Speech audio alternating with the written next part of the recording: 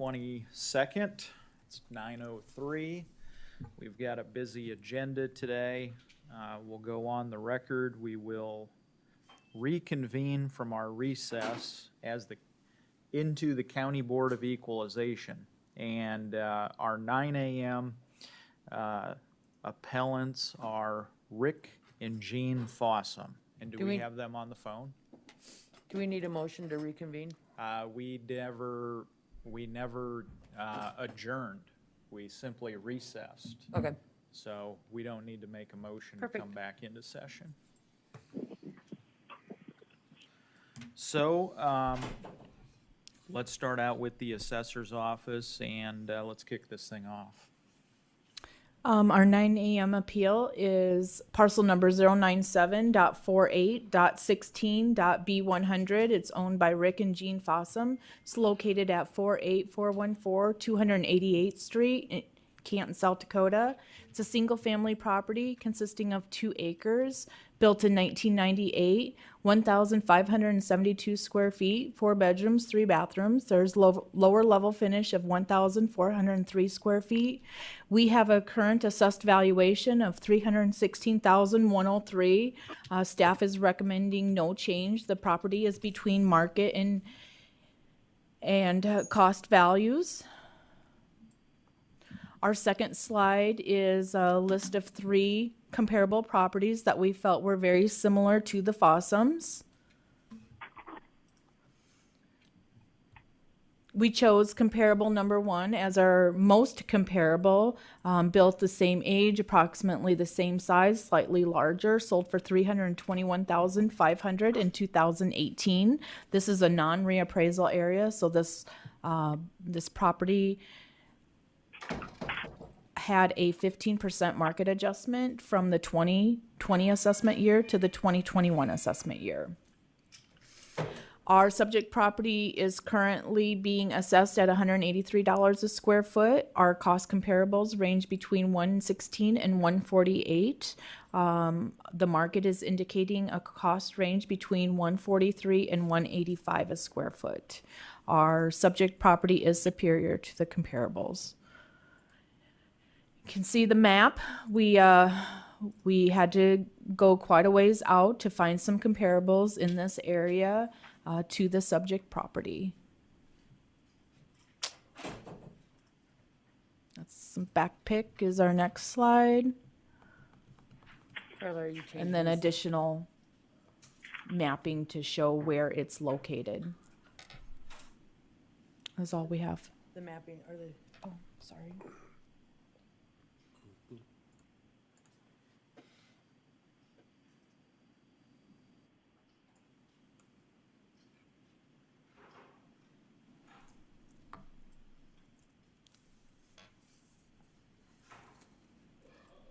Does anybody have questions for the staff? Any commissioner have questions for the staff? Okay, seeing none. Mr. and Mrs. Fossum, are you on the line and can you hear me? Yes, I can hear you. Okay, sir. Why don't you go ahead and give us your presentation? Okay. My assessed value on my land in the last 20 years has gone up from $2,420 to $13,184. I feel that's kind of excessive. In 2001, my house was assessed at $110,000. Today, it's $316,103. That's also gone up considerable. There is houses in my area that were built in 2001 and 2002 with similar square footage. One is valued assessed at $214,559. The other is $251,748. As far as the land values go, I have the highest land value in Fairview Township. There's land values there that are zoned agriculture that have absolutely nothing to do with agriculture. Whereas at least my land, I do raise cattle. They're not on my property, but I water off my property, and my tractor that I do chores with is off my property. So I think my land assessment values and my house values have increased considerably compared to everybody else in my area. So that's what I have to say. Thanks for listening. Do any of the commissioners have a question for either staff or Mr. Fossum?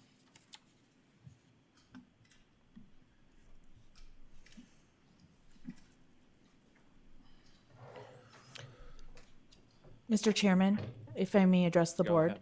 I did visit with Mr. Fossum extensively with his comparables. He was comparing agricultural land versus non-ag land on his comparables. So I had asked him if he qualified for ag, and he didn't believe so, although he has a tractor in one of his sheds. But the land isn't being used for agricultural purposes, which is the first criteria that you must meet to be ag. So it's But- just a rural acreage right now? Yes, Okay. yes.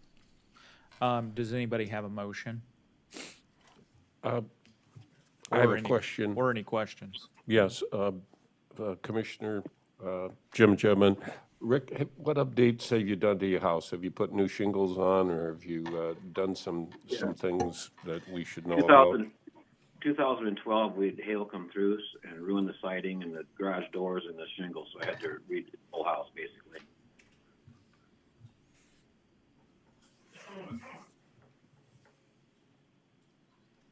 Are you currently in agreement with the land value that the assessor recommended? No, I feel that's way too high.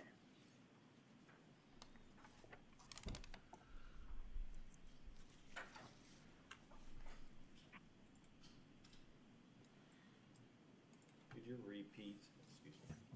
The Commissioner Poppins here. Could you repeat which properties did you believe were similar to yours and assessed at a lower value?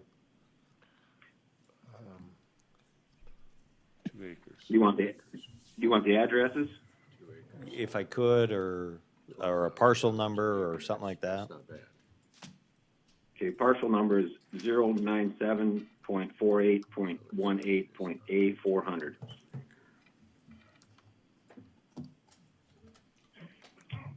Could you repeat that?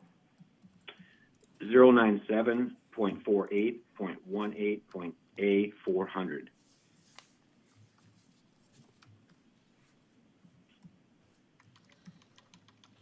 Did you get that, Ethan?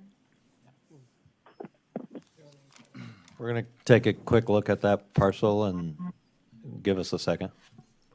Okay. So Thank it you. looks to me like, based on the information we have in Encode, the comparable property was built in 2001. It's a ranch. It's got 1,568 square feet on the main floor. Half of the basement's finished, 3-bed, 3-bath, 900 square foot garage with a fireplace. We have this property assessed at $346,986. The land alone is assessed at $58,190. And it's a total of 8 acres. But the structure itself is, what value is on the structure itself? The house itself is assessed at $251,748. There is a outbuilding on the property, valued at $37,048. It's a 24 by 42 pole building.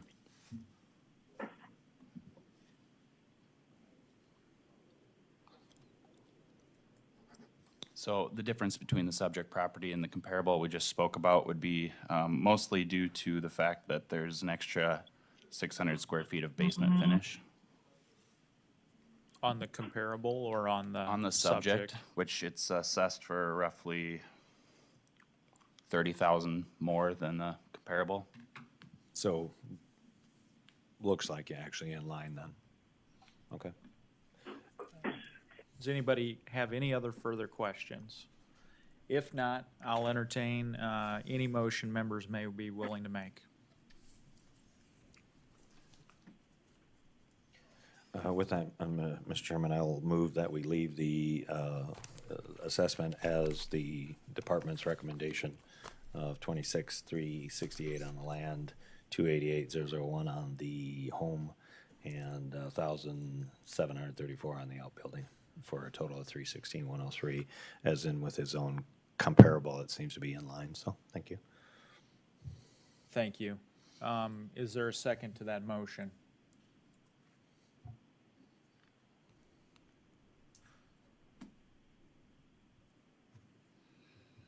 Second. I have a motion to adopt the assessor's recommendation and a second. Sherry, would you call the roll? Commissioner Gibbon, No. Commissioner Poppins, Yes. Commissioner Schmidt, Yes. Commissioner Aaron's. Yes. Okay, thank you. We're on to our next, and thank you, Mr. Fossum. We're on to our 9:10 a.m. hearing with Lori Wiebe. Ma'am, would you step forward, please? Okay, and you were here the other day, so you know the drill, right? Okay. Not so much. Okay. Our next appeal is parcel number 097.49.01.02025.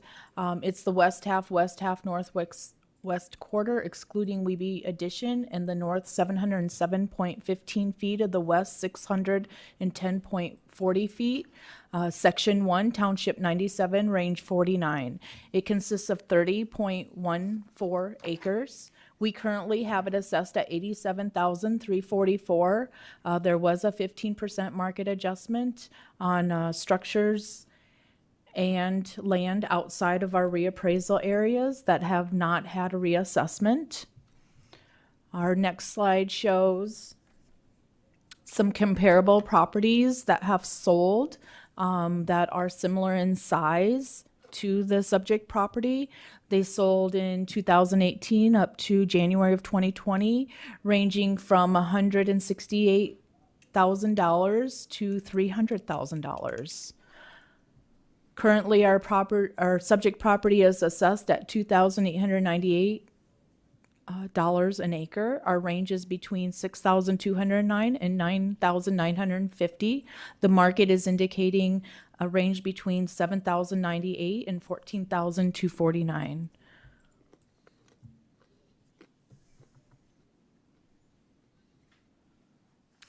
The map is showing you where the subject property is located in comparison with the comparables.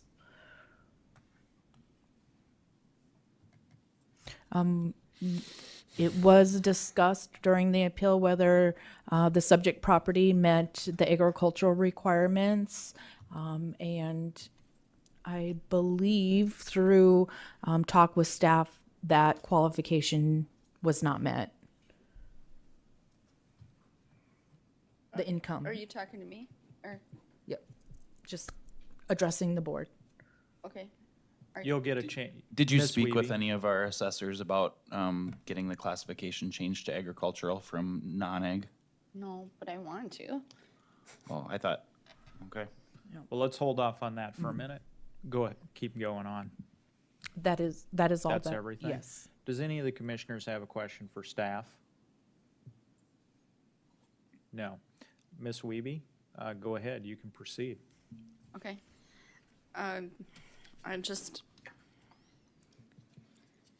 once again, don't really know what to say here, but it is, since that was the last thing that was talked about, it is taxed at a rate not agriculture, because it is the 30.14 acres.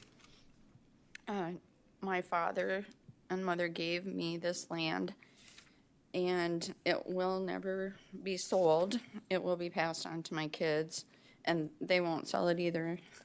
But anyway, that's neither here nor there.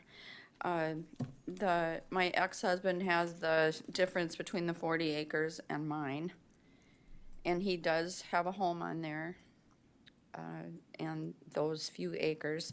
It is not farmable. You could probably bale, but we don't.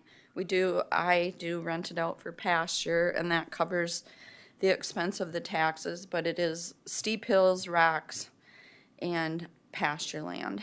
And there is no road access for the land. I don't know if that makes a difference or not. I have not done any improvements to the land or changes. It's not for profit for me. It's just basically pay the taxes, that's it. The taxes increased by 25% in for the 2020 assessment, and now again 15% or not the taxes, but the assessment, I'm sorry. And that's 40%. I'm just asking it to maybe stay at the one from last year or lower. Like I said, I'm not gonna sell the land. I don't really care about the value of the land, if that makes sense. Because it's kind of like, I don't know the word for it, but it's part of our family, so, and it always will be. Ms. Wiebe, what is the land zoned as right now? What is what? What's the current zoning designation of the land? Well, I don't know what the classification is. I guess I should have checked into that. I just know that a few years ago it was changed from non-agriculture status because it was not the 40 acres. And then my taxes went up significantly at that time. Mr. Chairman? Yes. Roy, could this be that the surrounding area, it looks like it's all ag land, and when this was deeded to you, this was the portion that your father owned, okay? That was what he owned and deeded to you. And since it wasn't 40 acres, it wouldn't be classified as ag land. Although it is agriculture all around it. There's no commercial, this is rough land, I understand. But I'm just trying to figure out why 30 acres wouldn't be called ag, but you gotta have 40 acres to be classified as agriculture. And yet all of this surrounding land is all ag, I assume, correct? I don't know. Well, we're gonna take a look here at the, we've got the GIS map pulled up. Carla, go ahead. Why don't you help out Commissioner Schmidt there? Could I, Yeah, Lori. Could I ahead. Just say- I'm sorry, keep going. If way back when they did change it to non-ag, I did call in at that time, and I don't even remember what year that was. But I did call in at that time, so yes, I did call in years ago about it. Understood. Okay. Does staff have a comment? So it is currently zoned as agricultural, but zoning and assessments don't Correct. join. Ag land, to be classified as ag land is per South Dakota Codified Law 10631.3. The first and foremost criteria that needs to be met is it has to be devoted to agricultural pursuance, which pasture is considered ag. Right. So once you meet that requirement, you have to meet one of the other two requirements, which is size. And that is 40 acres according to Lincoln County's resolution adopted in 2010. What's the other? The other requirement is 10% of the agricultural valuation or $2,500, whichever is less. $2,500 derived from agriculture. From annually. agricultural pursuance. So Gross. So if you baled hay on this thing and you made $24.99, you wouldn't trip the trigger. 3 out of the last 5 assessment years or tax years. So they have to meet that out of 3 out of the 5 last tax years. And Ms. Wiebe, do you make more than $2,500 a year on this thing? Probably not. I see. Well, I don't know if the Board of Equalization can solve your problem here today, but maybe the commission needs to look into its ordinance with regard to the 40-acre rule. What we have to do here today is figure out the valuation. And so do any other commissioners have comments or questions? Yep, I have one. Is there a building eligibility on this parcel? Could you repeat that, please? Oh, excuse me. Is there a building eligibility on this parcel? Do you know, ma'am? I don't know. Does the staff know? no, we don't have that information. That information isn't readily available to us. Is there any, when you say this, Roy, that this land is given to you and you're going to give it to your children, is there any, is it just land? I mean, Commissioner Poppins make a good point. Is there ever going to be a house, do you see, built on this or anything like that at some point in time? I mean, it's hard to say, right? At this point, no. Okay. I don't think so. For future. I can understand the gifting, I can understand the value, so, Mr. Chairman, I have a motion. Go ahead. I have one Oh, one clarification. Hold on, we still have some Sorry, questions. you had indicated it was landlocked, you couldn't have access. The mapping here shows that it has property up to Highway 135.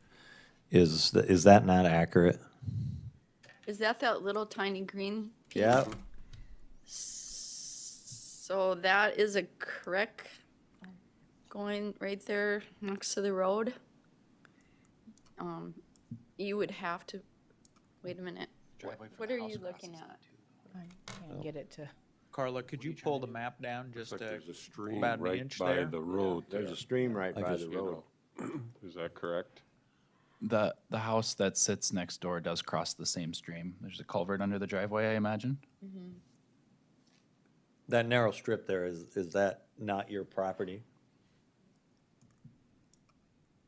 That It sliver. looks It like must it be. is. It is, yeah. It So must that be. would be your, with a culvert or Yeah. something there, that would access to the highway. Well, I think what you're trying to say, ma'am, is Commissioner Poppins is pointing out that the land abuts the road, but what you're saying is there's not actually a driveway there today. oh no, Okay. Yeah. not at all. And it would be quite an undertaking to cross over that creek. So this property that you're looking at from the aerial to the left with that home, so No. can I run the mouse or no? Per house, okay. Making you guys dizzy yet? Yeah, pretty much. Okay, so that is my ex-husband's home now, and it was our home, and it was quite an undertaking to put that Yep. driveway in, and it has washed out and needed repairs through the years. And if I were to do it, I would never cross that creek again, if that makes sense. And then down, if you go to this way? to that, yeah, let's see. So there, right there where that purple line is on the side, that is a driveway, but that is my brother's land. She could have. If she And that little shed there know the situation. is where he Go back to the 2020. tinkers, whatever, it's just a beat up shed, and that is how I get back to my land. Miss Only Weeby, because it's my brother. Miss Weeby, question. You said your ex-husband lives on a slice of the land. Originally, when you guys were married, did you own the whole, were the two pieces of land one parcel? Oh, okay. When They were we- two different parcels. Yes, but different. Okay, When we built that house, my father, Still not ag though. in order to get the right kind of a loan and stuff, was deeded us 1.5 acres to Okay. build on. And then, when my father and mother got older, they deeded us the rest of the 40.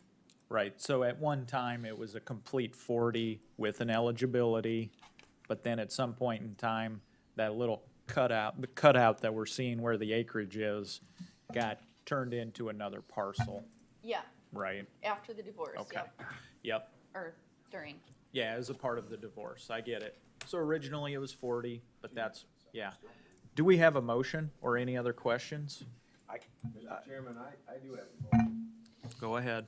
Understanding the situation completely, I move that we go back to the 2020 assessment because in the previous years it had a 35% increase. And given what they're going to use the land for and given its usability, I think that $75,951 is fair. My Got a motion, do we have a second? I'll second it. Got a motion, a second, Sherry, call the roll. Commissioner Gibbon? Oh, hold on, Commissioner Poppins, Sorry. you have something before Just the a vote? quick, I'm very sympathetic and I understand what your intentions are with all that property. Unfortunately, we really don't have, we shouldn't have that discretion to interpret what people's, because we can always have people come and tell us lots of stories. I believe you totally. Our land values if there's a buildability, which from my understanding of this parcel, there should be, would sell substantially even higher than what, I know you're never selling it. So we're trying to be equitable to everybody.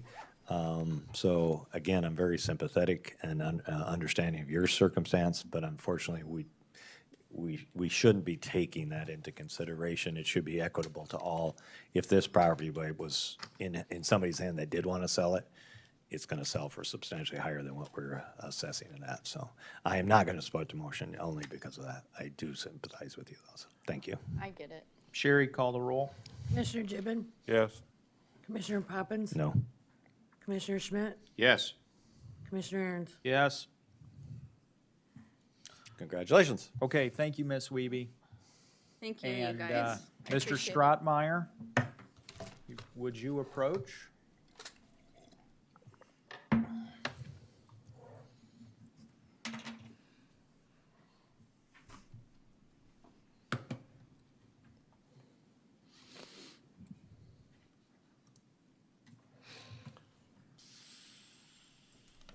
Our next appeal is parcel number 097.50.03.A100. It's located at 28503 474th Avenue in Worthing, South Dakota. It's a single-family residence sitting on 7 acres, built in 1892. We have approximately 1,299 square feet, 3 bedrooms, 1 bathroom. We have it currently assessed at $88,119. The land value is $24,142. The land value is $63,646. The house value is $24,142, and there's an accessory building of $331 for a total of $88,119.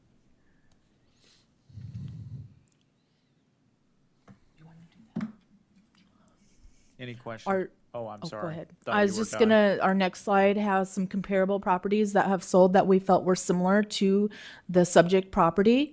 We chose comparable number 2 as our most comparable. It's an older home, slightly larger, 3 bedroom, 1 bathroom, same as the subject property, 1 acre, sold in 2018 for $135,000. We are currently assessing the subject property at $19 a square foot. The comparables are between $52 and $56 a square foot. The market is indicating $59 and $103 a square foot. You can see where the subject property is located, right down on the southern portion of the map.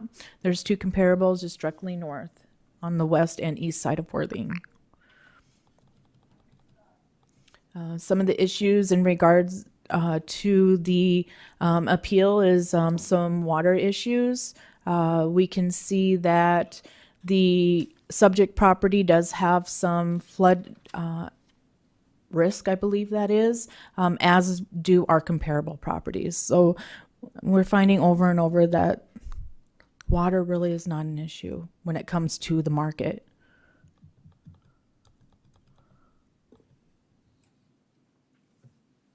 Any questions for staff at this time? All right, Mr. Strottmeyer, thanks for being here. Go ahead. Thank you.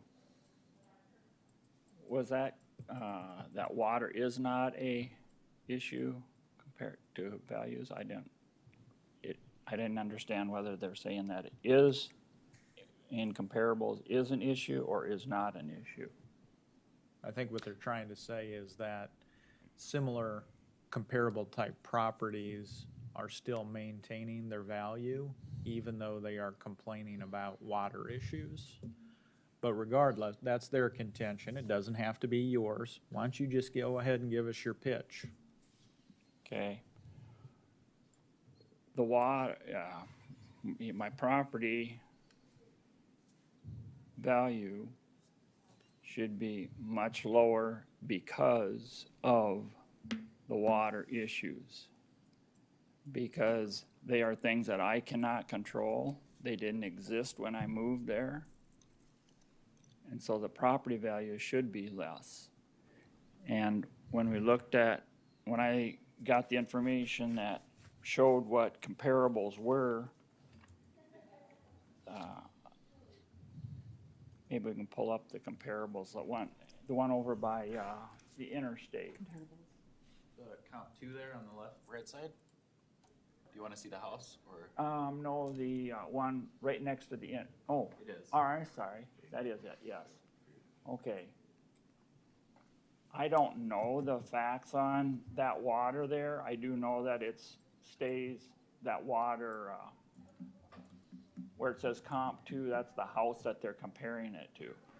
But the water around there, I don't know that changes with rains and spring thaws or not.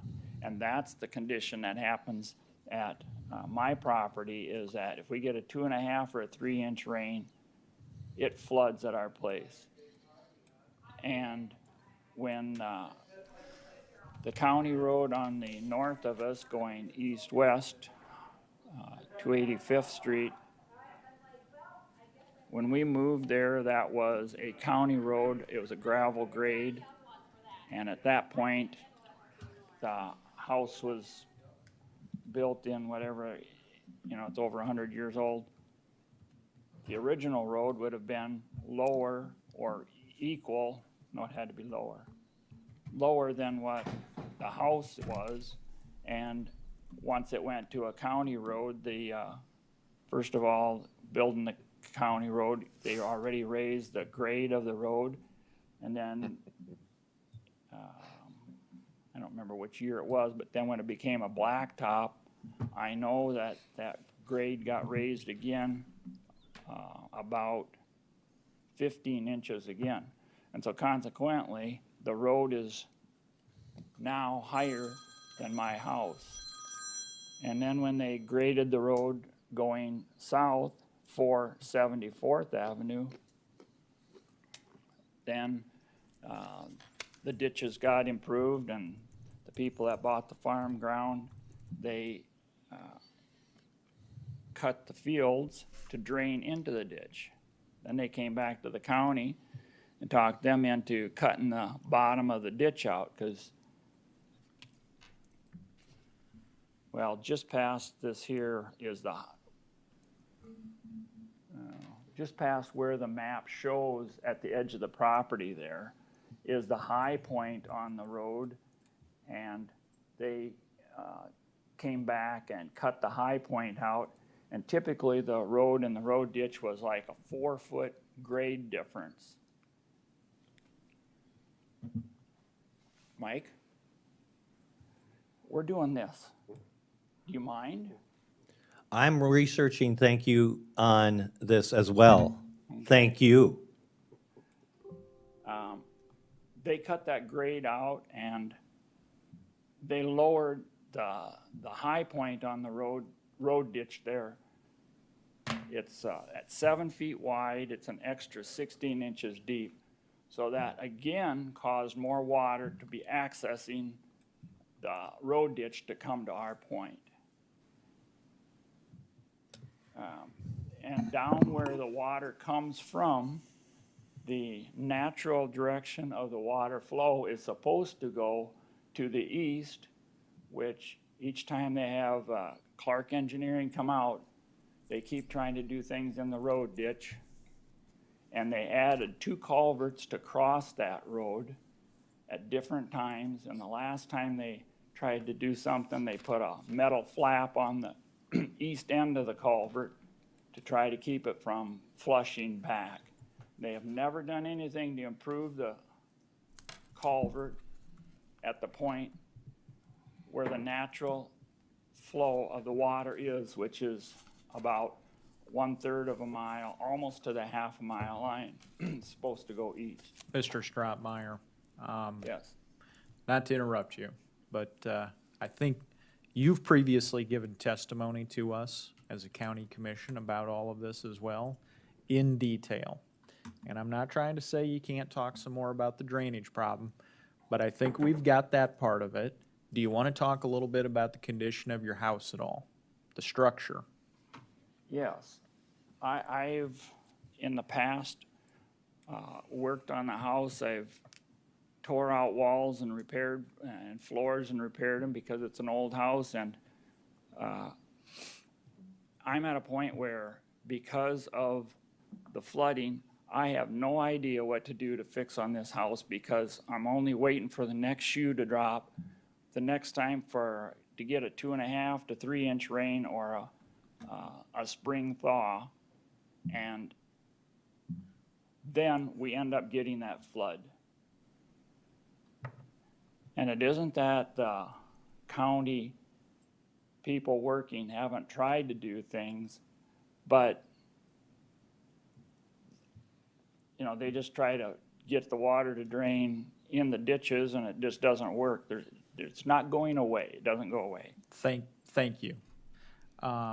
Does anybody have any questions for Mr. Strottmeyer?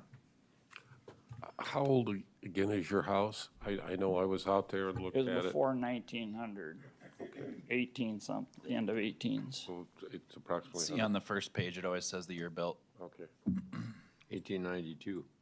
okay, yes, okay, thank you. Do you have a representation of a property similar that is assessed differently than yours? Well, that's what we're here for, is equalization of values. Not drainage, none of that, just how your property compares to another property. That's the essence of that. Yes. That map of that comparable again, it isn't a house, it's the, that comparable too. This one? Yes. That property that is in the blue. That stays wet. And what is the assessed, do you have the numbers of what that one's assessed at? It's That's state here. property and has an assessed value of 793 per acre, which is 97,000. 1, 2, or 3, Ethan? I think it's, comp number 2, I believe. Let's see. So if you're referring to the one on the far right in the bottom right, comp number 2 down there, that's below the. I'm referring to the He's- property above it, The ag the land. state property. the ag. Comp land. 1?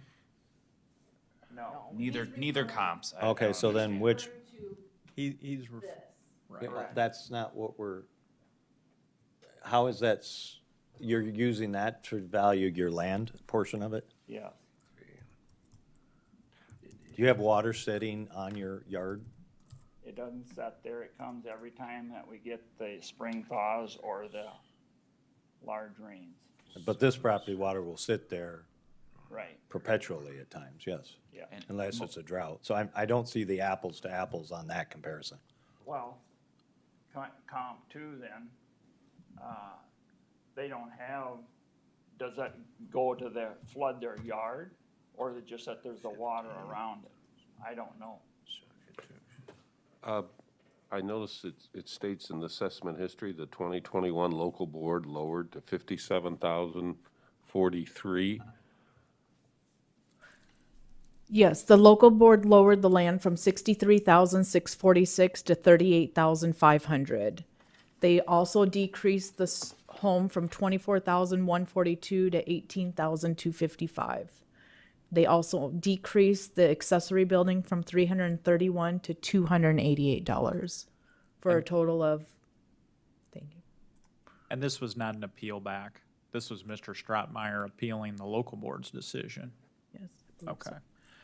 So, Mr. Strottmeyer, you thought the local board was still too high and you wanted to go down even further, right? Yes. Okay, because I understood. have no way to fix my house. Understand, sir. So here's what I'm going to do. I think we've got a lot of evidence and testimony. I'm going to close the floor now unless another commissioner has questions, and I'm going to entertain a motion. Mr. Chairman, I guess I would make a motion that we accept the 2021 local board assessment of 57,043. Is there a second? Second. Sherry, call the roll. So do I have the land value and the structure value on that? Do you have that, Carla, or not? You just read that, correct? The land value, 38,500. The house value, NAC 10, 18,255. And the accessory building classed as NAC 1, $288. Okay, Commissioner Gibbon, Yes. Commissioner Poppin, Yes. Commissioner Schmidt, Yes. Commissioner Aaron's. Yes. Okay, thank you, Mr. Stroutmeyer. Have a nice day, Mr. Stroutmeyer. Thank you. Okay, TCB2 LLC. And yes, ma'am, so she's here to represent the appellant, and staff is here for the county. Our next appeal is parcel number 098.49.57.D100. It is located at Songstad's Tract 1 in McVeigh's Tract 1 in Tract B of the east half in the east half, excluding Lot H1, Section 17, Township 98, Range 48. It consists of 0.88 acres. We currently have an assessed value of $36,960. Our comps are all of bare land sales, ranging from 2018 to 2019, ranging from 9.1 acres to 11.79. The market price on those sales is between $168,000 and $170,000. Felt the most comparable was comparable number 1, and that had an average assessed value of $11,886 per acre. Our subject property is currently being assessed at $42 an acre. $42? $42,000 an acre. You can see the maps that show where the sales are in comparison to the subject property. That's how all of our lot values are being assessed in Canton Township. The first 2 acres is $42,000 per acre, and then the remaining acres is at $3,403. Any questions for staff? Okay, ma'am, could you state your name and address for the record and then give us your presentation? Sure. My name is Patty Knorr, and I live in Lincoln County, but 600 East Meadowlark Trail in Sioux Falls, South Dakota. I am an owner of TCB. It is an LLC that is owned by myself and my brother and my sister. So we got the assessed property value for 2021. As you can see, it's going from $9,958 to $36,960. That's an increase of 271%. The county says that property owners have a right to appeal the assessment of their property if they think the property is being assessed at a greater than market value or unequal in relation to other similar properties. So we own the surrounding property around this too, and that recently got assessed at $1,400 and about $1,500 an acre. We own the 37 acres completely surrounding this property, and that property also, it went up 100% this year. So that went from like I can't remember what it was before, but went from 26,000 to 56,000. So that increased over 100%. But the small piece, the 0.87 acres, is going up 271%, and it's getting assessed at $36,000, and the remaining property that we own is being assessed at $56,000. So they're saying that this small little property is worth 65% of our surrounding property around it. We bought this small little piece. It was a fireworks stand. We paid $5,000 for it in 2015. We bought it from Rich Brothers. It was a third-party transaction. You know, we don't know them or anything. It was just they were willing to sell it, and they knew we owned the property around it, and so that's what the sale was for. Like I said, we own the surrounding property around it. It's valued at $1,500 an acre, or $1,496.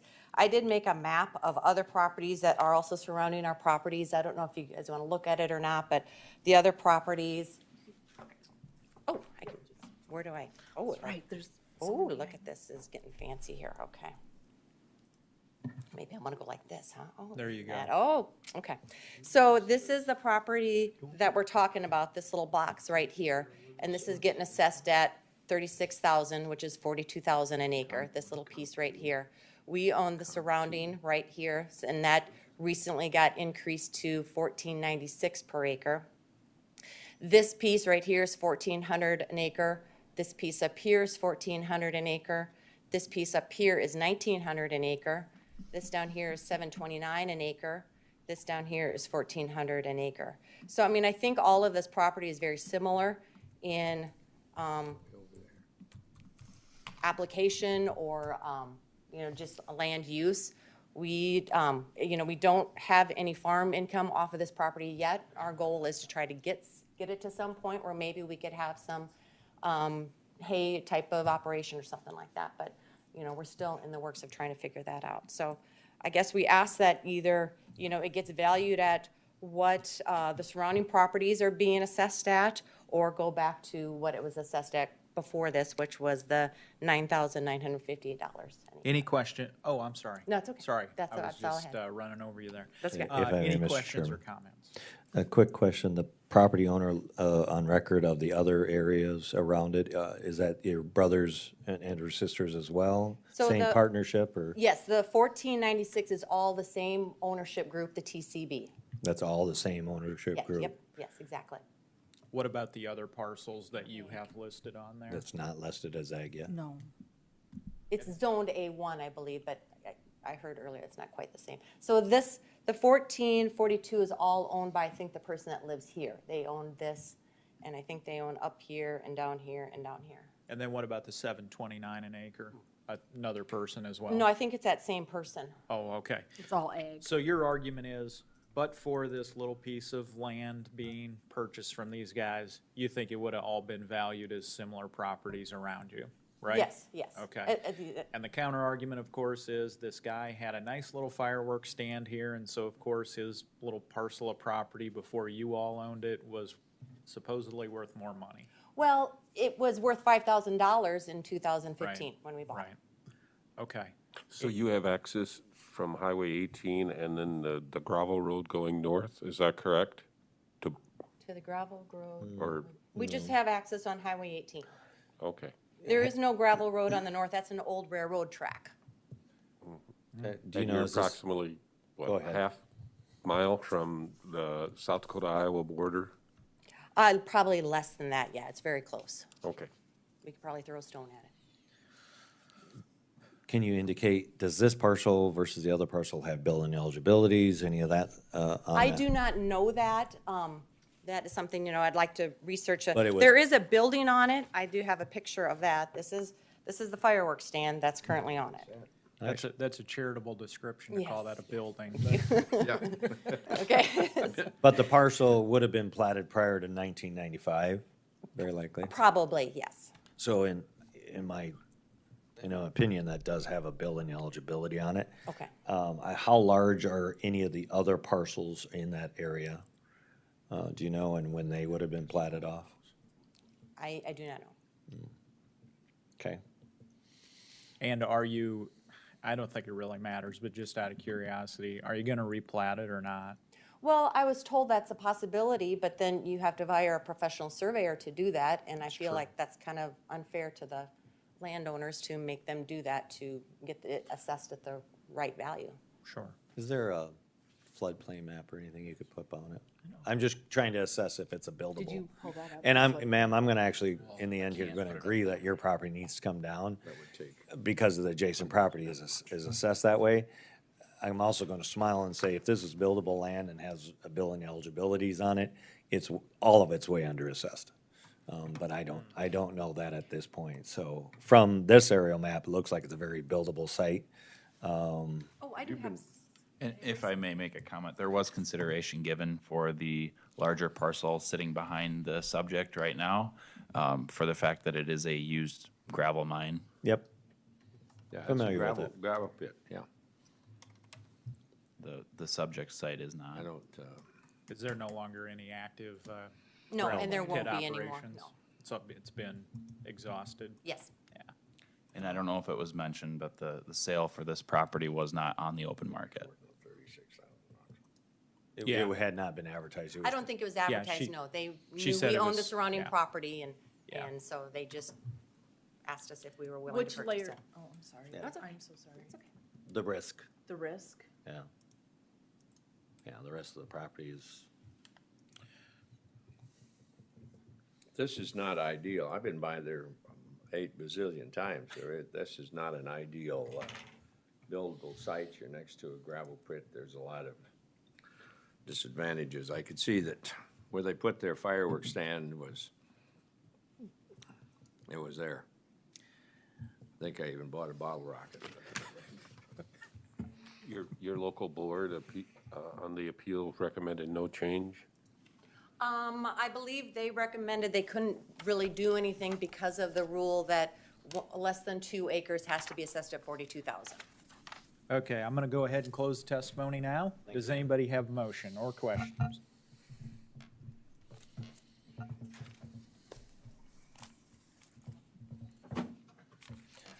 question for Carlo. Yes, sir.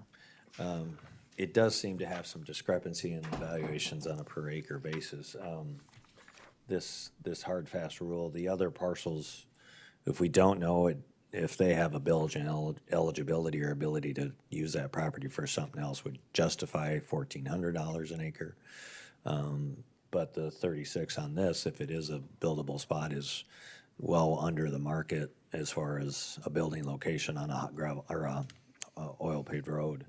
So it's a little bit of a trickier determination here, board.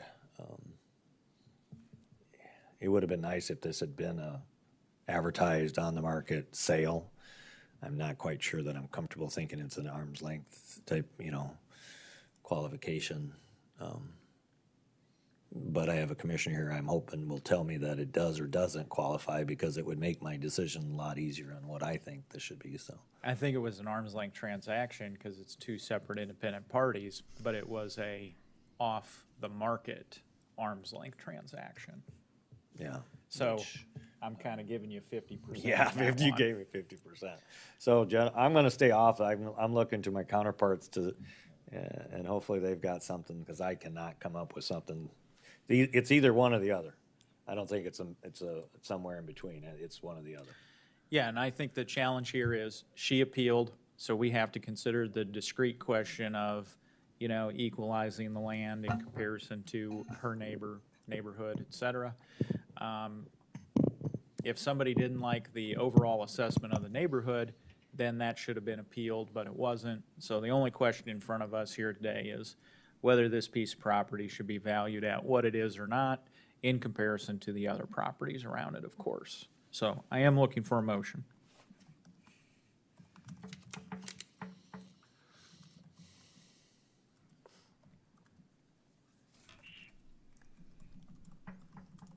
I guess I look at it, the fact that the local board appeal recommended no change, so I'll put out there that we accept the assessor's value at $36,960. Can I ask a question? Of course. That's not, they didn't really recommend no change. I think the recommendation is they were thinking maybe it could get held for a year if I got it replatted. And I don't know if that's on the record or not, but that's what I was told that they thought might be a. Sorry, I should have. Thank you, ma'am. Is there a second to the I'll motion? second for discussion. Okay. Got a motion and a second. Is there any discussion? Sherry, call the roll. Commissioner Gibbon, Yes. Commissioner Poppins. Yes. Commissioner Schmidt, No. Commissioner Aaron's. No. Having what you just said, that if you hold this for a year, it will be, and you replat this? Can replat it with the Replat it. rest of the 37, so then it should get Okay. assessed with, it won't get penalized for being under 2 acres. I would propose that we adopt the 2020 resolution there at $9,958 for this tax year, and we'll see what happens after you replat it. Is there a second? I'll second for discussion. I was one or the other. It's either the 1,400, which is what the rest of it is, or it is distinct property, which would be the 36. So I still won't support this, because I think the decision is one or the other. But we'll see how this motion goes.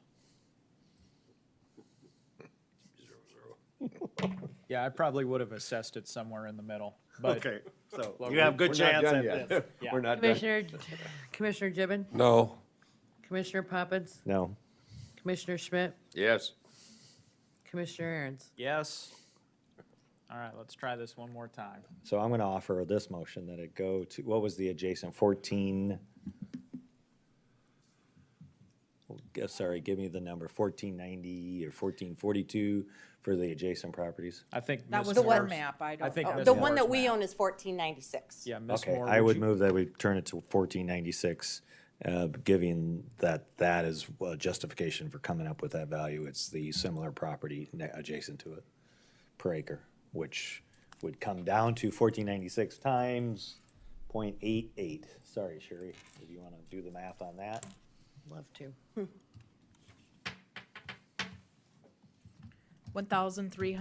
$1,316. There you go. That would be my motion. Repeat that, please, Carla.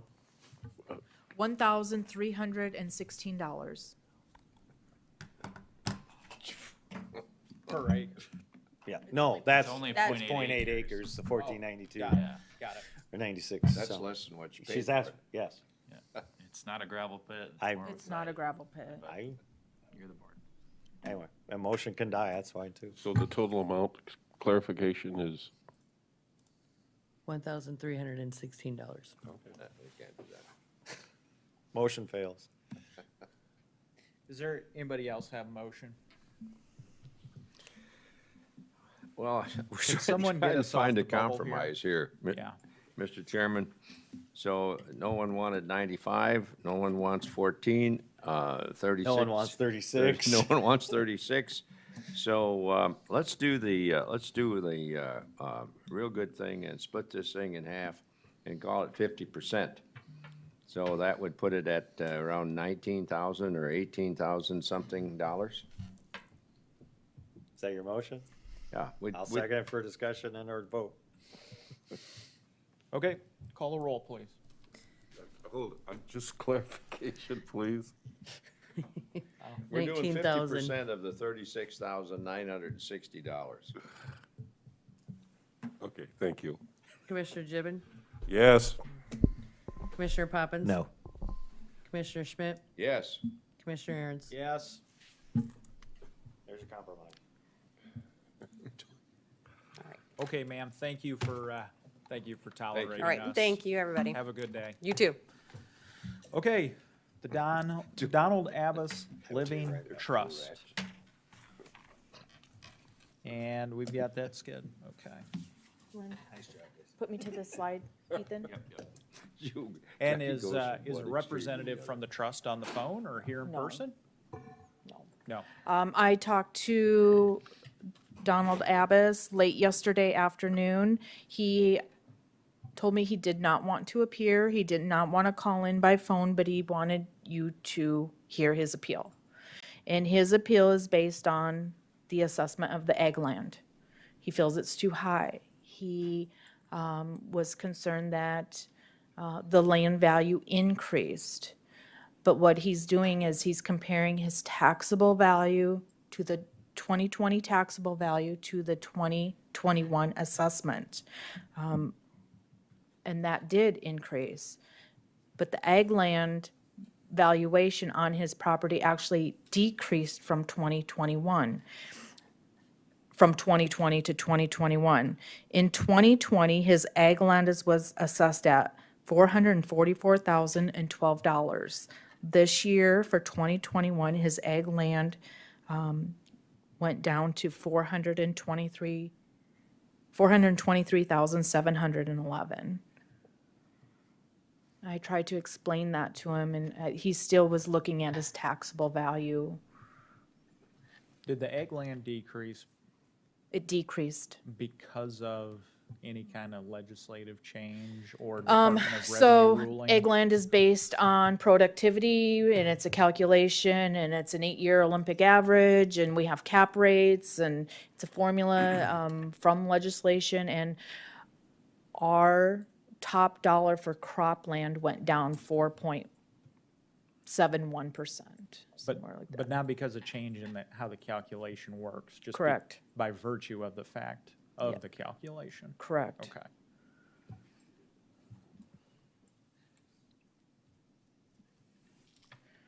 There was no mention of the ag buildings or the house valuation. It was his ag land. He was What did that amount to, Carla, per acre? per acre. It's shown on the page there in the yellow on the bottom. It says $2,638 an acre.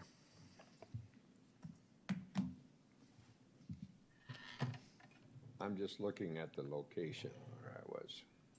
I was gonna see if I can find the location for you. Is anyone I got living it. in this home? Pardon? Is anyone living in this home currently?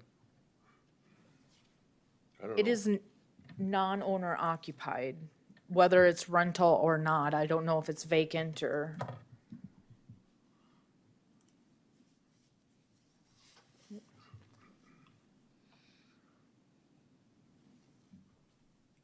So he's got this at, built acres, I don't care about the acres.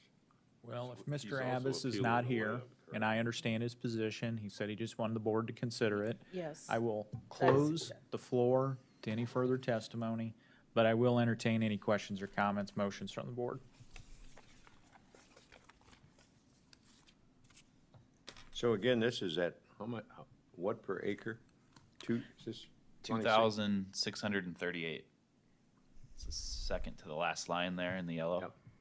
How much of this is all ag land? I mean, All of it is, all of it's ag all land. of it's rated as crop.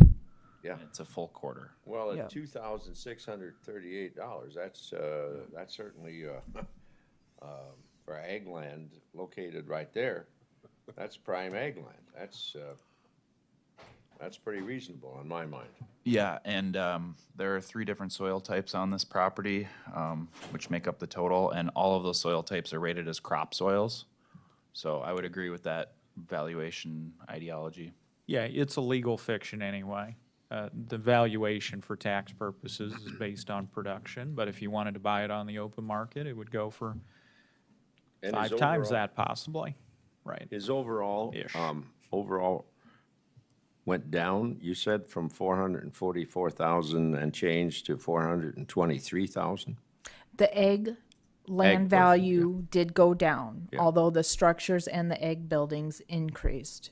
When I visited with him yesterday, it was strictly based on his ag land, and he was comparing his taxable value for 2020 to his assessed 2021 value of his ag land, and he saw an increase.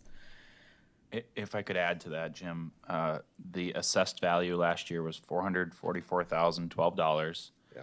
The taxable value of that was $377,410. So if you didn't understand what an equalized value was and you compared that to your full and true assessed value, you would think that the value went up, but it didn't. It didn't, no. It actually went down. Ag land actually went down. Does anybody have a motion or any further questions? I guess, since the recommendation was no change, property is below cost and market, I would recommend that we accept the assessor's recommendation of $423,711 for land, $88,797 for the house. The other building, $66,905, and the total assessed value of $579,413. Is there a second? Second. Call the roll, Sherry. Commissioner Gibbon, Yes? Commissioner Poppins, Yes. Commissioner Schmidt, Yes. Commissioner Aaron's. Yes. Okay, thank you. Let's move on to our 950, and Our 20. next appeal is parcel number 098.51.09.A100, located at 46,626 281st Street in Lenox, South Dakota. It's a single-family property built in 1922, consisting of 15.55 acres. The single-family residence is 1,877 square feet, 4 bedrooms, 1 bathroom. There's some finish in the lower level. We currently have a total assessed value of $276,325. The land value is valued at $130,111. Accessory buildings of $19,764, and the house is being currently assessed at $126,450. Did you have something? Oh, okay. Our next slide is 3 comparables that we felt were comparable to the subject property. Felt our most comparable was comparable number 1, built in 1910, slightly larger than the subject property, sold in September of 2019 for $580,000. Our 3 approaches to value. Our subject property is currently assessed at $67. Our cost is indicating a valuation range between $58 and $74. Our market is indicating a range between $111 and $189. Our next slide is where the subject is located in pink on the west side of the map, and then where our comparable properties are located.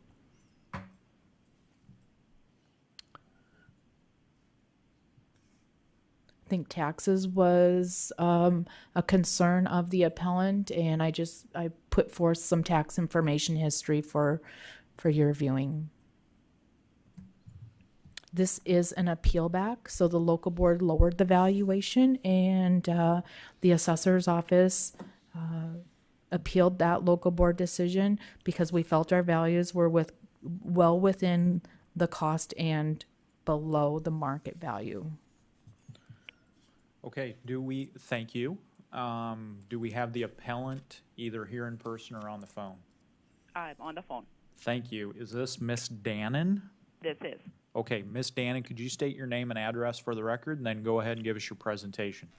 Sure. This is Kathy Dannon, 46626 281st Street, Lenox, South Dakota, 57039. And Miss Dannon, before you go any further, I'm going to ask you to speak loudly and closely into the phone, and then I'm going to ask our IT staff if they can also turn her volume up at all. Okay, go ahead, Miss Dannon. Thank you. Okay, thank you. Appreciate your time. When I got my tax assessment, I feel it jumped up quite substantially, increased over 57% from the previous year and went up over almost $100,000. I feel that the value on my land is excessive for being pasture land with a creek through it. I don't agree that it values at $130,000 for 15 acres of pasture land. Recently, some farmland on the same road just sold a couple months ago, and that was farm ground for $6,900 an acre. So I don't feel that the pasture land is valued at $8,300 an acre. I think that's pretty high, especially with a creek come through and you get a heavy rain and then it can flood out. The first comparable, and I don't feel that is a good comparison either. I know that's a neighbor down the road, but that house is almost twice as big as mine, and they do have a attached 2-stall garage plus a detached garage. They have had a lot more updates. It's a kind of a fancier house, a lot of remodeling, and it's also on a blacktop road. So I don't feel that the first one is a comparison because it is almost double the size, and with having a attached garage plus a detached on there. So yeah, I just feel like that was quite an increase for a year with the land assessing going from $84,000 to $130,000, and then the buildings on the property, they're older, but I keep them up. They jumped from $6,900 to over $19,000, and then the house jumped up quite a ways from $84,000 to $126,000. So I feel it was quite a large increase, for like to keep up my property, but it is an older house and older outbuildings. And then some of my basement, I have half of it, somewhat it's finished, but it does have a concrete floor. So I don't feel that should be charged as a full finish. on that area. Miss Dannon, Joel Yep. Aaron's here. Can you hear me? Yes, I can. What is your request specifically? Are you asking for this committee to uphold the 2021 local board change that set the total overall assessment at $210,000? Yes, I think that is a fair assessment. Would the staff there. please tell me what the breakdown was on that, structure versus land? For the local board. I can. Or did the local board just set a consolidated amount? I think I have, let me see, I might have a copy of that paper here. Okay. It was just, She indicated how she wanted it broke down, which equaled a total of 210. The board Yeah. wrote a total value before and a total value after, which equals her breakdown. So you could use hers if you'd like. Is hers on the PT 17? 'Cause- Yep. Okay, so ma'am, you believe the correct value of your land is 95,000 and you want the house set at 115? With the house and the buildings. Correct, okay. Yep, yep. House and outbuildings at 115,000, Yep. okay. Yeah, Yep. so I think 210 for a total value is substantial, a fair amount. I will, thank you, ma'am. I appreciate your comments. I will close the floor to testimony now and ask if there's any questions or motions from the board.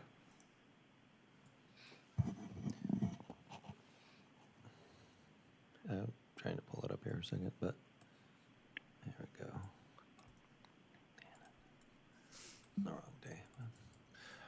So back to the land value, the biggest argument was the land value, but yet even at 6,900 an acre, that's just for comparison reason.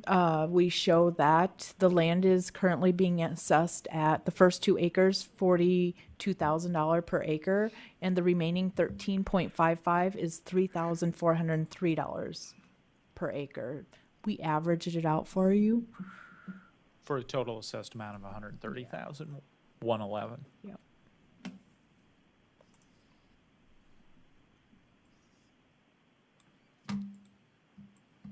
And Ms. Dannon, as I understand it, you don't think your land is worth the $130,000? You think it's more in line with the 95,000? Yes, I feel with it being pasture land, I can't farm it and I have a creek that runs right through it, so there's nothing else I can do with it besides pasture. So I think 95 is fair, or even a generous amount. Is this acreage? It is. And it's not attached to any ag land, is it? No. Zoned No. rural residential? I don't know how it's zoned. It could be zoned rural residential or ag. That doesn't affect the assessed value. Okay. But can I ask a question on that? Yeah, go ahead. Okay. So I know I have run across one that their value on their acreage was quite a bit less, and theirs was zoned ag. Does that make a difference because I don't have additional farmland, that mine is more as a residential? We got an answer for you, ma'am. So Okay. I'm wondering if possibly you're confusing zoning with classification of property. The zoning would not affect the assessed value, but the classification of the property does affect the assessed value. And this Okay. is classified as Non-ag. non-ag because it's a rural acreage, Okay. right? Because it doesn't meet. There's Yeah, right. criteria set Yeah. forth It's in not law connected to to be any classified farmland, as yeah. agriculture. Right. Okay. Even though I can use it for cattle and things and raising livestock, it can't be under ag. If you feel like it should be classified as agricultural, I would suggest that you come in and fill out an application for that so that we can find out if you meet that criteria. Okay. Okay. Just living in the country, ma'am, will not classify it as agriculture, okay? No. No. Okay. Right. Any other questions or comments? I don't know, I don't see anything in discrepancy-wise, though, from our department for placing a value on this thing at this time, but I'll Is that be a motion? patient. I will move to stay with our Department of Equalization's recommendation values. Is there a second to that?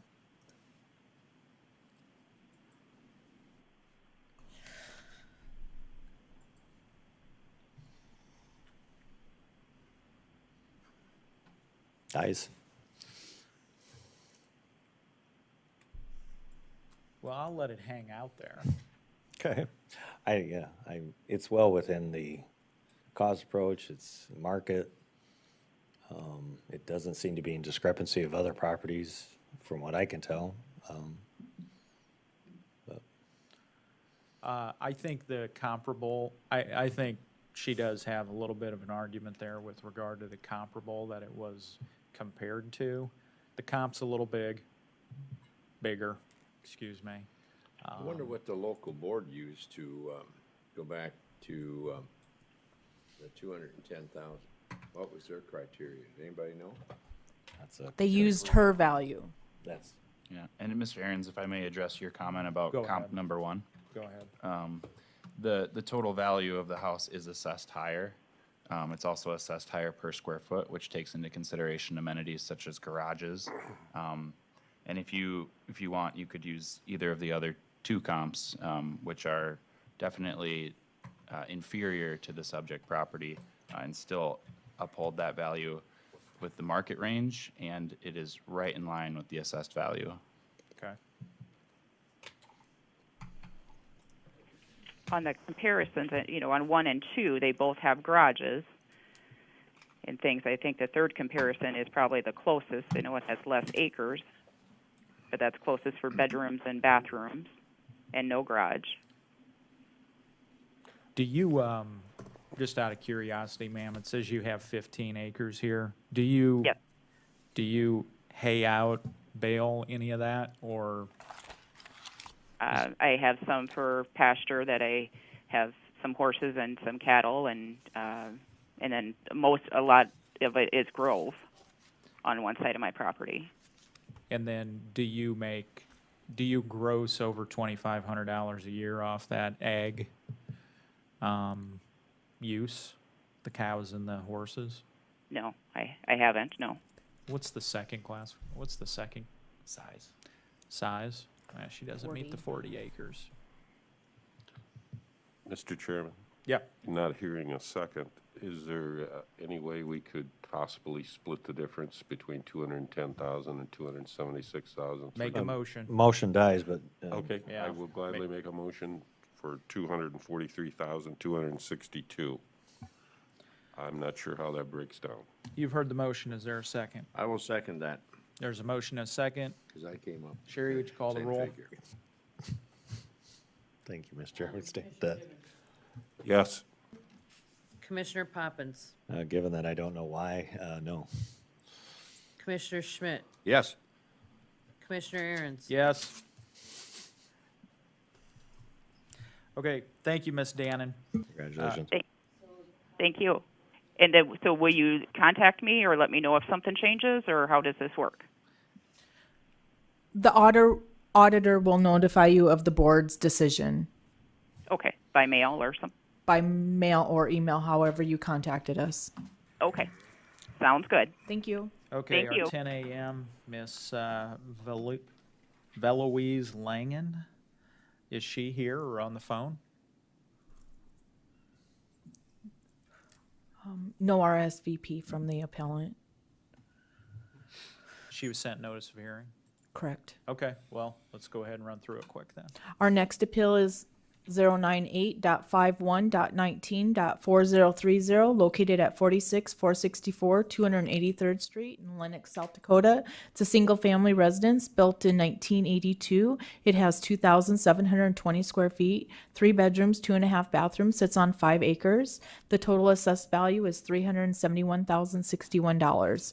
We have an assessed value on the land of $94,209, accessory buildings of $15,917, and the house is currently valued at $260,935 for a total of $371,061.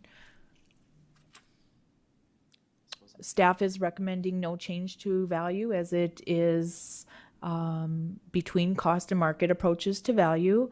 The biggest complaint that we have heard from the appellant is the tax not so much the assessed value, but it is the tax amount.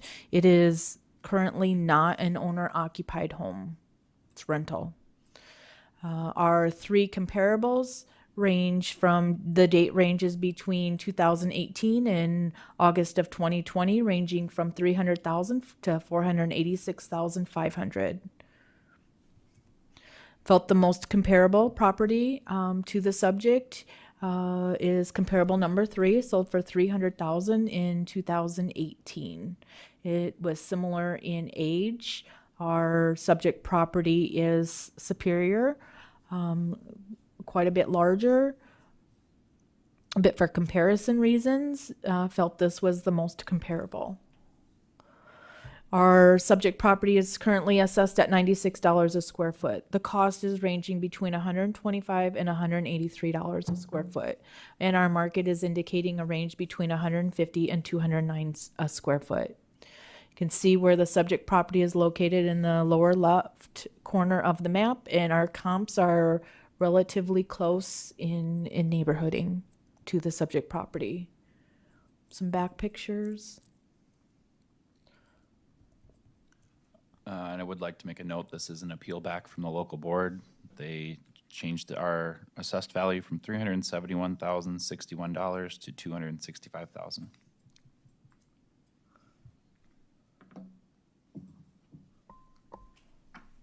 Okay, so we don't have Ms. Langen here, but she did properly appeal the local board's decision. No, the county appealed it. So it is properly in front of the board for a decision, even though she's not here. I'm going to close the floor to testimony at this time. Are there any questions or comments or motions from the board? Just clarification, Mr. Chairman. What was the local board's decision? It looked like they left it unchanged on. The board lowered the value. Grant Township. Yeah, they left it alone.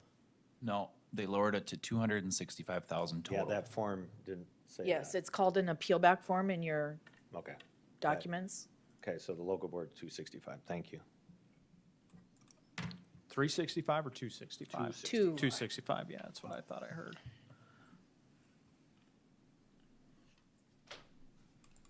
Are there any motions? I'll entertain any motions from the board at this time.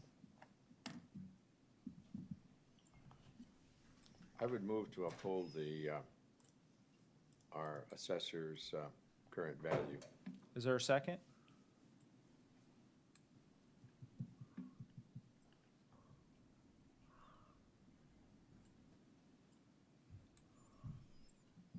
Got a motion on the floor to uphold the assessor's recommended valuations. I'll second that motion. There's a second. Sherry, call the roll.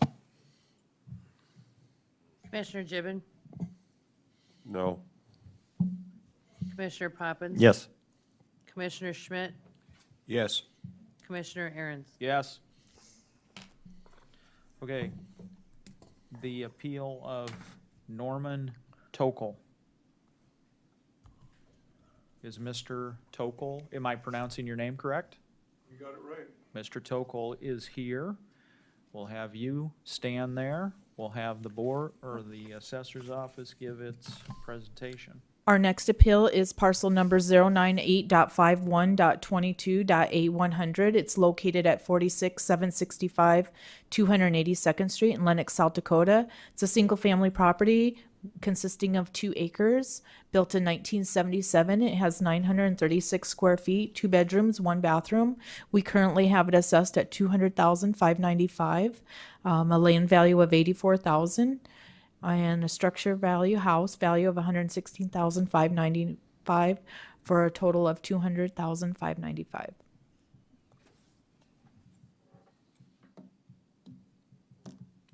Our comparables on the next slide range date between 2000. Well, it is all of 2018 that we're using these sales comparables, with a sale price between $222,000 and $335,000.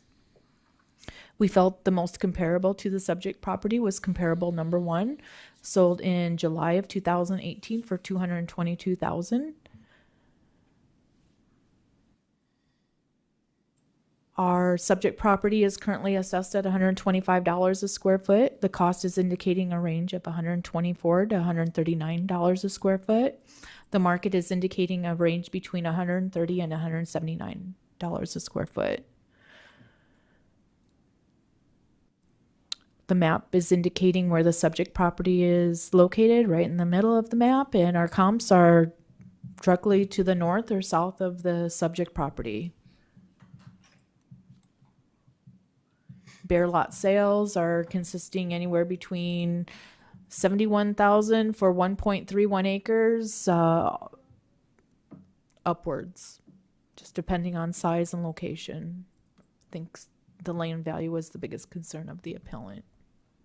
Any questions for the staff? Mr. Tokel, would you state your full name, address, and give us your pitch, please? Okay, my name is Norman Tokel. My address is 46765 282nd Street, Lenox, South Dakota.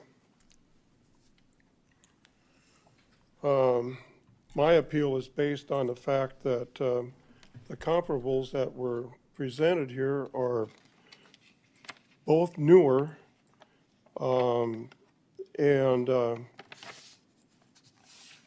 structures have more square footage. The land area is larger, and both of these places have 1.5 bathrooms. Mine does not. The local board, I sent in my appeal to them, and they lowered it to $176,000.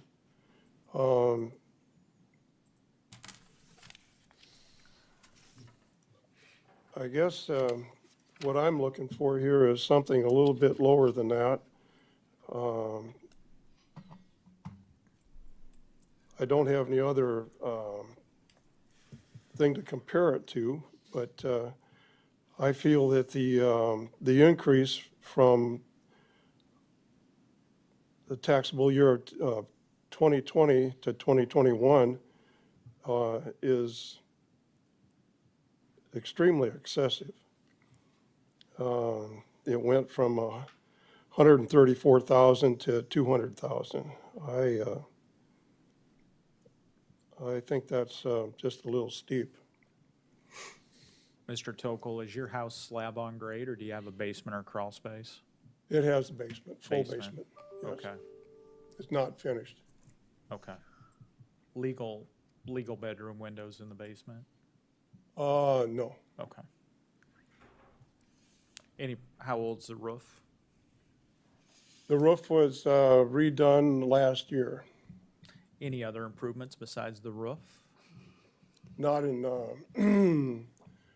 well, I guess it all depends on, how far back you want to go. What's the last improvement besides the roof? The last improvement. Well, I guess that would be, I replaced some windows in the house, and that was approximately 5 years ago. Okay. Other than that, it's just been basic maintenance, keep up the paint and Sure. stain on the deck. And Yep. Is that a two-stall garage? It says two-stall, but it looks it's like it isn't. it's a small two-stall garage, I guess you could say. I can get 2 pickup trucks in there, and it's Okay. really tight.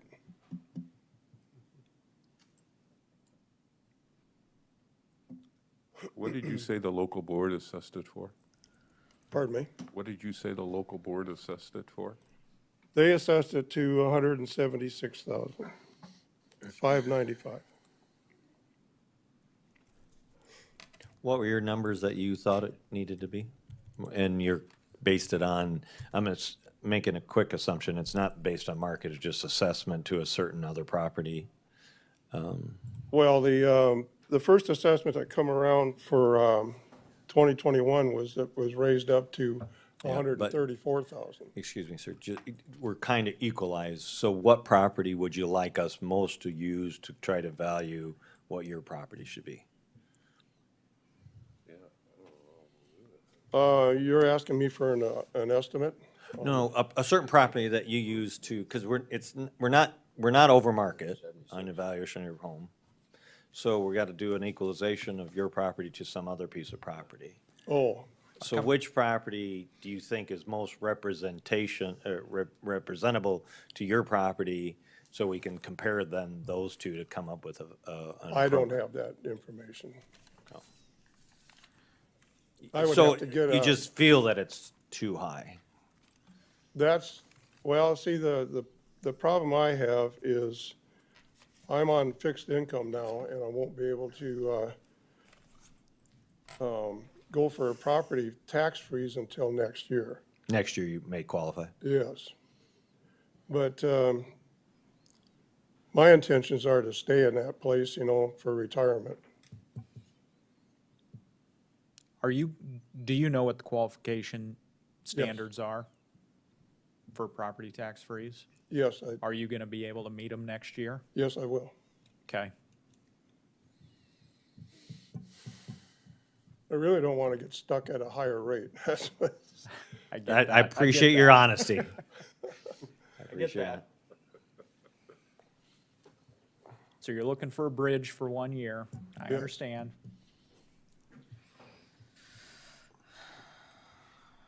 and I would appreciate your consideration, that's for sure. But you have no other comparables. You don't have your own set of I comparables. haven't got any other comparables that, other than what I've already submitted. I don't know if you have the, all the paperwork that I turned in to the auditor, but that's the only information I have. We do. There's a handwritten letter here in cursive, I think, signed by yourself that you Right. sent in. Yep. I see it. Were there any comparables that you submitted to us? I don't see that on your written notice. No, I don't have any others, no. Just the information I was given. How did the local board, Norm, come up with $176,595? Do you know? That was not relayed to me, I have no idea. Okay. I'm just not seeing that in here. And I may not be looking at it. Is it on the PT 17? You're looking Yeah. for the decision of the local board? Yeah.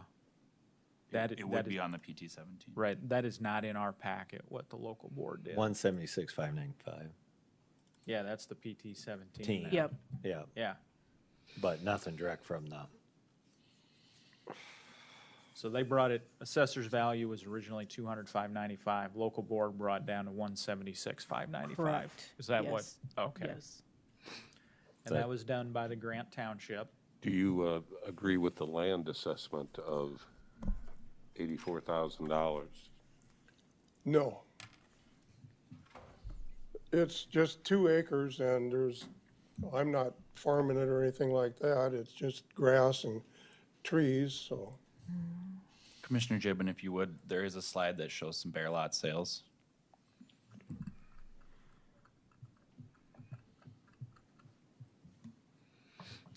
Okay, I'll close the floor to testimony now.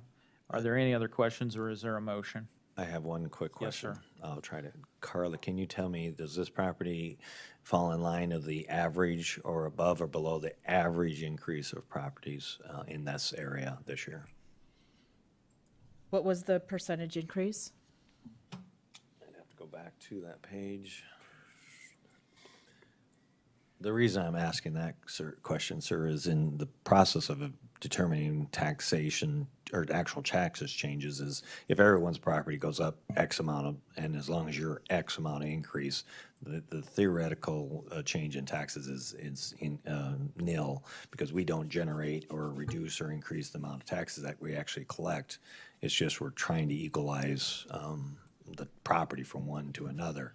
So if everybody went up, as in the community of T this year, pretty much across the board, every property went up 17%, which is a substantial, even though 6 years ago, they went through this where we had some significant jumps on properties, but even just this year alone, because values have jumped so much, the whole community of T saw a 17% increase. So there will be some tax consequence, but it won't be as substantial because everyone's valuations went up as well. So does that make any sense? I understand that. I guess the thing that really scares me is the fact that I remember what happened back in the late 70s when mortgage rates started going up and interest rates went up. People couldn't sell houses, people couldn't buy houses. And with what I see on the horizon with the current administration, I can see that coming back again. Yeah, unfortunately, we don't have that crystal ball. We have to work with Yeah, and what the mortgage state rates are at an requires all-time us to low. have properties within a certain percentage of sale value, and we had to make some changes. I don't set the mortgage rates or interest Yeah, I know. rates. Just, can you, do you, is? Yes, I do have that information for you. Owner-occupied homes in Grant Township went up approximately 46.27% on average. Ag buildings went up on average 198%. Okay. So this property's in line of similar properties then? Does someone have a motion? I will entertain a motion.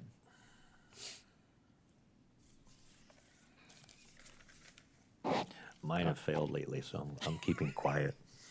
I'm not going to be probably popular here, but I'm going to move that we move this to 176,595 with the board had recommended previously. And what's the breakdown on that? Would that be about,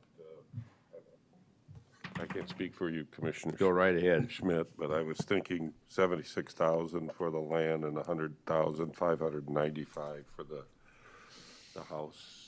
Those are good numbers. So is that a motion and second? That is a motion. And a second. And we have motion and second. We got a comment from, or Yeah, I'm afraid I do. Commissioner Poppins? I do want to remind the board, now this will become the benchmark for every adjacent property around it to be in front of us next year. Sherry, call the roll, please. Commissioner Gibbon, Yes. Commissioner Poppins, No. Commissioner Schmidt, Yes. Commissioner Aaron's. Yes. Okay, thank you, Mr. Tokel. Thank you. Okay, thank you for your consideration. Thank you, sir. Have a good day. I've got the next folks up are Roy and Nancy Waltner. Can I ask a question now? Will I be notified on, You'll get a written notice from the auditor in the Okay. mail. In the mail. all right. Thank you very much. You bet. Have a good day. Thank you. Our next appeal is parcel number 098.51.29.A100, located at 46580 284th Street in Lenox, South Dakota. It's owned by Roy and Nancy Waltner. It's a 1961 single-family home, sits on approximately 34.09 acres. We have a current assessed value of $284,102. The land value is $193,202. Accessory buildings of $4,857, and our house value is $86,043. Staff is recommending no change. They are looking for the ag land classification. Sales are indicating between 2,000 or all of 2020 sales. Price range between $120,000 and $180,000 for market, ranging from 25 acres all the way down to 2.84 acres. Our subject property is currently being assessed at $5,667, although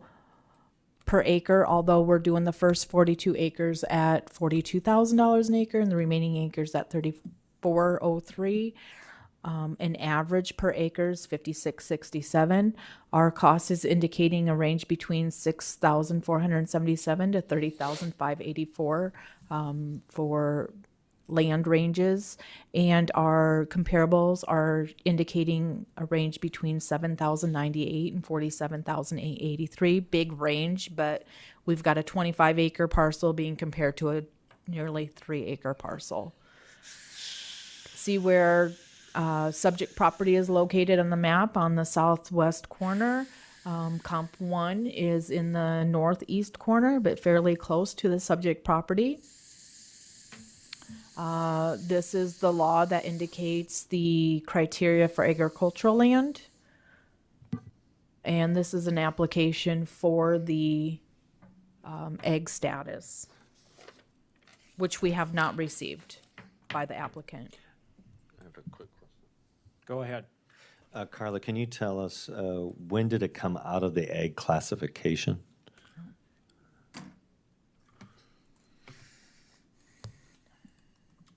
And was that the substantial change in valuation? Ethan is pulling that up as Thank we you. speak.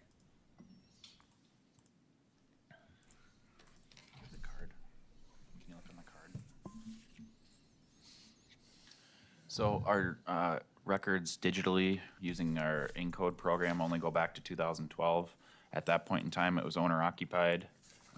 The property was transferred in 2001. It would be my guess that that's when the classification changed. Okay. Was after ownership changed. So this was not a recent change? No. Okay. Doesn't look like it. And there's Right. pasture land on this property, and Mr. Waldner is asserting that he rents that out, and it meets classification, but he has not come in, does not meet the classification No, standards. I had an extensive discussion with the local board clerk about what it takes to meet egg classification, what the requirements were. I had that conversation several times, at least 3 or 4 times with the clerk. You know, he is renting this out for cattle use, I believe, from the discussion I had with the local board clerk. However, with the ordinance or resolution that was passed with the county commission back in 2010 requiring 40 acres, he doesn't meet that requirement. And then because it's only 34 acres of pasture land, you know, pasture rents maybe anywhere from $70 to $90 an acre. You're not going to get $2,500. He hasn't shown No. that he's grossed 2,500. Correct. Okay. Okay. Mr. Waltner, Yes, could you state your full name and your address, please, and then give us your presentation? my name is Roy Waltner. My address is 46580 284th Street, Lenox, South Dakota, 57039. Welcome. Why don't you go ahead and tell us about your appeal? Okay, for the,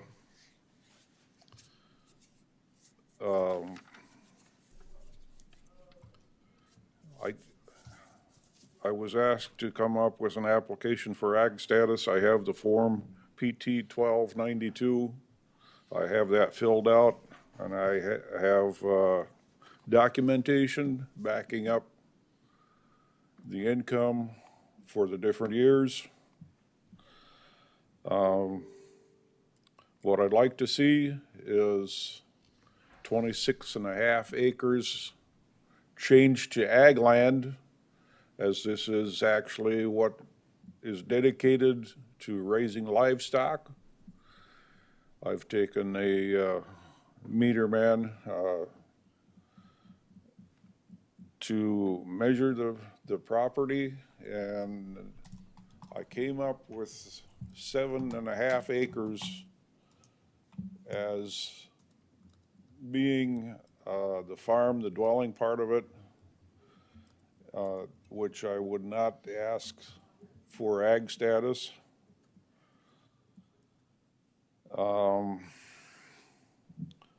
that 26.5 acres, they came up with a figure using a neighbor's land of $1,676 per acre.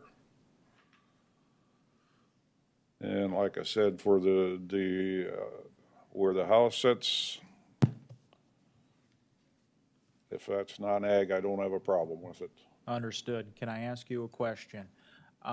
So you heard what we were talking about in terms of classification Yes. standards, right? Yes. Are you going to be able to show you make 2,500 or more? Oh, yes. Oh, okay. With the combination of the income that the renter gets plus what I charge, it's a whole different classification. So, According to the Form PT 1292. But yes, I can give you the 2,500 every year for the 5 years.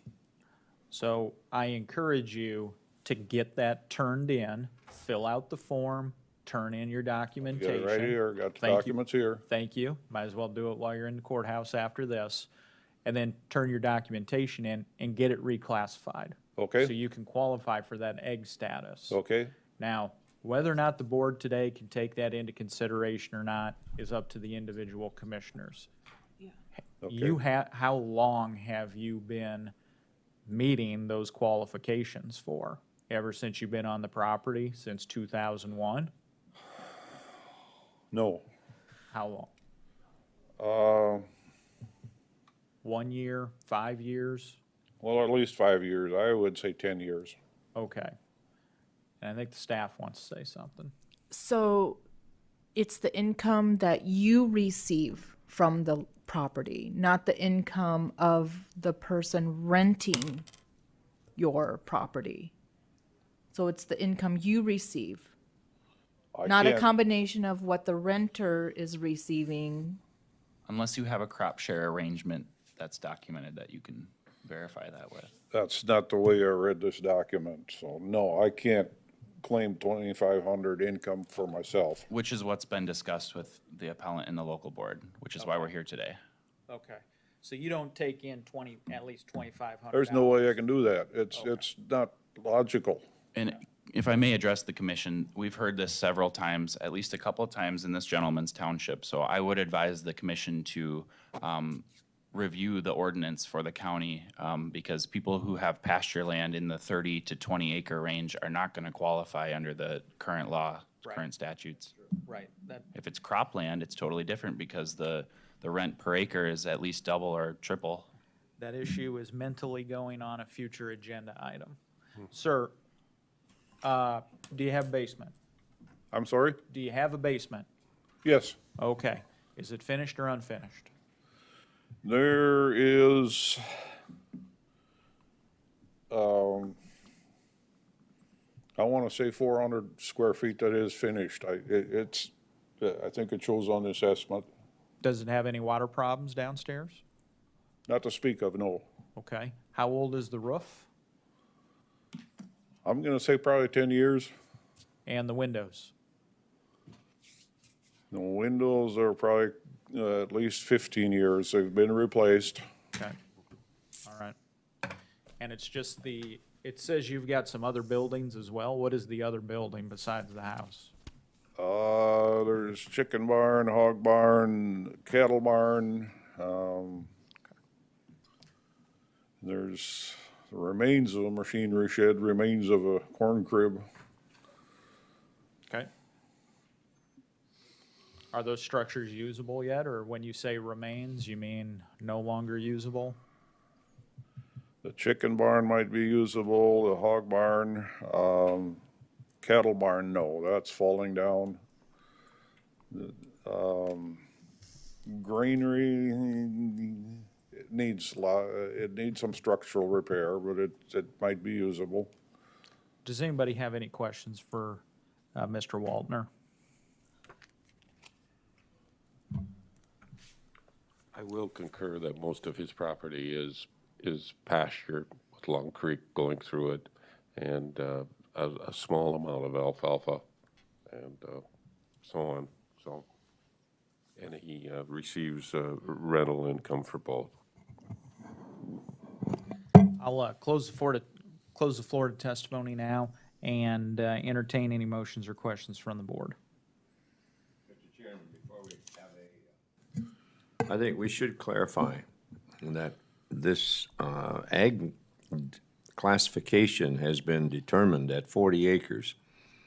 And there seems to be some ability to change that, but when the first was enacted, it was 40 acres, and either you met that criteria or you didn't. Mm-hmm. If you were 37.8, you didn't make it. I sat on this thing, and for countless times, we turned down people, right or wrong, because that was what the ordinance said. So I think that has to be understood, that 40 acres is 40 acres, and that's why we have for building, our building eligibility is based on the 40-40 situation. So just for clarification purposes. You know, Commissioner Schmidt, you and I were both at that presentation that you gave at the county commissioner hearing, and you heard the one guy in the back of the room, the one commissioner from, I think, a western county, who stood up and talked about, you know, he was in surprise when he heard that Lincoln County has this, what is it, a 4-on-40 rule Yep, or 40-40, something? yeah. And he explained that he had, in their county, they've got like 52 eligibilities. He didn't say what size, but certainly bigger than Lincoln County. So maybe that's an agenda item for a future commission meeting. But for today, does anybody have a comment or a motion on Mr. Waltner's appeal?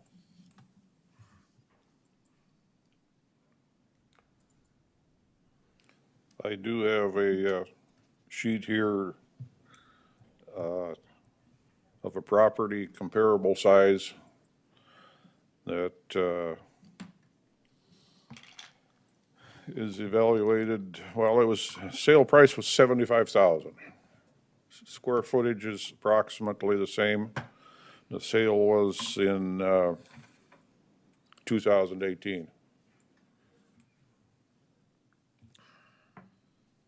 And looking at that, that's why the appeal is on the house.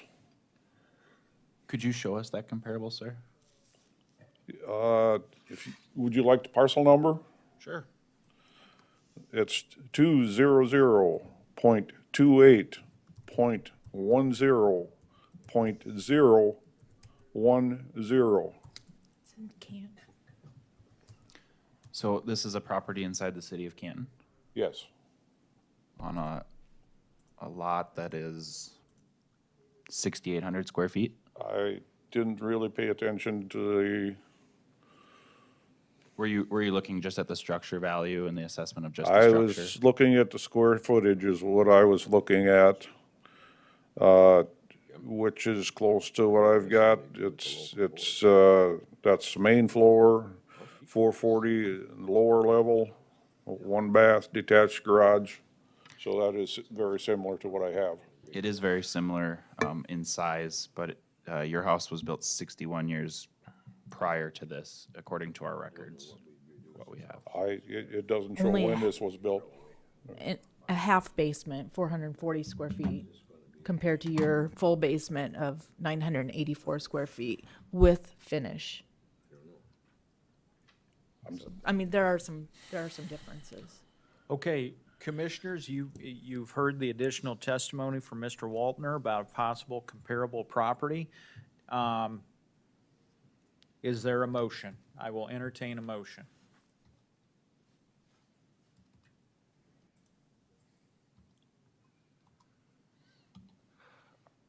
I will entertain a motion that the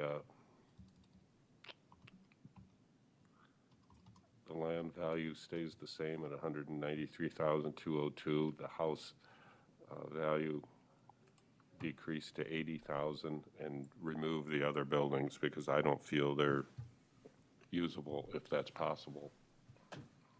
Is there a second? Second. Sherry, would you call the roll?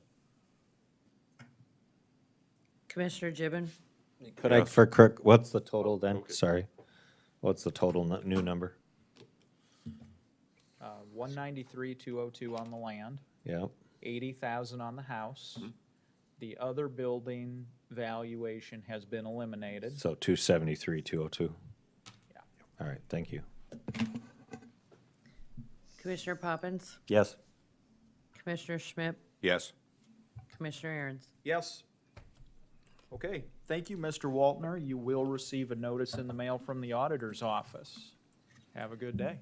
Thank you. You bet. Okay, the next appeal up is Brian and Sandra Richter. Are they here? Are the No Richters here? confirmed RSVP from the appellant. And nobody on the phone either, No. I'm gonna assume. Okay. Okay, well, and there is an appeal back filed by the county here, correct, on this? Am I looking at the right one? Richter, peel back. Yeah, so it is in front of us. Yes, that is correct. Okay. Our next appeal is parcel number 098.51.33.A100, located at 28414 466th Avenue in Lenox, South Dakota. It's a single-family property consisting of approximately 16.29 acres, built in 2020. It is 1,852 square feet, 4 bedrooms, 3 bathrooms, lower level finish of 1,800. We currently have an assessed value of $504,256.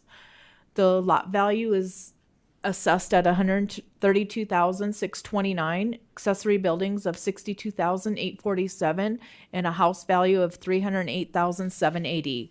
Staff is recommending no change. The information was taken from the owner verbally and written, and from the written survey. This property is assessed according to similar properties. This is an appeal back as indicated by Chairman Ahrens. The local board lowered the value to $474,256.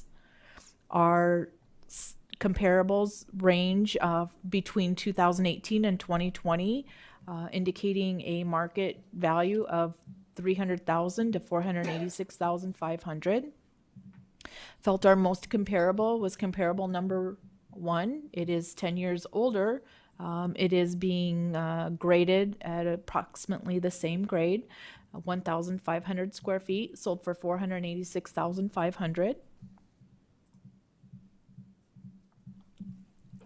Our subject property is currently being assessed at $167 a square foot. The range of the cost is between $125 and $183, and the market is indicating a price per square foot range of $150 to $209 a square foot. The map is showing you where the subject property is located in comparison with the comparables, which are relatively close. That is all staff has. And this is from Grant County Township, correct? Correct. Yes. Okay, so this is part of the Grant County Tax Rebellion? Grant Township.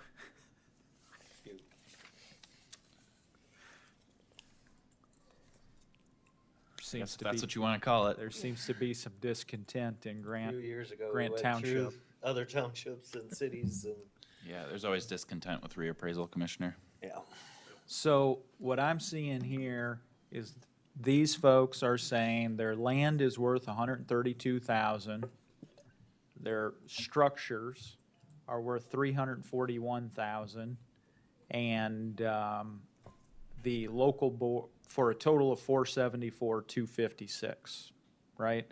And what the local board did is concurred with those values, $474,256. And the county here is appealing back and saying we agree on the land. So we agree with the land of 132. So there's no objection there. Where the objection comes in is the county says the house is worth $308,770, and it says the other buildings are worth $62,847. So What are the other buildings? yeah.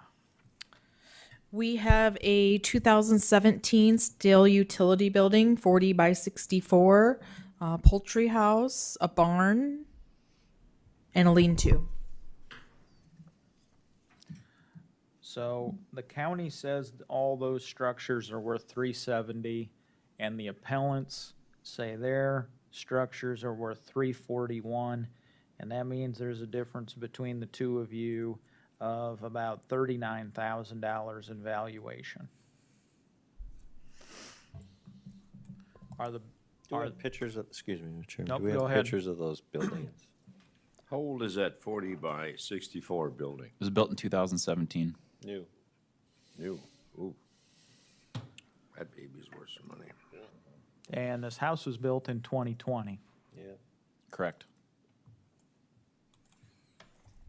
And it's a 4-bedroom, 3-bathroom, and it's got a finished lower level with 1,800 square feet on the bottom. Something this new would likely have an appraisal done on it, a fee appraisal. Haven't heard or seen it. Waiting to see it. And the lot is 16.5 acres almost. Correct. I would say. And if you look at the most comparable, it sold for $486,000, and that house was 10 years older, quite a bit smaller.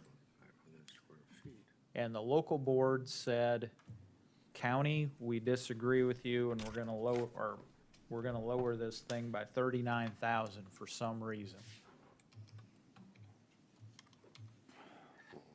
And the appellants, who are not here but did have notice of the hearing, are saying value of the property is being assessed higher than equal lots in the township.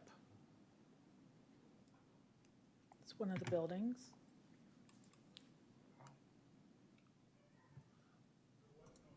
I would assume the change probably was due to, tax relief, if I had to make an assumption, rather than property value. Did we put a value on that? On the outbuilding? That one, specific, those, let's look at these individually here, if you would. We are only currently valuing 4 of the buildings. Okay. Which is obviously the newer shed.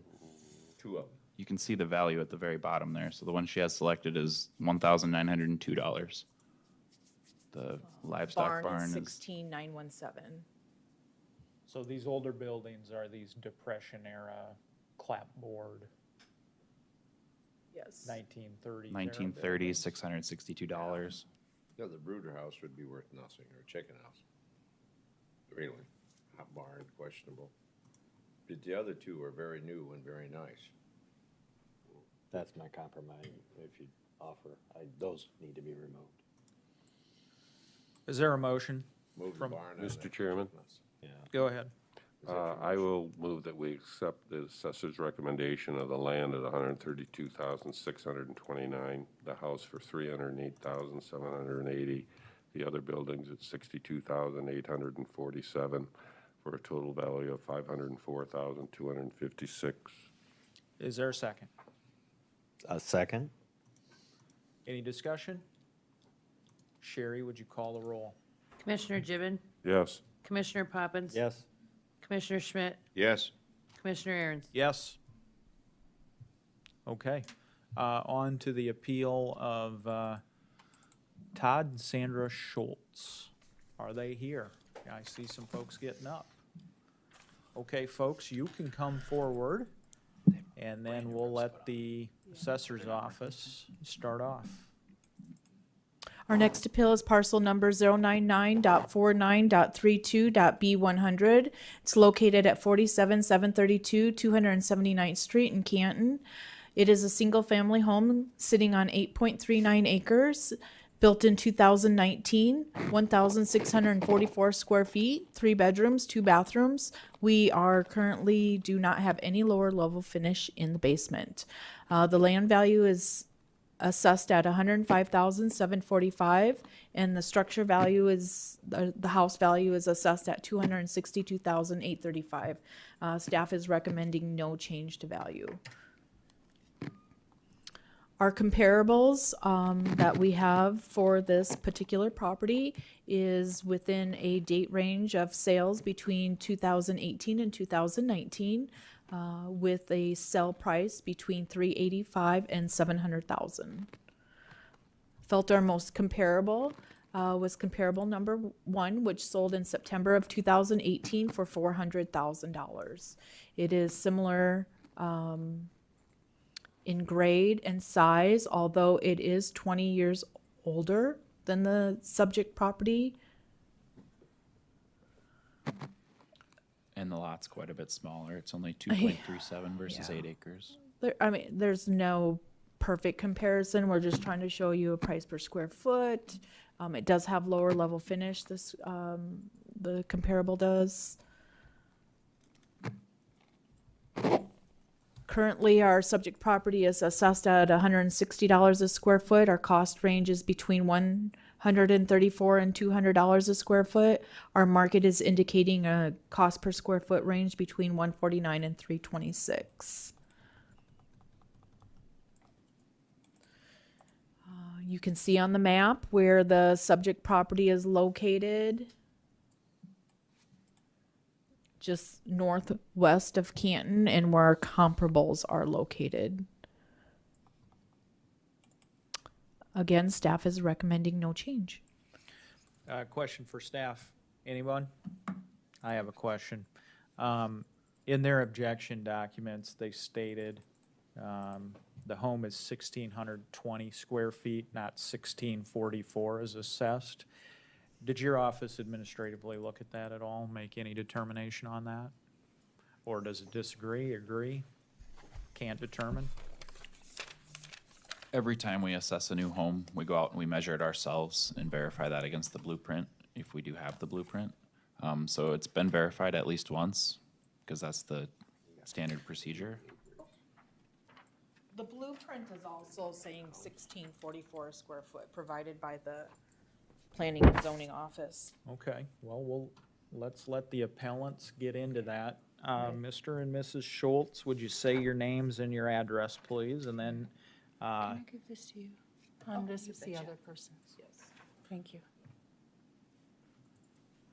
yeah, come on up, speak into the microphone up there. Okay. And then tell us your name and address, and then give us your presentation. For Todd and Sandy Schultz, 47732 279th Street in Canton, South Dakota, 57013. And what else did you need, sir? Go ahead and give us your presentation, please. Okay. We purchased 8.39 acres. We were going to purchase less than that, but they added on that amount when we purchased the land. The land had one eligibility on it. When we purchased it, it was separated from Eastland's property. Just so you're, you kind of know the background of that. Thank you. We're asking that our land would be assessed at $80,000, which is $9,535 per acre. Our assessment for our neighbor, Dalton Nelson, directly to the west of us, his land was purchased in 2018. He is assessed for less than $7,400 per acre. I'm just talking about the land specifically. And the Krebs's house, which is directly to the east of us, is assessed for $11,100 per acre. We are assessed at $12,600 per acre. That is just the land. The land was a field, a cornfield, no mature trees, no established grasses, no landscaping, nothing. Where the other properties next to us do have mature trees, of course, grassland. The Krebses do have a creek that goes through their land, which is an additional value to their land, just to land specifically. The second point that I have goes to I'm talking about our home now. In June 20th of 2020, we sold a home in Sioux Falls. This home had 2842 square feet finished and 1 acre in Sioux Falls. The house sold is currently being assessed at $419,200, which is $147 per square foot, including the land. We sold it for $416,500 last year. Our current home is a 30 by 54 home. That's where I come up with the 1620 square feet. We're being assessed at $162 per square foot. We do not have a finished lower level, nor do we intend to finish the lower level.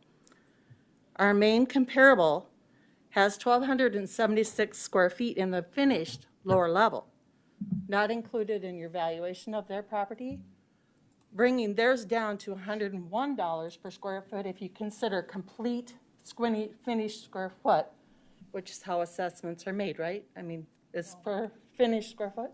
No. It's not equal between the main floor and the lower level as far as the value per square foot, but Okay. each are considered individually. Okay.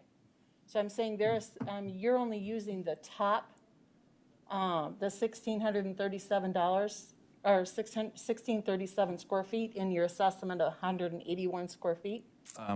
Yeah, correct. I believe what you're saying is when the total assessed value of the structure is broken down by the square footage, It's Yes. breaking down by the square footage that is above ground, referred to also as the total living area, above grade. Okay. So then when you assess the property, the one that's there, that property is located 3 miles west of Sioux Falls on a highway at $181 per square foot. And so how does your assessment of 1,300 square feet in the lower level change that assessment? I guess it's a good question for us to know. That's part of the reason why the price per square foot is higher, is because all of the value of the basement is being lumped into that number of $295,885. So when you take that higher value than yours and divide it by the similar square footage that you both have on the main floor, you come up with $181 a square foot versus yours at $161 a square foot.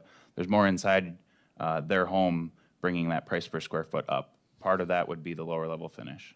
Okay. And I know you said it, ma'am, but tell me again the reason for your square footage calculation? 'Cause I 30 didn't- by 54 is the value, or is what we were told our home was when we purchased it.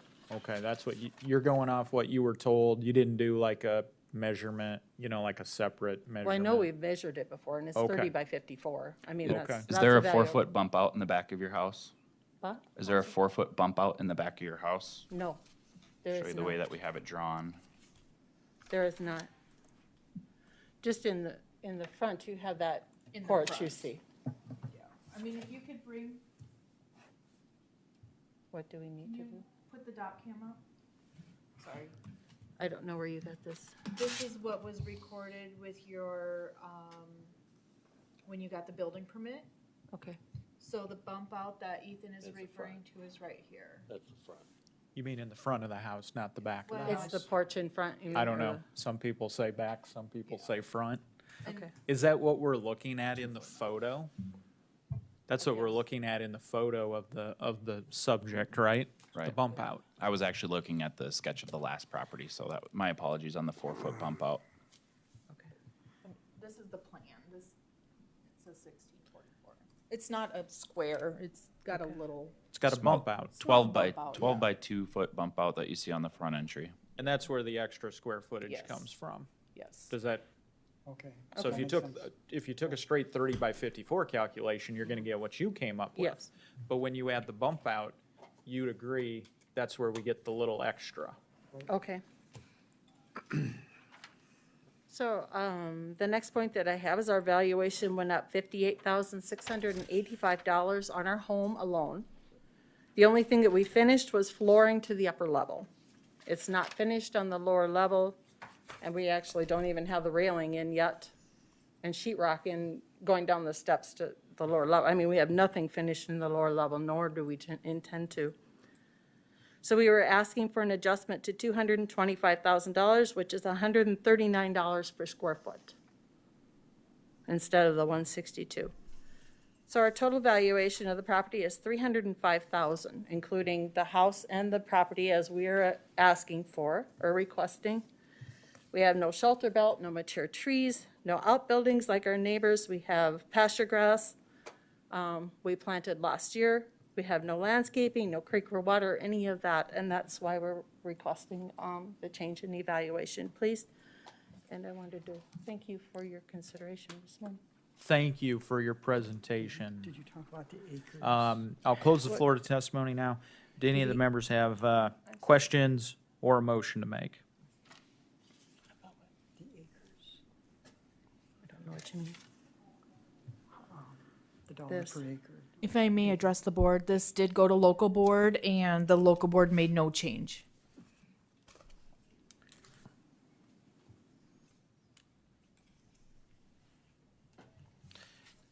Yeah, and this is a Canton address, right? Yes. Yes. Yeah. We're on a gravel road. It's in Dayton Township. Dayton, The comparable, Yeah, okay. it's not a good comparable, really. The most, from, I know we're close, so we're not supposed to talk about. No, go ahead.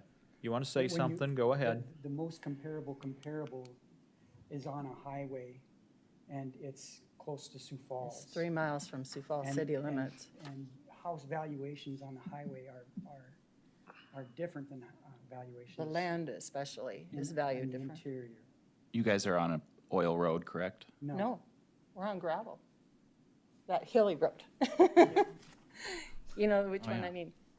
But Yeah. you did pay 140 for the lot, right? 140,000 for just the lot as is With one eligibility, which has been taken by the home. in 2019. Would you, and I see, folks, that you said your land is only worth 80, but you paid 140 for the lot. Would With you an agree- eligibility, with which an we elig- used by putting in the house. Right, so would you agree with me then that the land is probably worth 140,000 then, since I you w- put the house there? I would not considering, I did an extensive survey of the lands that have been sold in 2020. I don't have that here. You have all of that property. Land itself sells for 6,500 to up to 8,500 per acre for farmland, for land itself, without an eligibility. The eligibilities are worth $70,000 to $80,000 per eligibility when I'm looking at your property sales for 2020. And so that is part of our assessment, is the eligibility is no longer there on our property because we have put a house in which you are now assessing. And that's the reason why we've come up with our methodology for land pricing. We've started doing the first 2 acres at $84,000, and that does consider the building eligibility typically. 84,000 for, That would be It's 160,000. 42,000 for the first 2 acres, and the remaining acres have a residual rate of around 3403 an acre, I believe, or 3404. Well, that's much more than we actually paid though. I mean, No. It's less, and that's the exact value that we have it assessed for at $105,745. so 84,000, and the rest is at $3,404, is that what you said? If you want, if you take the 84,000 for the first 2 acres, you would have a remainder of 6.39 acres. Okay. Which would be $21,751 for the 6.39 acres at $3,404 an acre. That's a total of $21,751.56. If you add in the 84,000 for the first 2 acres, you would come up with $105,751.56, and that is Rounding. nearly identical. It's $6 off from what we have you assessed at, which is just due to rounding in our software. Okay.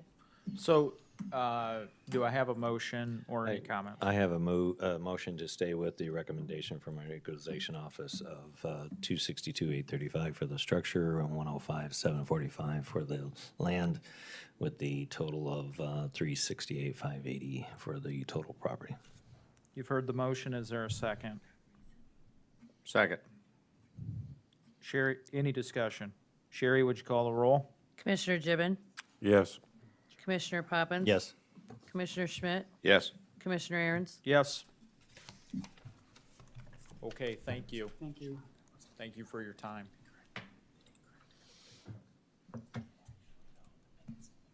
Okay, T Hospitality LLC is the next appellant. This is an appeal back. Do we have them either on the phone or here in person? Representative? They were supposed to be here in person. T Hospitality. Nope, This is an appeal back. this is an appeal back. And the reason for the appeal back, would you like me to start from the beginning or start at the Go appeal ahead. back? Go ahead. At the beginning? Present how you want Wherever you to. want Thank to. you. Parcel number 240.87.01.001, located at 830 Gateway Lane in Tees, South Dakota. It is a hotel built in 2015. It has 50 rooms.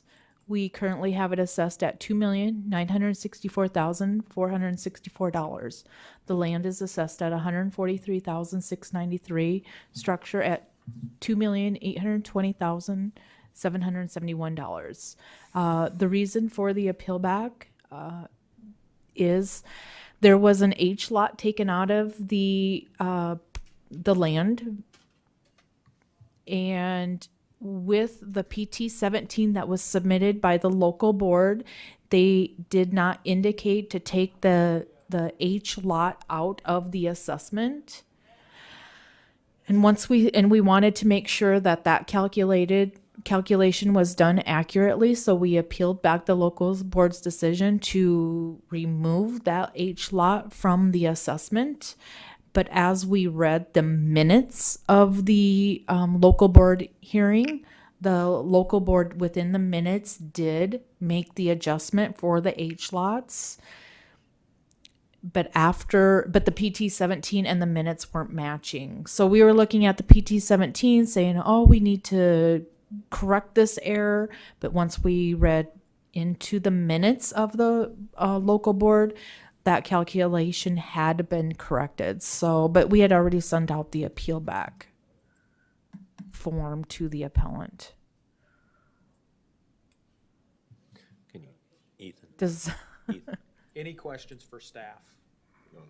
Or any further presentation? Have a motion? He's not here.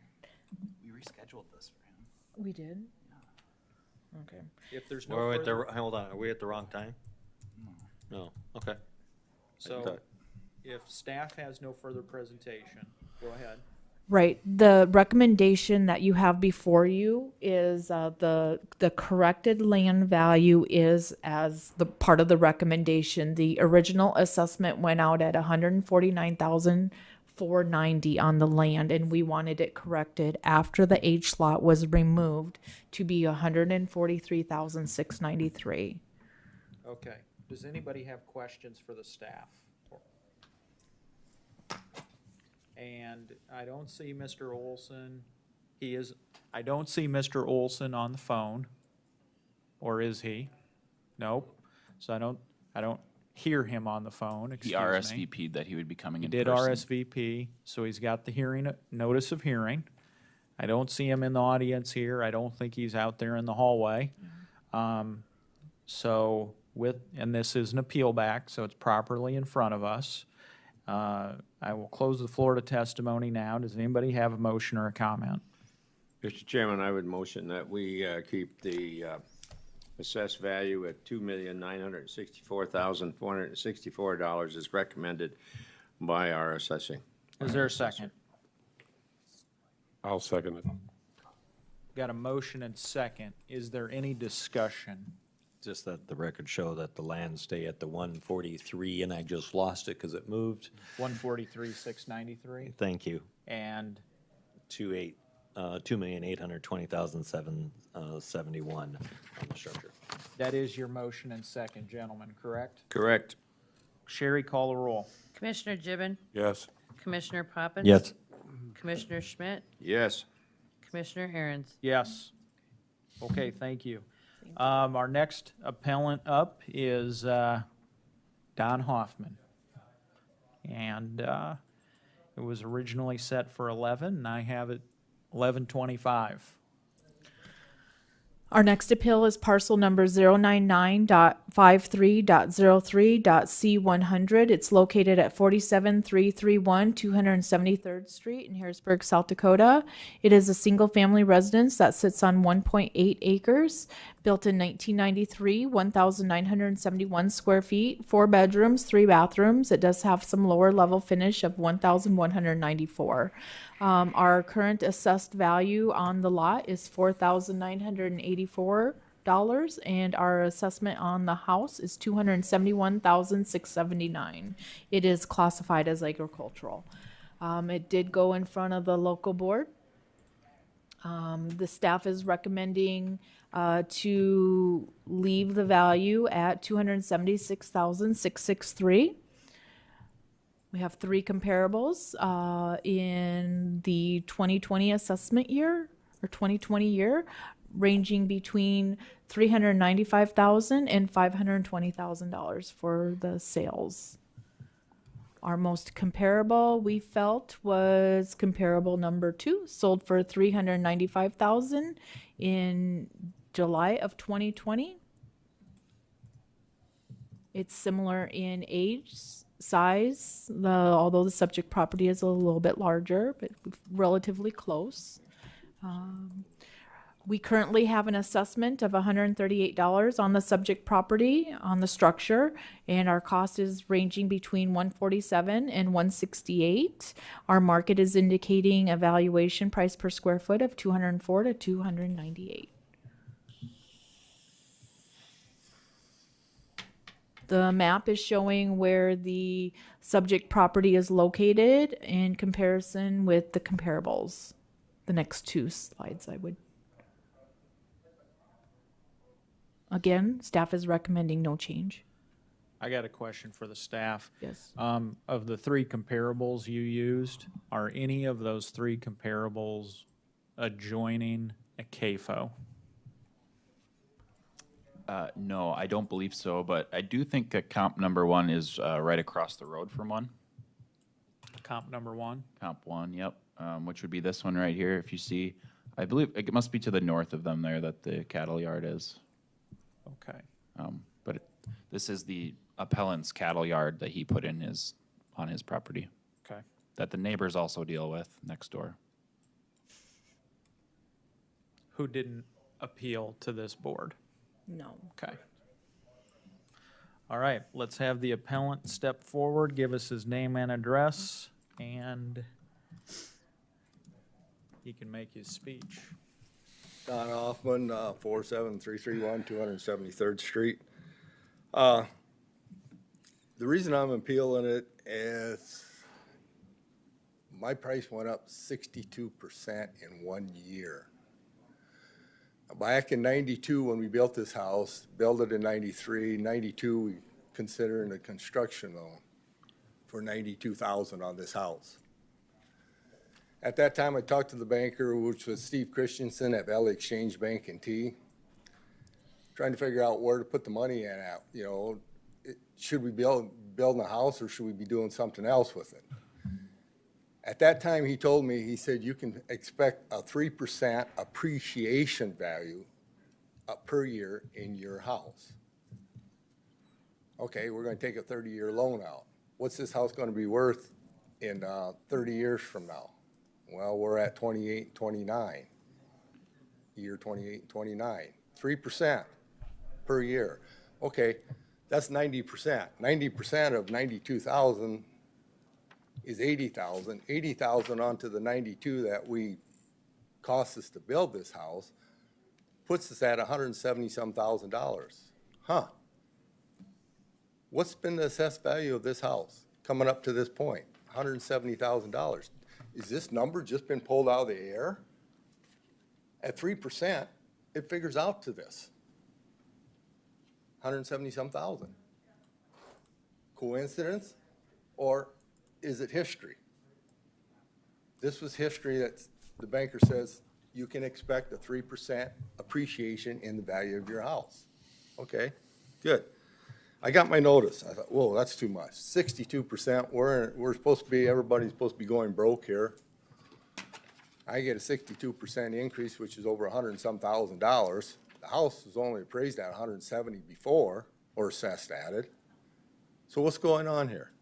So I went down to Carla's office. I talked to Heather. Heather pulled up a comparable. That does look pretty nice, doesn't it? The house looks, I think it does. I mean, for a farmhouse, it looks pretty nice. Don't penalize me for that. The house that was comparable with the feed yard, do we have a picture of that? Can we show that feed yard next to that one comparable? Yeah, I think we can probably manage that somehow. I'll probably have to get on that computer, I would imagine. Yeah, go ahead. They have any idea how many head that was? No idea.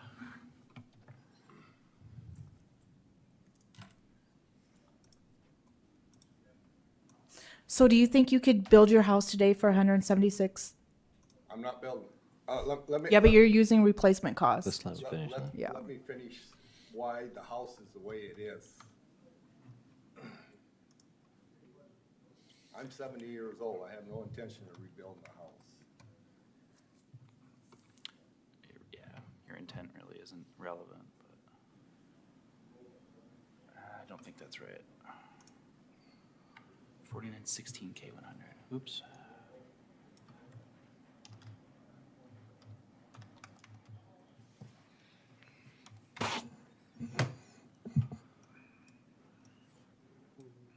So here's the comparable that the appellant wanted to look at. Here's the feedlot across the street. I have no idea how many cattle there are there, but here's your view of it. We haven't had an adjustment for neighboring cattle lots or cattle lots on your property yet that I've been aware of, and I haven't seen any impact in comparable sales, so that's why we have the value we do. Assessment on comparable number 2 right across from a feedlot. We have it assessed at $335,890. It's sold for $395. Our assessment versus market isn't indicating an adjustment.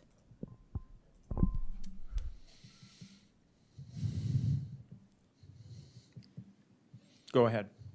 Okay, these are comparables, right? Okay. When we built this house, what's on the inside of my house? Huh? Does anybody know?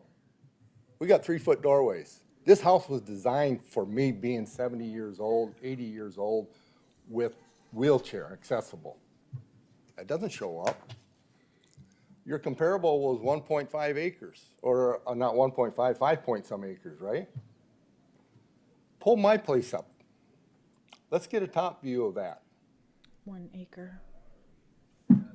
I've got grain bins that are sitting just off to the side of that. I could not use them grain bins if we pulled the 1.8 acres out of there and sold it. But we're talking about this property today and not the property next door. The property that we're talking about is 1.8 acres, and I'm assuming it's platted. That's right. But I was also told that location has effect on the selling price, does it not? Correct, and the comps are in your market neighborhood. How can you compare a house that's sitting on a farmstead that cannot be sold out because the rest of my place would be useless? I've got trucks and semis that come in that driveway every day, and you're comparing me to some house that sits out on 5 acres that does not have this? It's unbelievable, people. It's not a comparison. We're not comparing apples to apples, you know. I can compare a Ford to a Cadillac. Yeah, we all got wheels and we all going to go someplace with the thing, but what are you going to use it for? So there's agreement between the county and you that the land price is $49.84. But Don, you're saying the structure, your house, is worth $170,000 and change, and the county says your house is worth $271,000 and change, right? Right. So $100,000 difference between the two of you guys, and then your local board stood with you and said, we'll value everything at $175,000. Commissioner, if I may. Yeah, You go did ahead. point out the value of the lot, and the lot is being classified as agricultural because of the use of the property there. He does meet the agricultural classification requirements, and so that's why the value is only $4,984. Had you been assessed at a non-ag owner-occupied classification, the property value would be $75,600 just for the land alone. So I think there is consideration for the type of use that is going on there, just based on the land valuation and taxation difference alone. Well, I've been there at his house. It's a farm. I've stood in his machine shed. I know the state of South Dakota says you can have a nice house built on a piece of land that's classified as ag, and that's the policy of this state. I'm going to close the floor to testimony now, and does anybody have a comment or a motion? If I may. Yes. Morning, Don. A couple things I'm going to discuss with you. The fact about we're looking at this property, and there's definitely an impact if you sold that to the use of the other property. It doesn't have to completely eliminate. I personally have done it. So, and the property's actually changed hands twice since I've sold it. It's gone up time and time. Again, it's actually dramatically increased just this last time. Community of T alone this last year went up 17%. The 3% everyone wishes they could have just. I'm averaging. I know. I'm just, what the reality is the 3% is not reality. Market has gone way above that over the generation that we've had on this. The consideration that the land gets put at the 90 or 49.84, that's somewhat of that compromise of that it's still ag use. It's a tough decision. It's the biggest thing is the 62% increase. It's a shock. It is a shock. You're not the only one, but we need to be fair to everyone, and comparable properties like this are assessed probably even higher than that, because we don't give them that discretion for the ag value of the land. I would like to be saying, I'm in the ag industry, I know it's tough, but the same token, I go in front of the people that don't want to have livestock facilities put up, and if I argue today that your value of the house should be lower because you have a cattle lot, then I'm just admitting to what I don't agree with, having cattle lots show up, in areas or feedlots in other areas as well. So I'd be contradicting what I've been saying for many years, that I'm pro livestock production in our county, and in the same tone try to change it now. So I think it's fair. It is a heck of an increase. I do realize that. But it is what has been going on, unfortunately, in Lincoln County. Everyone wants to move here. Our values have gone up. I mean, every house in T assessed 17% higher. And this is after they already had been assessed 20 or 30% a few years ago. It's just unbelievable what property values are doing. It's terrifying. And what I hope is that the state comes in and recognizes this, because people are going to get pushed out of their homes for that reason, that have no intention of moving, but they're having consequences that are outside of their control, affecting what they end up do pay for property taxes, predominantly for education for children that are moving into the area. So I hope that the state legislature finds a mechanism to remedy this. Us at the county level, we don't get a lot of discretion when it comes to that.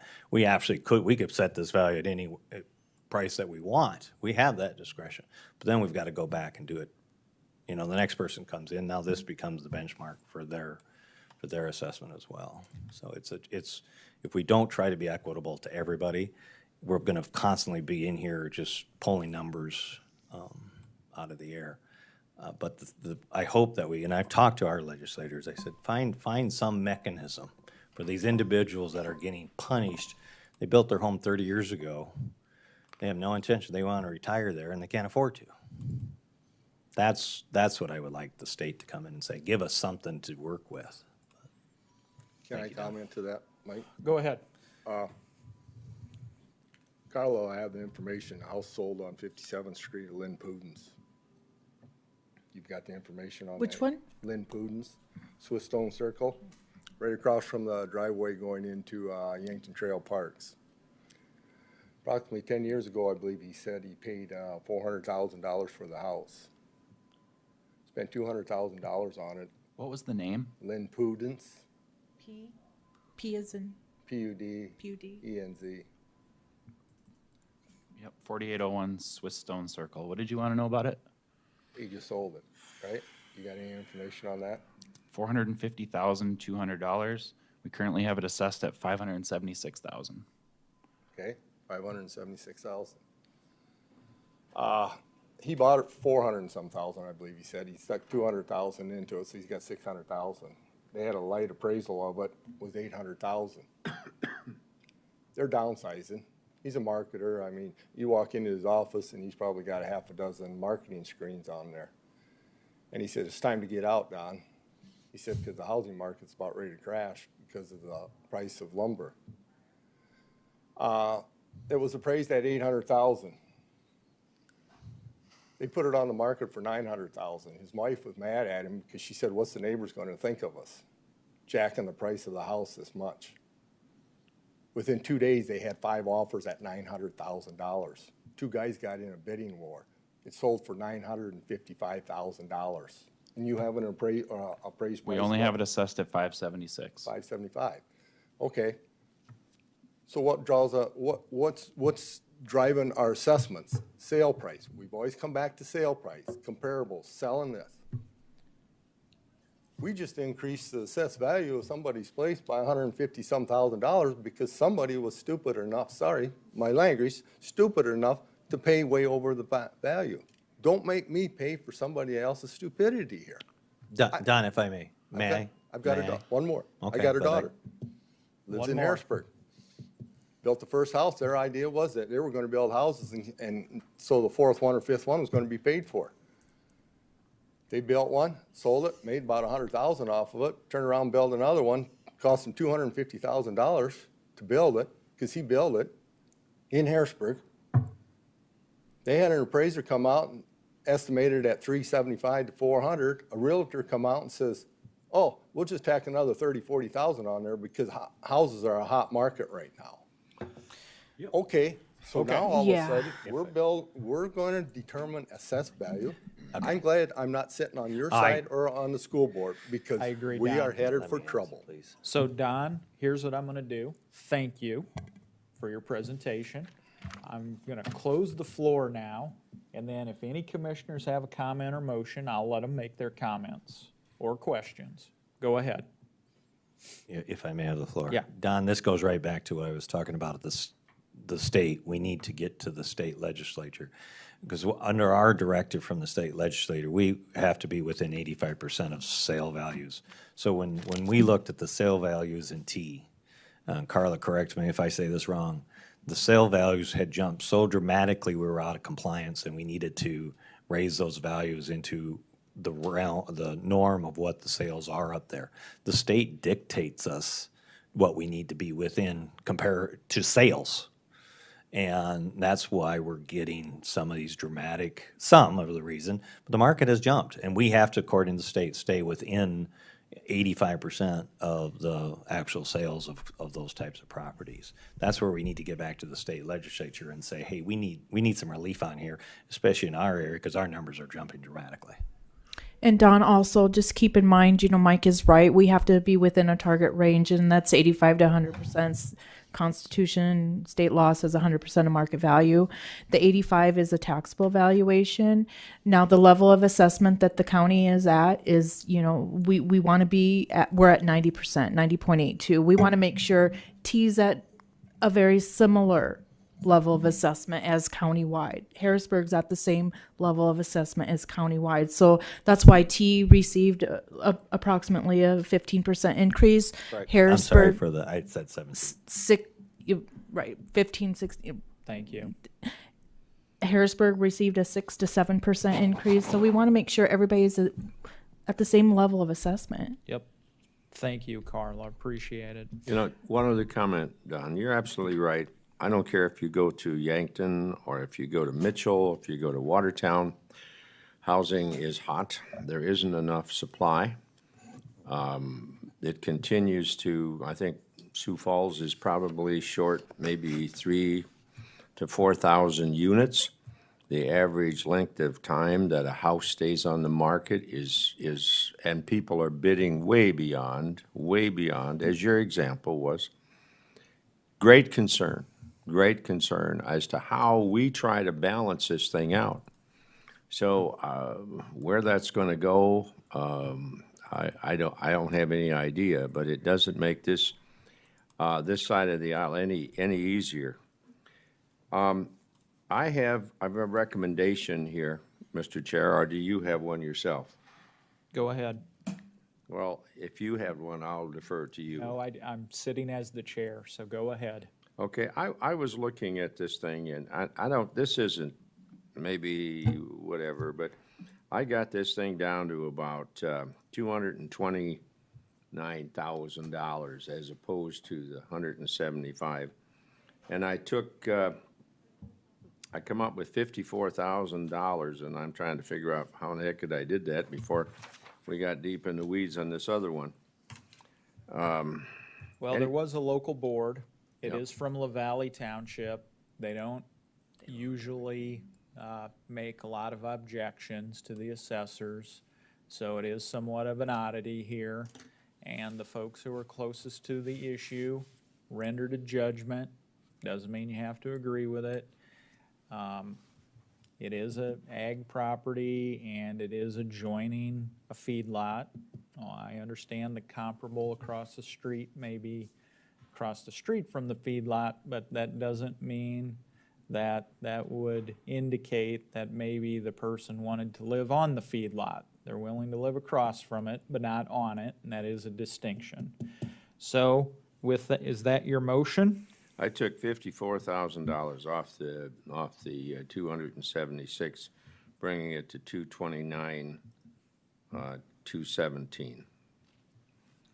Are you going to ask me how I did that? I know what the answer is.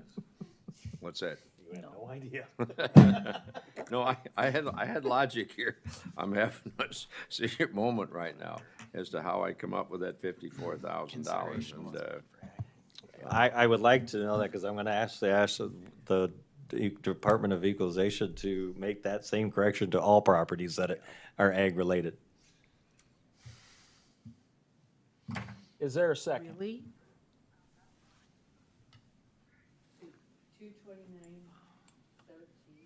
229, 217.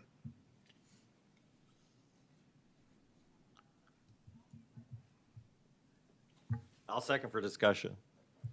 Got a motion and a second. Madam Auditor, could you tell me what the breakdown is, what we're voting on? Yeah, that's what I'd like to know. What's the breakdown, please? If I leave the land value at the 4984, then the house value would be 224, 233. So what we're voting on is to value the land at $4,984 and to value the house at $224,233. I've got a motion and a second. We've clarified what the vote is. Would you call the roll? Commissioner Gibbon, Yes. Commissioner Poppins, No. Commissioner Schmidt, Yes. Commissioner Aaron's. Yes. If I may, Mr. Chairman. Go ahead. I think then whatever logic was used on this property should be implemented on all ag-type properties similar, because I don't believe that other people would have believed that we had this type of discretion, and it'd be only equitable to all those operations to have the same discretion. I encourage those people to appeal next year if they, I if would, they feel I the would same. say, no, we have to have some semblance here. You know, and I understand that we got very much inflated property, but I look at our local board that wanted to go back to 175,000, which was a nice gesture on their part, but not fair to everybody.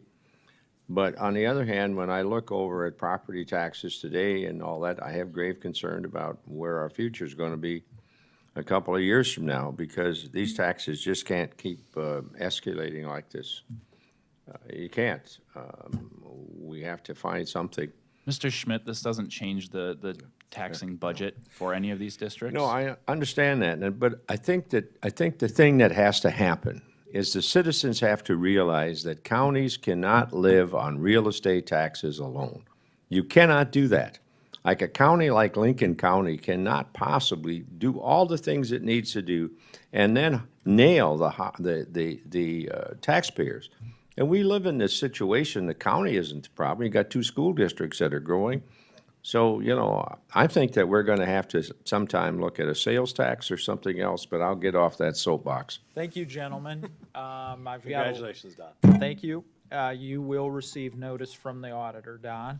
I've got 11:50 in the morning, and I've got Lorraine Stratmeyer's appeal. Is Ernest, are you going to handle that? Okay, come on forward, and then let's start this off, Assessor's Office. Are we out of order? Our next appeal is parcel number 098.50.12.2010, located at 47,527 280th Street in Canton, South Dakota. It's a single-family property with that sits on 80 acres, built in 1908, 1,190 square feet, 1 bedroom, 1 bathroom. We originally sent out an assessment notice at $283,935. Our recommendation to the board after reviewing the property with the appellant and looking at the comparables is to have a recommendation to keep the land at 211,772. The house, we would change from 64,693 down to 52,470, and the outbuildings decreased from 7,470 to $6,823. We have some comparables. One of which is a 73-acre piece that sold in September of 2019 for $750,000. We had that property assessed at $268,159, nowhere near market value because Eggland is being valued as a productivity valuation system rather than a market system. But what we're comparing is house to house. The subject property and the most comparable property, which is comparable number one, is of similar age, size, condition, and that house is one of the reasons why we made our determination for the recommendation. Okay, and so if I understand the posture of this, Ernest appealed to the local township. The township, and I'm not seeing it on here, did the township make a determination? Because I know that this is an appeal back by the county. Let me hit the PT-17. The reason for the appeal back is because we made a recommendation to the local board and they did not act on that recommendation. So we wanted to make sure that our recommendation was to be heard because that recommendation was based on facts. Yep, heard by the board here. Corrections. Yep, and you're doing it the right way. So that puts it properly in front of us.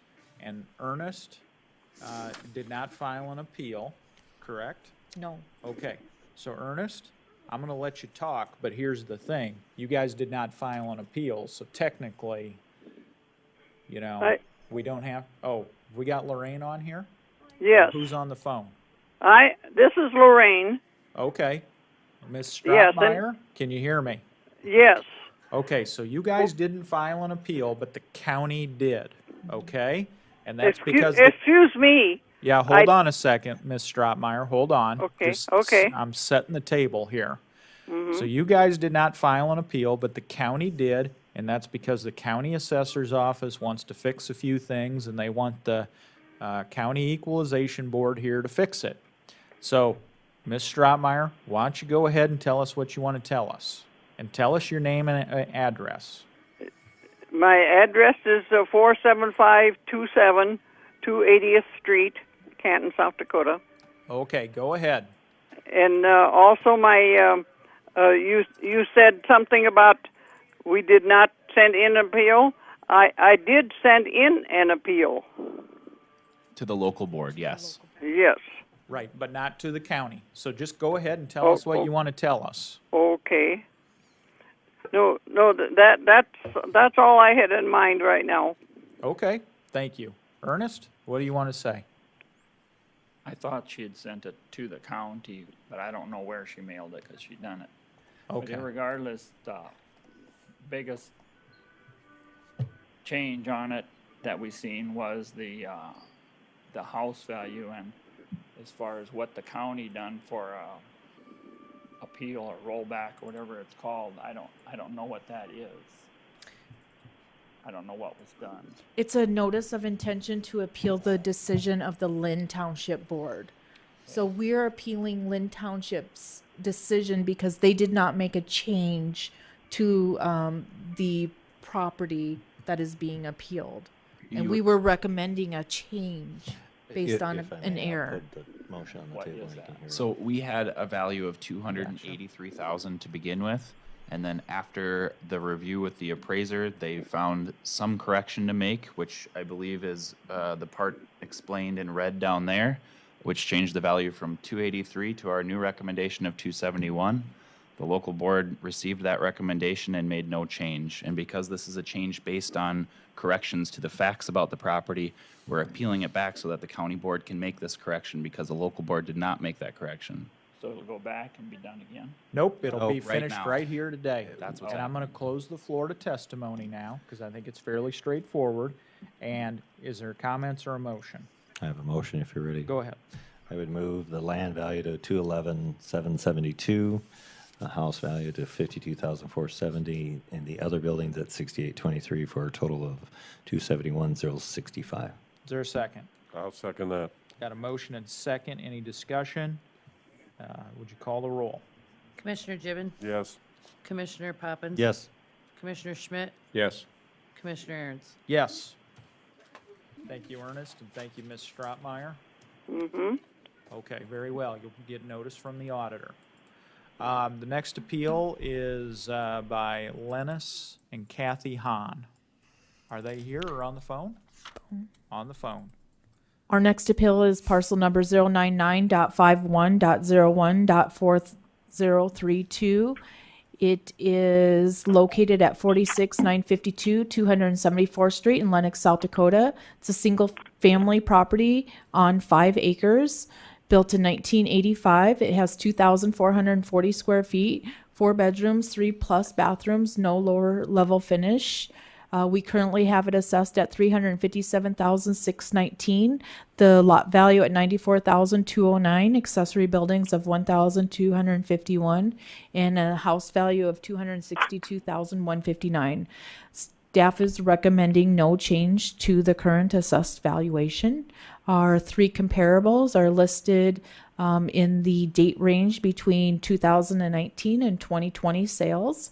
We have an assessed market range between $296,000 and $386,000. We felt our most comparable was comparable number 1, which sold for $300,000 in April of 2019. It is much larger, much smaller than the subject property. 1 less acre, but there is basement finish. Thank you, Ethan.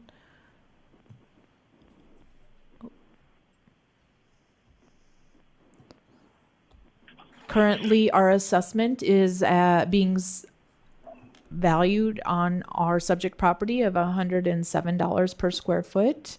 Our cost is having a range between $136 and $147. If we minus out the lower level finish, we have a cost range between $120 and $127 per square foot. The market is indicating a range between $138 and $176. The subject property is well below both of those ranges. If you squint really hard on the map, you can see where the subject property is located on the northern portion of the map, and the comparables are relatively close in conjunction with the subject property. Once again, staff is recommending no change. Thank you. Any questions for the staff? Okay, hearing no questions for the staff, do I have Mr. and Mrs. Hahn on the phone? You have Mr. Hahn on the phone. Okay, Mr. But Hahn, Lennis state is your, okay, too. state your name and address, and then give us the basis for your appeal. Lennis Hahn, 46952 274th Street, Lenox, South Dakota. Thank you. Go ahead. So I'm appealing the valuation of this property. When I look at the appeal process guide that I got, it says that the question is, if I sold the property, would I expect to receive the valuation amount? And I guess my answer to that would be a definitely no.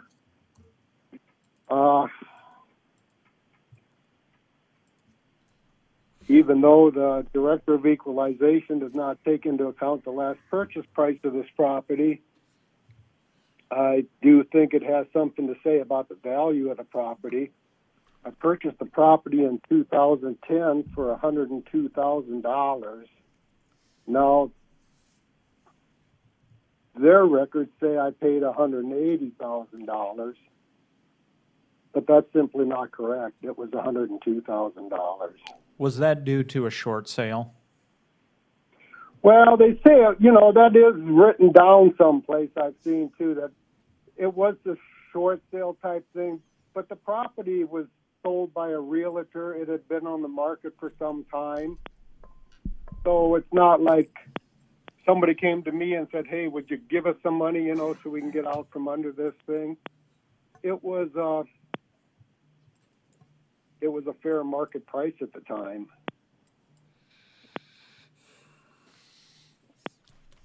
Have you made any improvements, if I may, Mr. Sorry. Well, two of the biggest improvements I made was we had to put a new heating, air conditioning system in. And then the second costliest item we've done to it so far is put new shingles on it a couple years ago. Doesn't have basement? What about the basement? Do you have one? There is a basement under a portion of the house, not the entire house. Is it footprint, finished? But no. Does it have water problems? It has structural problems. There has been water down there before. Since I've owned it, water has creeped up through the floor on a couple of heavy rains.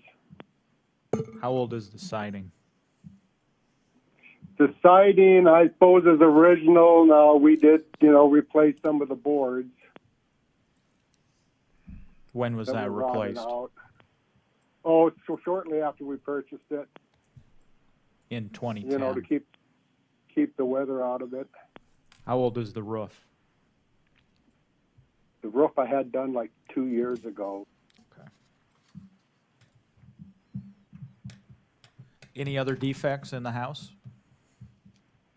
Well, like I say, there's structural issues. There's bowing walls in the basement. The beam, the main beam in the basement. Boy, if you was going to write an article on how not to install a beam, this would be a perfect picture opportunity. It's not only the beam, but it's also the columns that support the beam need to be replaced. They're not installed properly. Okay, thank you. Appreciate it. Couple other things. Go ahead. A few other things I'd like to mention is, there's ponding issue here with some of the land, and the assessors told me that, or when I went to the local board, they told me that, well, the land is just valued, per square foot, and there's nothing they could do about it. But when you have land that, is underwater, it definitely devalues the property. So I would hope that there'd be some way of taking that into account.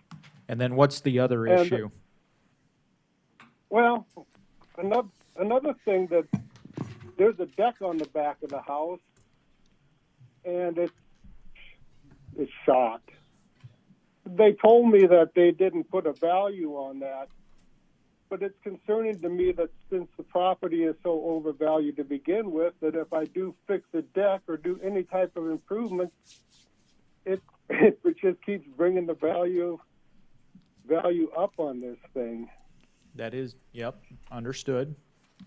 And I've talked to the folks at Equalization, about these problems. I've even sent them some pictures. But their answer is that I have to go through this process. So here I am, and I'm just not sure what I do at this point. Okay. So, sir, you're saying the land is worth $57,000, the structure's worth $177,000, and the county says the land is worth $94,000, and they say the house is worth $262,000, and then you must have some kind of outbuilding on the property that the county is saying it's worth $1,200, right? Yeah, it's a little shack. It's in pretty rough shape. Okay. Again, my thought has been to put up a nicer outshed, but with the way this thing is priced, there's no feasibility to it. Okay, I understand. Here's what I'm going to do. I'm going to close the floor to any testimony, but if there's any questions or a motion, now is the time. Sorry, Mr. Chairman, I Yes. have one question. Overall, the condition, we were not able to get into your home. Could you just give me a quick synopsis? What is the general condition of carpet, paint, windows, general condition of your home? You know, the stuff has all been in here since we moved in. We haven't done any floor coverings. You know, there's some wood flooring that's bubbled. There's carpet, you know, it's not in the best of shape, Okay. you know. Thank you. Thank you, It's sir. pretty plain Jane. Windows have not been replaced. Okay, thank you, sir. There's some that are clouded up. Are there any other questions? Question for staff. Grade 3, where does that fall? Is that an average grade, below grade, above grade? Good. That's a good grade. Good. Just Which is up to date to standards for today's new builds. New builds. Yep. And Which I is do know that, I have one more question for the appellant, if I may. Can you tell me, does your chimney have a twist in it? Yeah, it's not it's not real straight. So I have driven past this property personally over the years. What I'll say, it's a beautiful location. There is no argument going to be made that land value is not that. If anything, that I would be sympathetic to, that it may have a grade situation, possibly. But as we've seen in values, people are paying way too much for everything nowadays. I have no doubt if you put this on the market, it'd bring more than this. But if there was something that we wanted to maybe consider, would be a grade change down 1 degree, possibly.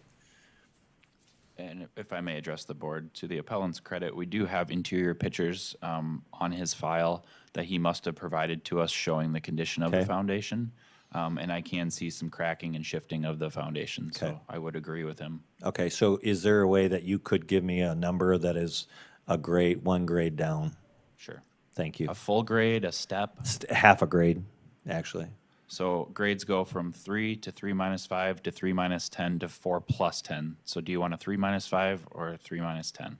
Let's go to the 3 minus 10. That would be half a grade. Yeah. The structure value would be 242,810. That would be my motion. And leaving the outbuildings at 1,251 and the land value at 9,420,9. And if someone has the total. You've heard the motion. Is there a second? I'll second that. Any discussion? Would you call the roll? Yes. Yes. Yes. Yes. All right. Thank you, Mr. Hahn. You'll receive notice in the mail from our auditor. Have a good day. Thank you. Next You appeal is by Robert Hofer. Mr. Hofer here? Yes, he is. All right, step forward, Mr. Hofer. Our next appeal is parcel number 099.51.11.C100, located at 46824 275th Street in Lenox. It's in Perry Township. It is for land only. It's 5.41 acres. We currently have it assessed at $95,604. Let's see. Our sales map is on the second slide. It shows a date range for sales indicating between 2018 and 2019 with a sale price range between $132,000 and $153,470. Currently, our assessment on the property is, this is an average, a price per acre, $17,672. Our cost range is indicating $14,021 to $27,376. Now that's based on price or how many acres each comparable we had. Market indicates between 21,110 and 26,400. Our map is showing where the subject property is located in comparison with the sales comps. The sales comps 1 and 2 are relatively close to the subject property. Comp 3 is directly north. On the first slide, underneath the subject property, it shows you how we arrived at the price we did. The first 2 acres are being valued at $42,000 per acre, then the remaining acres at $34,03. Staff is recommending no change as it's equalized. And this property was purchased in 2001 for $111,400. Thank you, Ethan. That was with the house on it, correct? Yes. So question, is there an old house on there or not? There is. There's a few moving parts to this deal. Sir, would you state your name and your address? And then Robert go into Hofer, it? 46824, 275th Street. Thank you. Atlantic, South Dakota. There was a house there that was removed. Demoed. So they Okay. bought it for the land. Yeah, it's not demoed yet. Oh, it's still there? Yeah. Oh, we're Why not don't you give knowing us it. the rundown, Mr. Hofer? Trying to find an excavator that'll take it down at a decent price and get rid of it because the majority of the cost is taking it to the landfill, what they're gonna charge. In the meantime, I've had a few people interested in moving it since, you know, material prices have skyrocketed just the last few months. So I've got some interest in it again. And that has always seemed to, you know, that's happened over the last 2.5 years. And they're interested for a while and then it just kind of fades away. So it will go down if this next one doesn't, you know, pan out.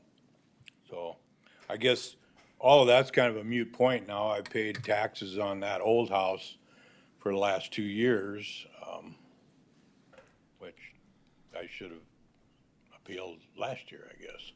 But that's all kind of a moot point. But I guess my deal is, the land valuation doubling in 2 years. So, this is probably gonna be short and sweet here, but County says your land is worth $95,604. What do you say? well, last year was at 72.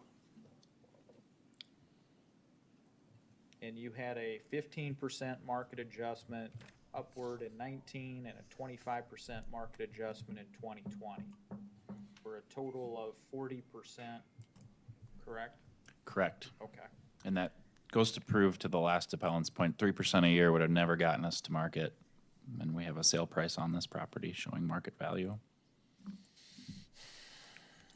And also for clarification, what you guys are looking at, we supplied you only with land information because that was what he was appealing. There is an old house value of $10,602 on his property and a new house value of $294,015. He was directing his appeal strictly for the land, so that's what we wanted to supply you with. It's gonna knock it down. And I appealed to Perry Township a couple months ago and they deemed it abandoned, so I think that's a done deal, you know? I just either gotta move it or demo it.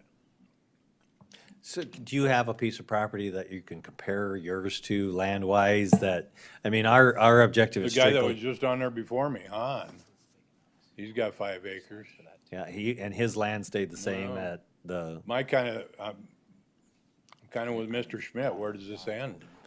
We're all in that, and that's why, unfortunately, we don't have that power. It's our legislators in Pier that have the discretion to give us some different guidance. Because if we break what they require us to, it won't be a 85% correction. They'll come in and do it for us. But, I mean, that being said, the Hans was at 96, or what was their land value? So it seems like it's right in line with similar land value. It is a shock, the increase. There's no doubt on that, but. Bob, does this have rural water? Does it have a well or? Rural. Rural water, okay. So it's a marketable piece of property. So you bought the property back in '01 for a total of $111,000. And I suppose you probably thought the house was worth more than that when you subtract 111 from 95, right? Yeah. And so you're saying it's kind of out of whack and you ought to get some Well, I just think adjustment. the land valuation's doubling. I mean, Sure. it's in the paperwork right here. It's just out of line, and so I guess I'm here to appeal it, and We don't disagree that what people are willing to pay seems Yes. to be outlandish. There are more slides to this appeal. We also have some vacant home sales attached to it. So here are some properties that have sold with vacant homes on them. They're buying the land. Yeah, Right. Yeah. Right. Buying the land. Understood. Yeah. Which Thank was you. your intent as well, right, sir? correct. Okay, I'm gonna close the floor to testimony. Any questions or motions?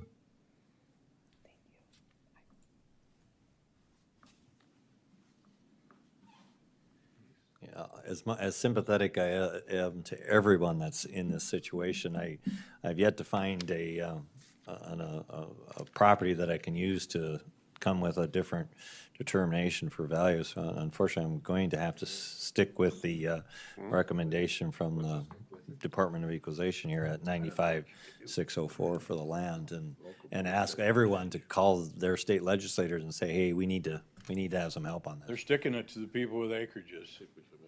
Well, the people are paying, I mean.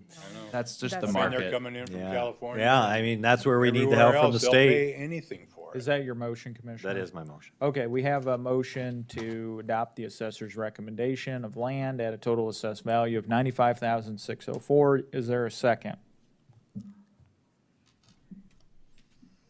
I'll second for discussion. Discussion, please. Any comments from anybody? I've said more than anybody wanted to hear, so I'm done. Okay, any more discussion? Hearing no discussion, there's a motion and a second. Clerk, would you call the roll? If I could just get one little bit of clarification. Yes. So we're going with the full total value of the 405, 489? Yes. Okay. Commissioner Gibbon? No, the total is 95,604. That's the land, but she's Correct. looking at everything which has the structures on it Yes. as well, so. Yes. All right, Commissioner Gibbon? Do you have my basement is finished? No. Because it's not. Commissioner Poppin? Yes. Commissioner Schmidt? Yeah, yes. Commissioner Aaron's? Yes. Reluctant, I guarantee all of us are reluctant on this. I don't like it.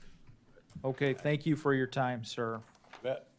The next appeal we've got here is Dale and Vicky Muntz. Are they present or on the phone?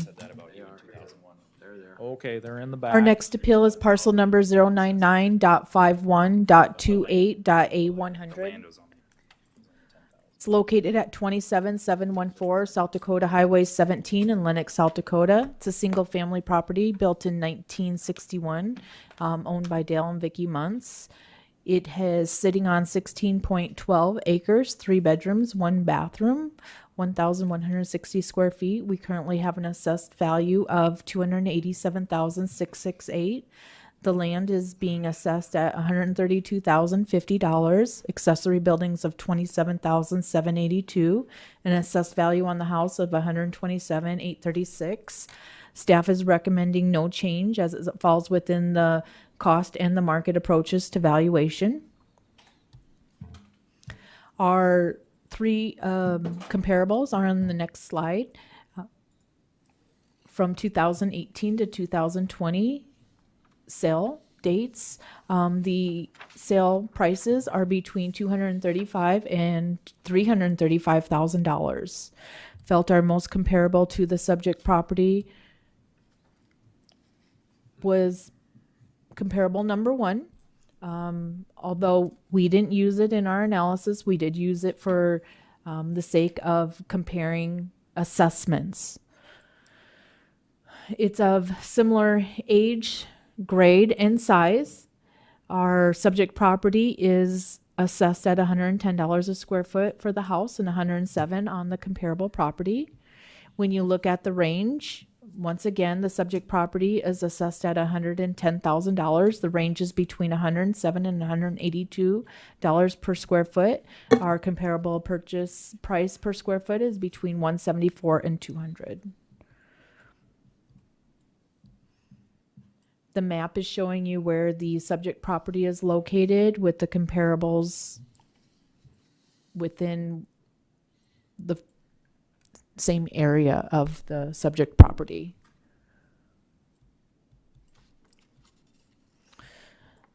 The appellant had brought to us in regards to some water issues that he felt needed to be addressed on his property. We show you on our slide after where the sales and the comparables are located, some flood risk and flood plain on the subject versus the sales. That's not in my place here, though, that one. The one on the top left? Yeah, it's Top not left. mine. Yep, he's correct. What happened here with this is, as you can see, in the picture, it shows the search bar and its parcel number is 09851. It's exactly the same, except it's 098 instead of the subject's parcel number is 099. So that was a mistake that was just caught this morning, and we weren't able to correct the PowerPoint. Okay. So I apologize about We that, can sir. show you that on the parcel browser if you we can wish. pull it up instead. Yep, you can address the board. Is the staff done? Is the staff done, or do you have further presentation? Looks like there's another slide for the outbuildings here, showing the assessed value. I think that was part of the appeal, probably, was the value of the outbuildings. Right. So this shows pictures along with the assessed value on each of those. Questions for the staff? Okay, yep, Commissioner, go ahead. Well, I'll save it for later. Okay. Mr. Muntz, would you say your name and your address for the record? I'm Dale Montz, my wife Vicky back there. Okay. 27714 South Dakota Highway 17, Lennox, South Dakota. Okay, thanks for being here today. Why don't you tell us what you think we need to hear? Well, the whole thing is 83.3% increase in 1 year. I thought that was quite excessive, you know. Majority of the people around Lennox is about 30-something, but again, no, it's way out of line in 1 year, I thought, 80-some% in 1 year. And I've had different ones tell me that's just unheard of. You know, basically it's 15, 30% a year, but we're playing catch up, I have no idea, but. Anyway, again, like say now the first 2 acres on land are each one assessed at $42,000. That's something new again, which increased it. And all these buildings now, each one has assessed individually. That's something new again too. And like say, it's a lot of extra cost pushed my way here with all this extra. And again, like say the house was built in 1955, and it's still got the original windows, doors, woodwork. And it needs, like I had a realtor come out on Saturday, we kind of went over things, and he says you usually spend $100,000 in my house, get it upgraded to where it should be, where you want somebody, you know, the newer generation to live in, but this house is still back in the 50s and 60s as far as inside structure in the original part of the house. We did add an addition on there to the north on it, but, and you see the cement there in front of the driveway, that's all cracked. But one time, that small building there, you said there was a garage, they moved it off, and they did not pour no footings. They sat this new addition when the former owner was there, and now all this concrete is cracked. By rights, all this end of this garage and entryway should be jacked up and footings put underneath that because the door shuts and now it don't shut. But again, that's something we inherited and they never took care of either. Any questions for Mr. Muntz? I have one if you're. Go ahead. The Okay. local board changed it to 256,948. This is for ponding. Was there anything else beside ponding that they Well, again, recommended like it for? say, excuse me, there's a picture of the flooding on here. Again, I addressed this board 2 years ago. If you may, I'll pull the correct property up, yours, and we can look at that on the parcel browser for everybody too. Mr. Jimin, if I may, I have another question while he's doing that. Maybe you can answer that, if I may. Sure. morning or afternoon already. Of the 9 buildings that are listed or shown on the exterior of your home here, do you utilize all of them or any of them? Well, when I bought it on auction, they were all there. Sure. And I'm just saying I didn't have no big deal. I'll put 10 on them. Again, they're all the old farm buildings there. Yep. I'm just curious if you utilize them in any way. Do you store, for instance, I'm looking at a a Sioux grain bin. Do you store anything in it? It's junk. See, Gomer auction across the road. Yeah, I know. For all them years. That was a bad So you deal. do utilize it a little bit. How Well, about, but stuff- there's a chicken coop that looks like it's on skids on the lower left. Well, that used to be old hog shed. Or old hog, forgive me. I Hog should've- feeder. And I used to close the side. Now I got $823 on the Yeah, old hog shed. Do you still store some stuff in it? Well, there's just a bunch Yeah, of wood in but it's there. on skid, it's not on a permanent foundation. Yeah. No, All it's right. not a permanent foundation. Thank you. And the land real estate agent out there, you know, steel bin at $307. Thought that was outrageous too for a steel bin, which is, again, that's. Okay. Thank you for letting me ask So, that. so you would say more all of these are used for storage? than- Well, like he told me, I got way too many buildings in the place, and and he should get rid of a bunch of them. And I agreed 100% with him. Before, it was no big deal, but now he started evaluating every building in the place. Yes, it makes a big deal versus previous. Before, they used to go around each building, get so many square feet in each one, add it all up, and Any other questions for Mr. Muntz? Okay, hearing none. Any other questions for the staff after what you've heard? Okay, I'll close the floor to testimony. Is there a motion or any other questions? so did he bring that slide up there on water on the? Oh. Yeah. Does the commission have any other motions it wants to bring forward? Excuse me. Mr. Chairman, Yes. I have a motion. I took all the buildings and I looked them over and I reduced them to $9,100. For their usage and age, I couldn't see that some of these had any value at all. So when I leave that 9,100 and I add 132,050 for the land at 127,836 for the house, brings the total to 268,986. That's your motion? That's my motion. I'll second that motion. We've got a motion and a second. Is there any discussion or question? Will the clerk call the roll? Commissioner Gibbon, Yes. Commissioner Poppins, Yes. Commissioner Schmidt, Yes. Commissioner Aaron's. Yes. Okay, very well. Thank Sir, you. thank you. You get a notice in the mail from the auditor. Thank you. Okay, that was our last appeal. Mr. I know. That was our last appeal before we were supposed to break for the noon hour, but it looks like we got somebody here who wants to talk. My apologies, I was scheduled for the 20th, and I guess I visited with this gentleman on the phone, and we miscommunicated. I had down 12:40. What's your name, sir? Arlen Olson with The Hospitality. Okay. And I now see that on the schedule, I was here at 10:50 this morning, and obviously I wasn't here. Okay. Because we were an hour and 50 minutes off on our communication. I don't know if I can still present a case or not. Okay, hold on a second. We'll ask the board. Did the staff fill you in on what the decision is?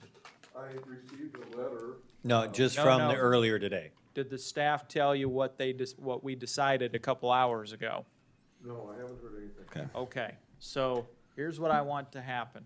I want the staff to talk to Mr. Olson here, tell him what we decided as a board, find out whether he still wants to appeal.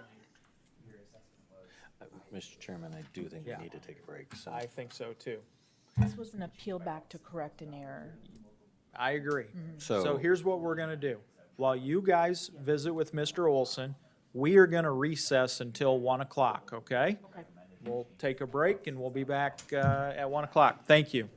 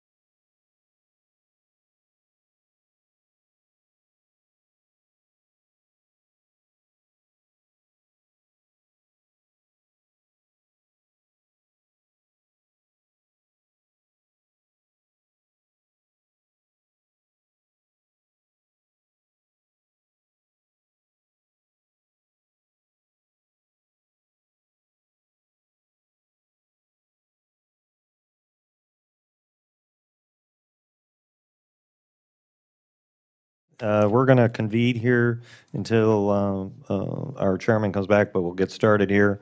Do we have someone on the line? Yes. All right. The staff will go through their presentation, and then we'll open it up to you.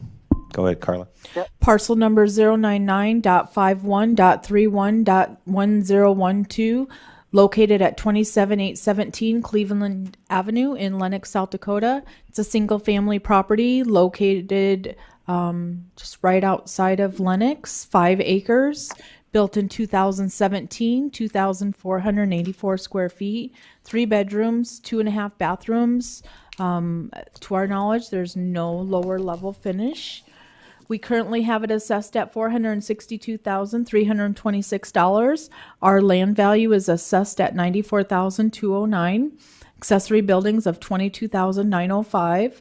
A house value of $345,212. Staff is recommending no change. It did appear before the local board of equalization. They made a slight change of to the value. I believe it was for ponding. Our 3 sales are on the next slide, showing a date range between 2019 and 2020, with market values ranging from $300,000 to $429,000.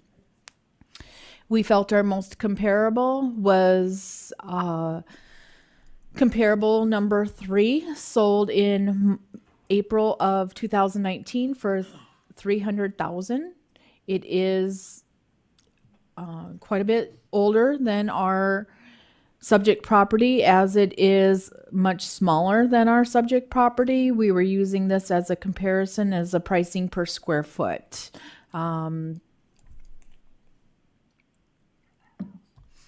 Our subject property is currently being assessed at $139 a square foot.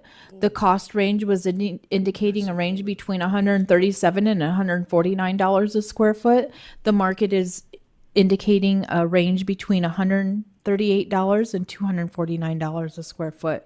The subject property is on the lower side of all of those ranges. You can see where the subject property is located. Comp 1 is nearly just a quarter of a mile away from the subject property on the edge of Lenox. Comps 2 and 3 are scattered. Sorry, I'm having a hard time looking. Just to the north side of Lenox. Oh, there you go. Yep. Just to the north of Lenox. Thank you. That is all that staff has. All right, any questions for staff? If whoever is speaking on the phone will give your name and your address, go ahead with your presentation. Yep. It's Wesley Heidloff, and address 27817 Cleveland Avenue, Lenox, South Dakota, 57039. And I emailed some basically evidence in for my case. You guys have that? Is it in your docket? I'll have to look. I don't see it on this presentation. I don't see it on this in this packet here. Is it a certain parcel, sir? We could also look it up.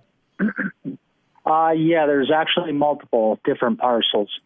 So there's information in there from my, when I talked to a realtor, they basically said total price you probably could get for your property is $342 total, not $462,000. You guys are over by $100,000. Let me interrupt you if excuse me, sir. What email did you send that to? I sent that to the assessor's office. Okay, we'll look for it. We don't have it, but continue. Thank you. And then, so basically, I've got about a quarter of the land in ponding and flood possible. Tried to develop, so where I'm at, I'm locked in for development purposes, which decreases the value from what my real estate agent said. And not only that, but when I built this place, the insurance value is $280,000 for the house. And this is what the insurance value came back. And I also redid my mortgage for $382 when I built this. Not only that, but back in 2019, I came to the same board because they did the same thing, said, oh, well, these valuables or these values are so-and-so, and they were way over. And the board agreed that you guys were too high back in 2019. And then I've got subject properties, multiple different properties that have the same amount of square foot and about 100,000 less total. Can you, given that we don't have, excuse me for interrupting, but could you give us a parcel number and address on what you think is the most comparable? Okay, I can give you an address. It's 28252 466 Avenue, and that's one of them. And back in 131 of 19, it was sold for $300,000. Has about 4 acres. Total first floor square foot is 2160 square foot on the first floor. And it's got a finished basement, completely finished. High-end appliances, high-end cabinets, high-end countertops, high-end flooring. So it was completely redone, and it sold for $303,000. And it's got 4.13 acres. Okay. And then another house just right down the road from me, sold on 7/24 of 19, 4 bedroom, 2 bath, 2,037 square foot main floor. That one sold for $148,000.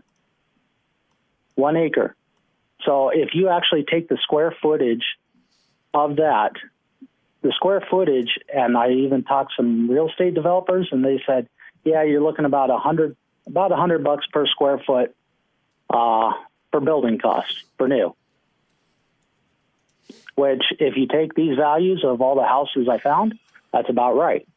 So they're about third. They're not factoring in the land values of all that. So when you factor in all the land values, the total value, you come out to about $100 a square foot. And whatever their numbers they're using is not coming out to that. Because one here right in Lenox, 4 bedroom, 3 bath, and address is 221 South Blaine Street. It's got 2776 square foot. It's going right now for sale for $279,900.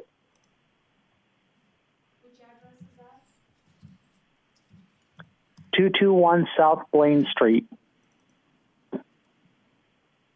And how much did you say? And that it's for one's sale average $279,900. And basically, the land is, for what the real estate agent said, the land is way overvalued, and the house is way overvalued. Because when you take into an actual sales cost, you also have to take in the cost that you're paying 6% to the real estate agent, and you're paying sales tax on that house. When you guys are looking at that sales value, that's not taking into account any of that. And sir, I do believe that I discussed some of these sales comps with you. The one that you stated at 28252 466th Street is a mobile home. It was put on a foundation, and I believe does have lower level finish.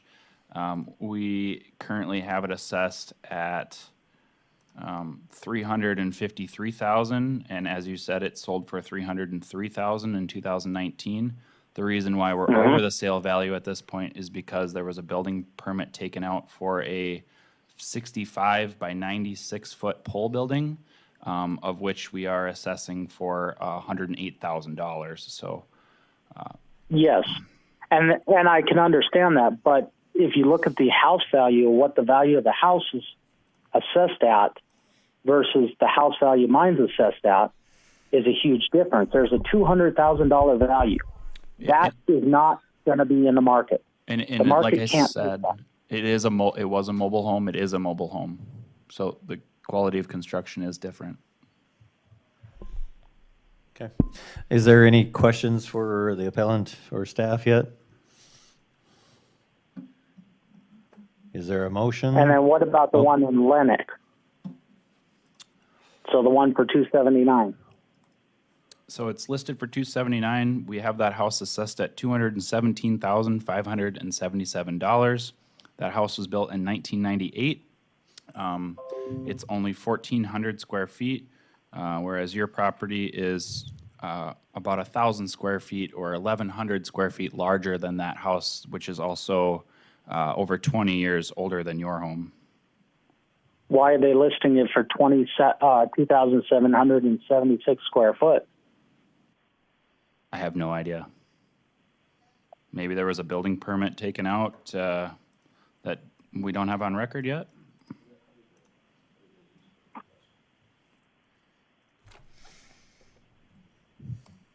But the thing is, it's what it's selling for. So when I talk to real estate agents and they say I'm only going to be able to get a max 340 for everything, that is where the problem is.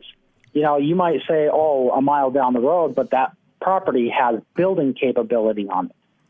Mine does not. Sir, you I don't have capability. I'm across from manufacturing and all that. I think so, yeah. Quick question. You had indicated or maybe mentioned that you had a official appraisal done on this to refinance. When was that? Yes. Would you be willing to present that? I would have to try to get that, but it was done part of my mortgage. My mortgage is $287,000. Yeah. What year was that? Refinanced it for. You don't remember that was done. It was done the end of December. Of this last year? Yeah. If you had an appraisal, that would be some very good evidence. If you had that appraisal. I have a question. Was this Robert, was this a real estate appraiser, or was this a bona fide appraisal that was hired by a bank to do this? Because there is a vast difference between what a real estate will appraise things at versus what a bona fide licensed appraiser. Was yours real estate, or was it a bonded appraisal? I'm not sure. It was done through the bank. Okay. What did the local board, when they made their adjustment, what did they quantify that with? Basically everything. When I built this thing, the value that it was built at. So they just lowered it by that set amount. They didn't pick. Did they pick the land? Did they pick the house? What did they pick? They picked, well, basically it was a total of everything. So they adjusted the house down because the house was, I think, about what the same it is right now. And they agreed that it was overvalued. And same thing with the land. They basically reduced the land down because the total land value. And when I showed them some of these comps, some of the same comps, like of houses that sold nearby and real estate agent stuff, they said, yeah, they're overvalued. Local board only changed the value of the land, and they lowered it roughly $5,000. They made no change to any structure values. Else? Okay. Okay, so what was the value of the structure before? The value of the outbuildings was $22,905, and the home was valued at $345,212 before and after local boards. No, it wasn't, because my value tax last year was $268. We're not talking about your taxes last year, sir. We're talking about your 2021 assessed value. Assessed value, not your taxes. I'm asking last time, what was it assessed for? Because that's when I went to the board, and they agreed. It was the values I just stated, sir. Are you referring to 2020? Yes. That would have been, yes, county board then it was 268,063. So what was the house value at that time? That I don't have. Couldn't tell you. Don't know. Okay, so the board agreed at that time, and the house was finished, that it was overvalued. And now they're saying at 268, that's what they put it at. And now they're saying that, it's a 72% increase. That's not correct. The 2020, I'm going to say that 2020 was actually not appealed. I believe, as I look at this, it was probably appealed in 2019. It was set at 268, and then stayed the same for that 1 year, and then we come back and did a reappraisal on it. But I would ask for clarification if that's not the case. That is exactly the case. And the board, if I remember correctly, lowered the value in 2019 because the property had, the area had not been reappraised. So they felt the home that we're in question of today, they equalized with a non-reappraisal valuation. And in since that area. then, it's been, the area's been reappraised. No, that is not true. Yeah, it is. Because I brought in values of houses that sold. So what you guys are saying is not true. Because I brought in multiple values of that, and they agreed with the sales values of closed homes. Are you talking about the county board or the local board, sir? The county. It was Lincoln County, because I came in the office and met with the whole board there at that meeting in 2019, which was the value for 2020s. It was not for 2019s. It was for 2020's taxes. No, because it changed. If you do 2019, you have to do 28. It was been done in 2018. Where are we at? Well, We're about at the end ready. of his presentation. If I may, I'm going to end the, I think we've had the discussion. Is there a motion to any effect on this? Or any other questions from board members?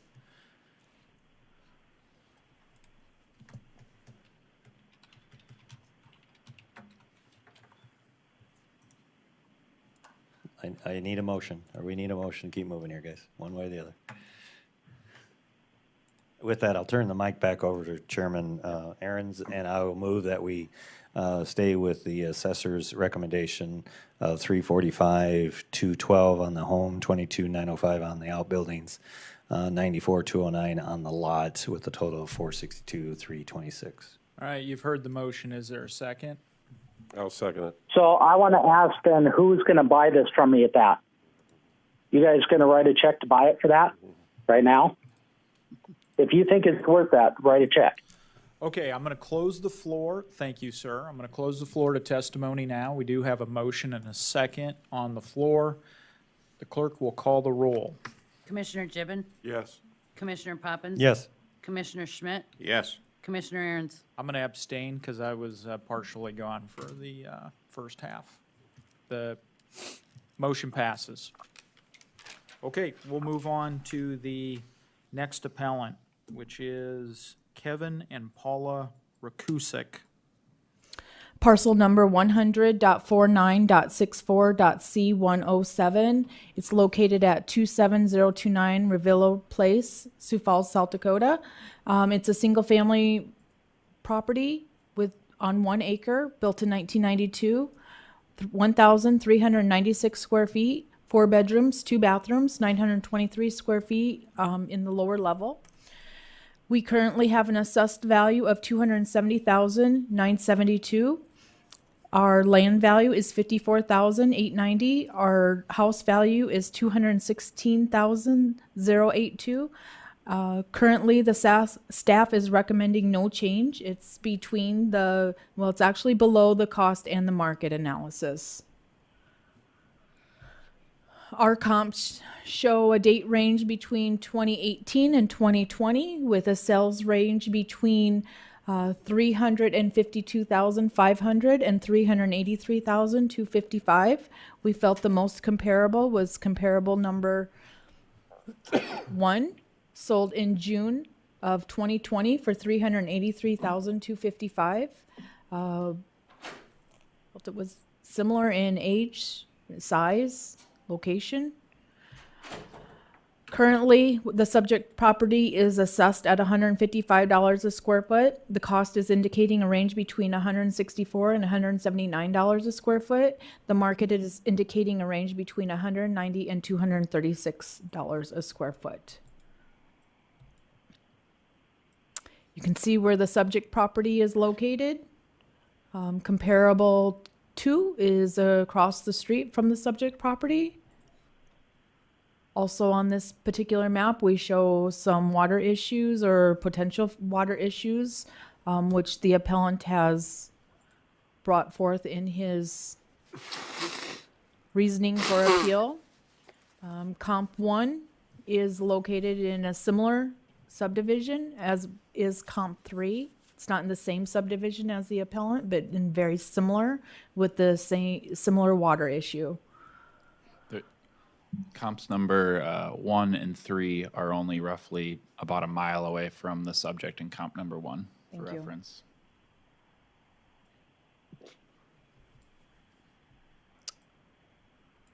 Again, staff is recommending no change to the 2021 assessed value. Any questions for the staff?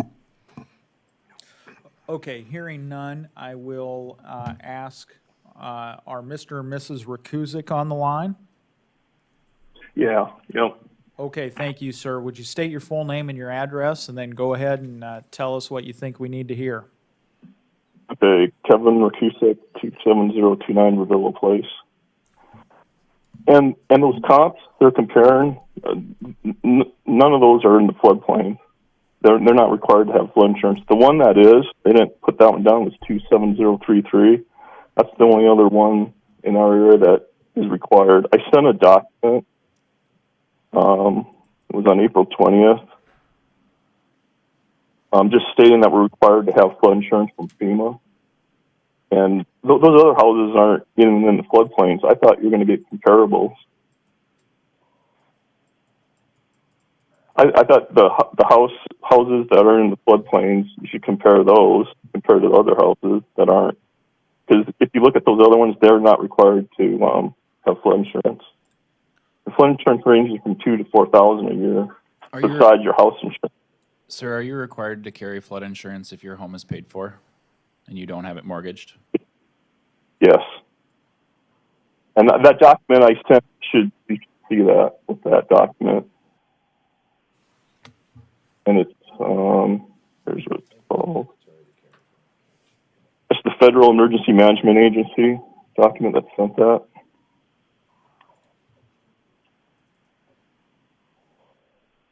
It's like a 2-page document. I guess I was wondering, why didn't you compare other places with that have to require flood insurance? Can you see the map where comparable number 2 is? We don't know what flood insurance. Is that across the street from me? Yes.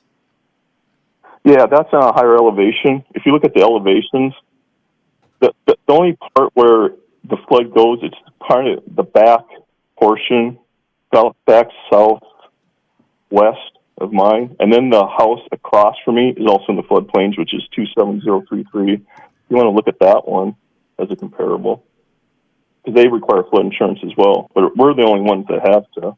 Sir, did that house sell to the south of you? Yeah, it did. When was that sale? I think it was a couple years ago. Maybe 3 years, 2 to 3 years. What was the price on that one? I'm just curious. Sir, why don't you just give us a second? You probably can't see us, but they're looking up an answer to your question. Okay. Okay. So you can't see them, but they're typing this into the computers now. So just give it a minute. Unless he's watching live. Yeah. Oh, did you get my document too from FEMA or not? I checked my email personally, and I know that we've had some correspondence, and I didn't see it. Well, I sent it to, I called, and someone from Link County told me to send it to this, let's see what address I sent it to.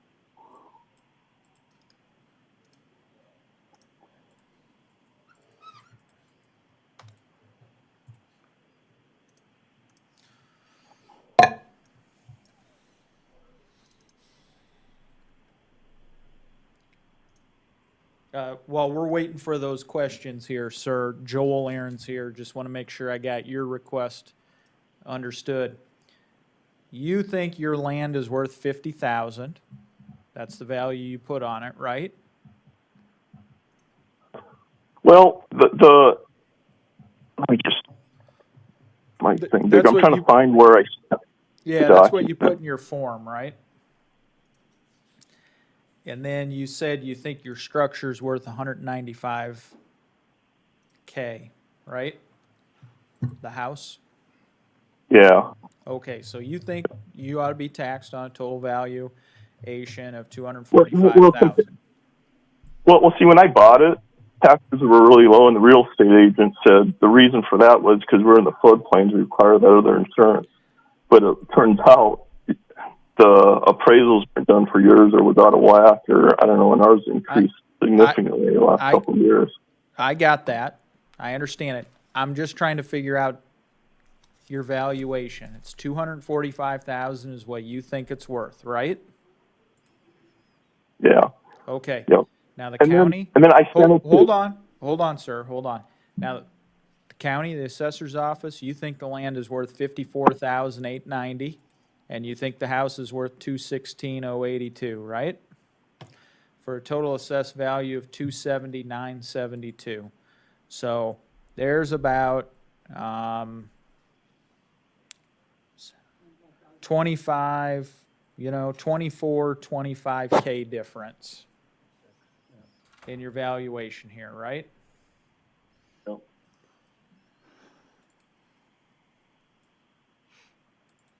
And what you're saying, sir, is you think your valuation is more accurate because because your realtor told you something, and because you've got to pay that mandatory flood insurance, right? Right. If you have the houses side by side, if you have two houses that are exactly same square footage and everything, what would you rather get? One that you just pay that, just regular house insurance, or would you want to pay $2,000 or $4,000 more for the exact same house? Requiring flood insurance plus house insurance. Yep, I understand. Yep, I understand you. That's what I'm trying to figure Yeah. out here, what your argument is. Then I sent it to assessor at LincolnCountySD.org. That's where I sent that document. Thank you, sir. We did just get that pulled up now. Okay.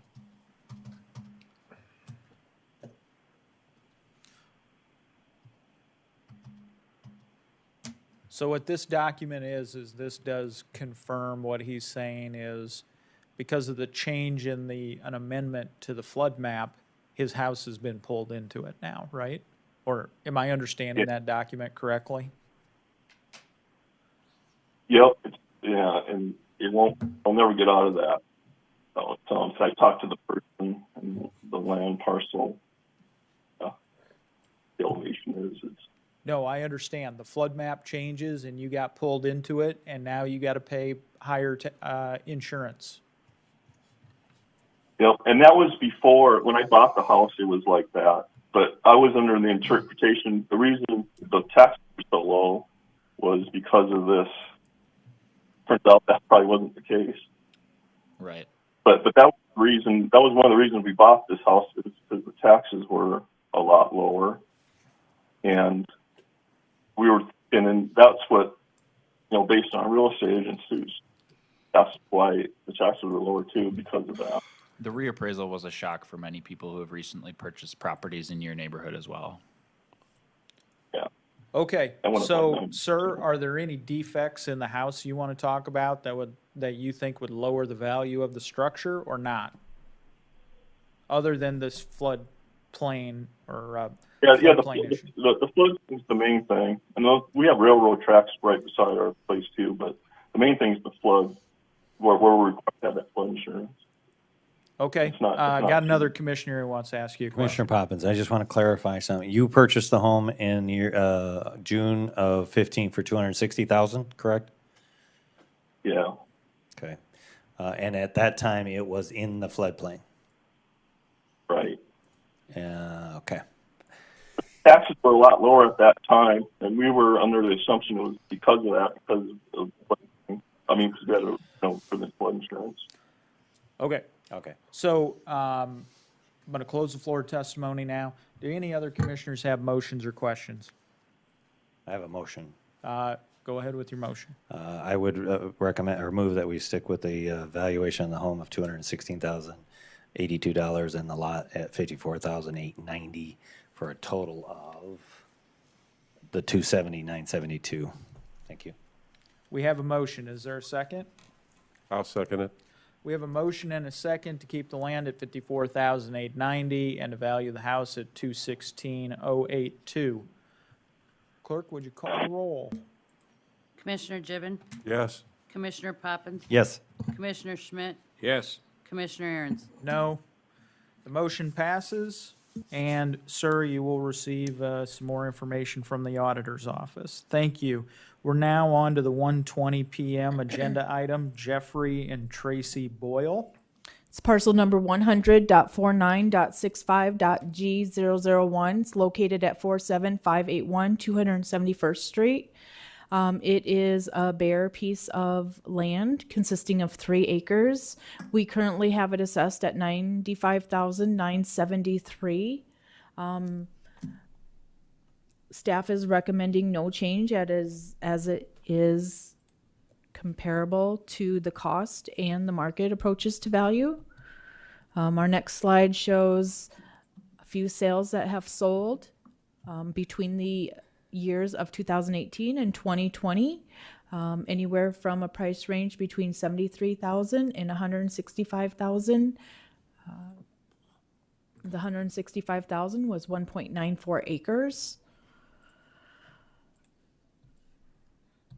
Our cost is indicating, our subject property is currently assessed at $31,467 a square foot. The range for cost is between $15,279 and $69,062. The market is indicating a range between $23,692 and $85,052. And the subject property was purchased in 2015 for $113,000. All right, thank you. Questions for the staff? Sorry, did I transpose a number when I was reading? No, I'm just curious, am I subject property assessed value per square foot at? Per acre. Thank you. Okay, just that correction. Yep, good catch. Yeah, 31,000 per square foot may be a little high. No, it's per acre, per acre. Do we have the appellants on the phone? Mr. and Mrs. Boyle? They RSVP'd that they would be in person, but they aren't present. Oh. I do not see them here. Okay. Is it? And it is, it's 1:40. They're on the agenda for 1:20, so we're good there. This was an appeal by them. They're correct? They're the ones who filed the appeal document with the county? Okay. Does anybody have any additional questions for staff, or do they have a motion to make in the absence of the appellant? I'll make a motion to accept the assessor's recommendation of $95,973. Do we have a second? Second. Got a motion and second to value the land at $95,973. Clerk will call the roll. Commissioner Gibbon, Yes. Commissioner Poppins. Yes. Commissioner Schmidt, Yes. Commissioner Aaron's. Yes. Thank you. The 1:30 agenda item, appellant Jeff Cavan. Our next appeal is parcel number 100.50.32.E100. It's located at 47121 272nd Street. It is 4.11 acres with a single-family home on it, built in 1933, 1,456 square feet. We currently have the home valued at $7,922. The land is valued at $103,763 for a total assessment of $111,685. It currently sold in December of 2019 for $210,000. Staff is recommending no change to valuation. On our next slide, we have 3 sales indicating land pricing between 2018 and 2020 being sold anywhere from $158,000 up to $195,000, which ranges a price per acre of $25,246. Our cost is indicating a range. Excuse me. Our cost is being valued at $42,000 for the first 2 acres and the remaining at $3,300. The market is indicating a price per acre range between $31,600 and $37,284 per acre.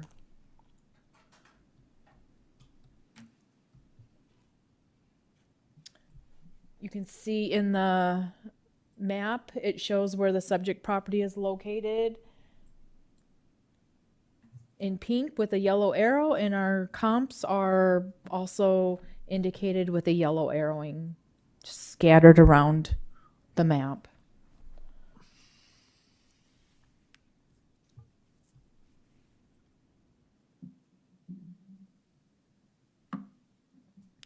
Any questions for staff? Do we have Mr. Cavan on the phone? Nope. Ma'am, you aren't here for Jeff Cavan, are you? No. Okay, just making sure. We're running a little behind, that's why. Okay. Did he receive notice of hearing, notice of appeal? You're too far ahead. Yeah, okay. With that, Mr. Chairman, if you're ready for a motion. Yep, ready to close the testimony and entertain motions. I would leave the house at the $7,922 and the lot at $103,763 for a total of $111,685. Is there a motion? Is there a second to that motion? Second. We've got a motion and a second. Keep the land at $103,763 and to value the house at $7,922. Clerk will call the roll. Commissioner Gibbon, Yes. Commissioner Poppins. Yes. Commissioner Schmidt, Yes. Commissioner Aaron's. Yes. The motion passes. The next agenda item is our 1:40 p.m. Travis and Megan Dahl or Dale? Dahl. Dahl. Okay.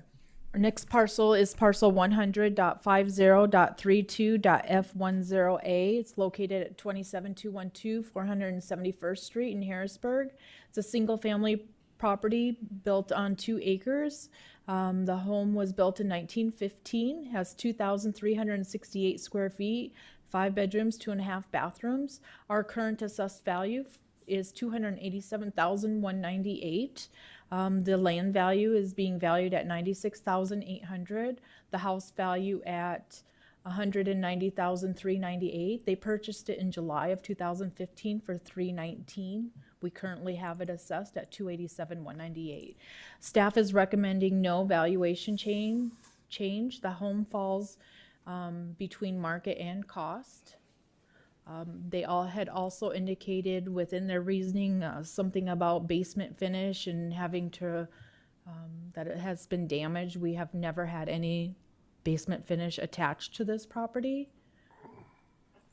The local board did lower the value and we appealed it back. They lowered it to $266,800. That was a total valuation, and they lowered it due to the fact that there had been some basement finish removed or there had been some damage to it. Once again, we did not assess any lower level finish. So that's why we're appealing it back to the County Board of Equalization. Along with the purchase price of the home. Any questions for staff? Okay, do we have Mr. or Mrs. Dahl? Mr. or Mrs. Dahl available? Are you on the phone? Nope. Nope. Did they receive notice of hearing? Yes. And they're actually the ones who appealed it to the county. We back. appealed it. Sorry, excuse me. Yes, that is It was an correct. appeal back by the county. Correct. Okay. Well, I don't see them present with us here. They're not on the phone. I'll close the floor to testimony. Is there a motion?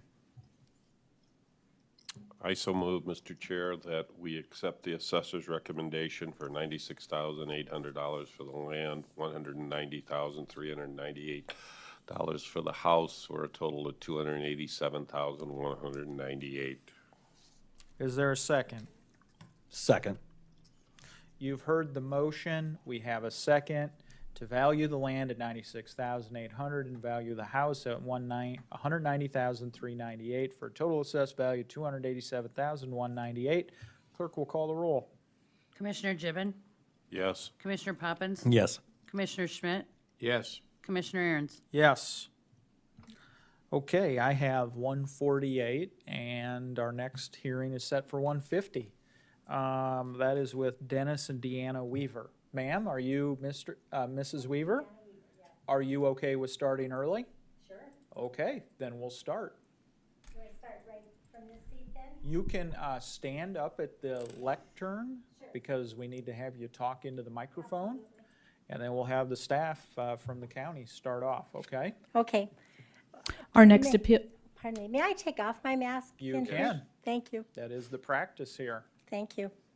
Our next appeal is parcel number 100.50.62.4035. It's located at 46780 271st Street in T. It's a single-family property on 3.52 acres. Home was built in 1977 with 1,748 square feet, 4 bedrooms, 2 bathrooms. It does have some lower level finish of approximately 1,513 square feet. We currently have an assessed value of $350,137, $101,816 on the lot, and $248,321 on the structure. Staff is recommending no change. The property, so this property was not heard at local boards.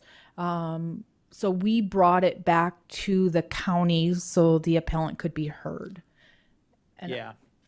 The reason why it wasn't heard at local boards is because postal mail was used, and it was sent to our office rather than the local board clerk, and so it didn't get exchanged in time before the meeting. Understood. So the county said we still want the appellant to be able to make their case, and they did that for you on your behalf, Mrs. Weaver. And so this case is properly in front of us, and here we are. Thank you for showing up today. Absolutely. Okay, why don't you go ahead and state your full name and your address, and then give us your presentation. My name is Deanna Ray Weaver. Our address is 46780 271st Street, T, 57064. My husband, Dennis Weaver, is unable to join us today, so I'm representing us. We bought our house, I'm probably repeating something that was said, we bought our property in 1974, 3.5 acres for $5,500.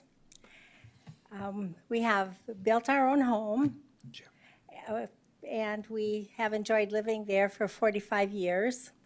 In 2016, when our home and our land was reappraised, during that reappraisal that the county did for everyone, our land value actually went down, and I'm going to round numbers, but it had been $36,000 and it was rounded down to $33,000. It has remained constant since that time. So you can imagine our shock when we received our recent land evaluation. The land evaluation went up 200% since last year to a total of $101,000. We asked what other commodity or service raises its value suddenly by 200%. Our economy could not sustain that. My husband and I are concerned that we will not be able to sustain the ability to live on our property. We've been retired 10 years, and it was our hope that we could stay there. I'm going to read to you part of the letter that I wrote. You may be familiar with it. If not, I have a copy, but it's a letter I wrote and sent to the wrong address. I just want to stress why we're appealing the decision. Even though we know that land values have gone up in Lincoln County, let us explain why we do not believe that our land deserves to be assessed at such high volume. To describe the land, it is a rectangular piece of property with a frontage 190 feet. The only access to the property is a poorly maintained and highly traveled gravel road, and I would assume it's the worst road in Lincoln County. Very highly traveled, off the oil onto our road. Come visit sometime.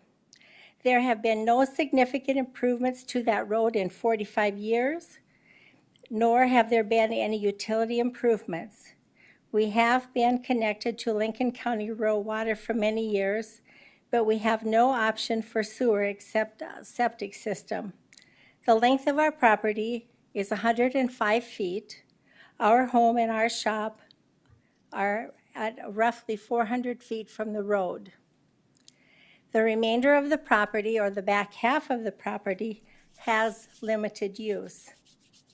The neighbor directly to the north of us was given permission by the county. Now, I want to just say, I don't know if the county specifically gave them permission to install tiling and berms to drain their land of water. But what I can tell you is our neighbor next door came to the county, a commission meeting or 2 or 3, whatever he did, to try to stop this from happening, and the county said, we have no control. So that's what happened a few years ago, and we get, and I'll keep reading here, we get runoff from his property, and we are suspicious that fecal matter from his barn is included in that runoff. Our neighbor to the east has lost numerous trees because the trees could not survive growing in the lake that resulted from the runoff of the neighbor's property. I don't know how many acres he has. I'm guessing 30 east to west. So there's several homes that are affected by the runoff that are just directly east of us. We also experience natural drainage from the west that traverses across the naturally occurring low ground on our property.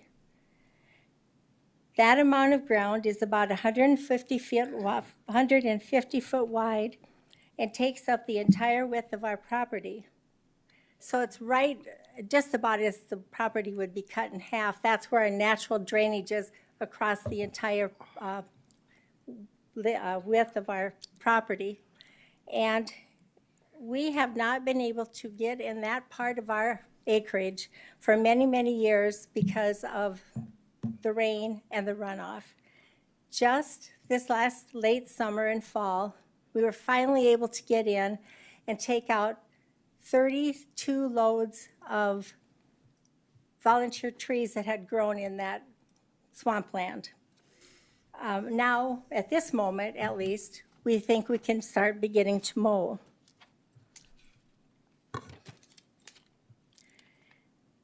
We have 2 questions to ask.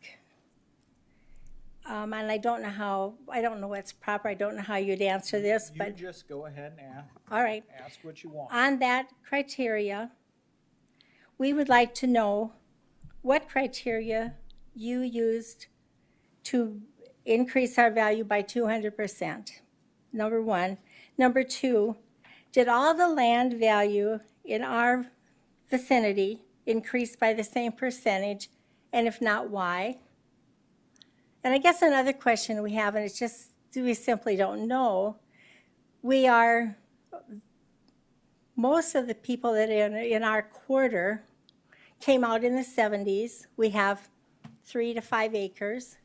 We're immediately adjacent to all the new homes that went in north of 271st Street, north of T. We'd kind of like to know how we compare to that.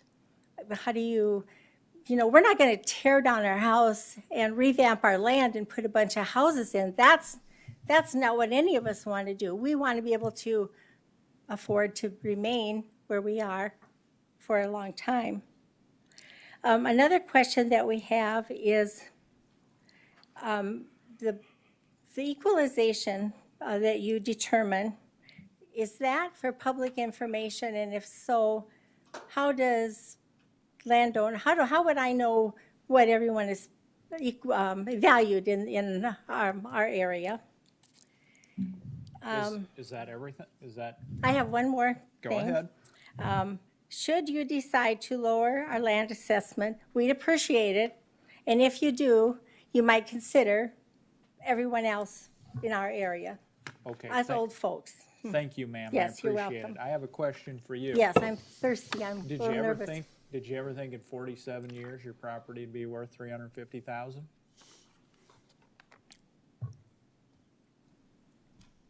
Not a trick question. No, I know. I'm just thinking legitimately about asking. it. Yeah. It's astonishing to us how much land values have gone up in Lincoln County. Our daughter is a physician. They live in Lincoln County. They'd like to buy other property to rebuild. They're wealthy enough to do it. And she's saying it's out of sight. I mean, I can't even remember what she said. And it's like, well, does that mean we older folks have to leave the county? That just the equitable answer to that is shouldn't have to. That's. If I may, Mr. Go ahead. This has been a repetitive thing that we've heard today, and I don't think you're going to have a disagreement at all from anybody sitting on this board. The unfortunate part that we sit is we're dictated by the state as to what we have to do in regards to equalization of values of property. And again, I recommend, can you hear me okay? I can hear you fine. I'm listening. Yeah, I'm just trying to make sure, is we need to get a hold of our state legislators, because it's people like you that are literally going to be forced to move, because it is a wonderful place to live, and unfortunately the valuations are jumping. People are moving here, the school districts need to grow, and they need to build new buildings. But because of that, it's not so much, you could care less what your value of property is, it's what your taxes that you have to pay. Well, right. And, people are not able to afford to pay the taxes and enjoy something they've built for 40-plus years. Right. And we need, there's income guidelines that we have that restrict us and all of those types of things nowadays. Well, our state legislature is the ones that need to change or give us some guidance as to how we can accommodate individuals so they don't have to move out of this area that they have loved for decades and raised their family and their grandchildren and such into. Right. But right now, we're in a position that we have to, through our office, look at properties that are of similar size, shape, design, and make sure that their valuations are all the same. We can't go over market, but yet we have to have them within the state wants us to be at 100% market. Well, if we go below 85%, we get a little bit more of a slap on the wrist, and it ultimately doesn't affect our taxes. It's just how valuation or taxes are spread amongst those that reside in an area. So. Okay, I understand that, and I appreciate knowing. I mean, Yeah. I didn't think there was any way that you would have that you personally would go out and decide these things. I knew there were guidelines, but what I'd like a little more clarification on, how is it possible that our property went up, now the land I'm saying, went up 200% in 1 year? Well, Has the land values gone up 200%? it won't be that it's 1 year, but it's over a period of time, and since the last time it had been looked at. And values, the city, for instance, and I stand corrected, I had been using the numbers, 17% for every household inside the city limit of T, but it was 15 or maybe a little bit more than 50% in 1 year. Every home was 50 or 5? 15, 1 5. 1 5. Just this 1 5. last year alone has Okay. gone up. Okay. So we're getting an influx of people coming from all over the nation because they're finally realizing how good of an area that we live in because of the shortage of homes and things like that. It has just pushed our values year after year after year, well over 5-10%, and it is a surprising and a shock, and we don't have. The state has not stepped in to help us, but for people specifically like you that had nothing to do with this, you're just trying to enjoy retirement or whatever. So, And how about the fact that that half of our property is unusable? it's still That we you can't look at 2 acres, and 2 acres nowadays in northern Lincoln County where we're at. it'll sell for $115,000 to $200,000 just for 2 acres. It doesn't It's even matter what the condition of the how property the is. rest of it is, yeah. And ma'am. It's that building eligibility. Ma'am, I want to thank you for coming here today. Our next folks are in line behind you, so Yeah. what I'm going to do is close the floor to the testimony. Okay. And ask the commissioners, do you have any other questions, or does somebody want to make a motion?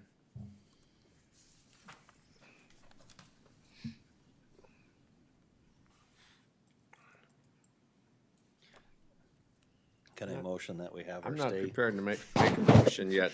I'd like to ask how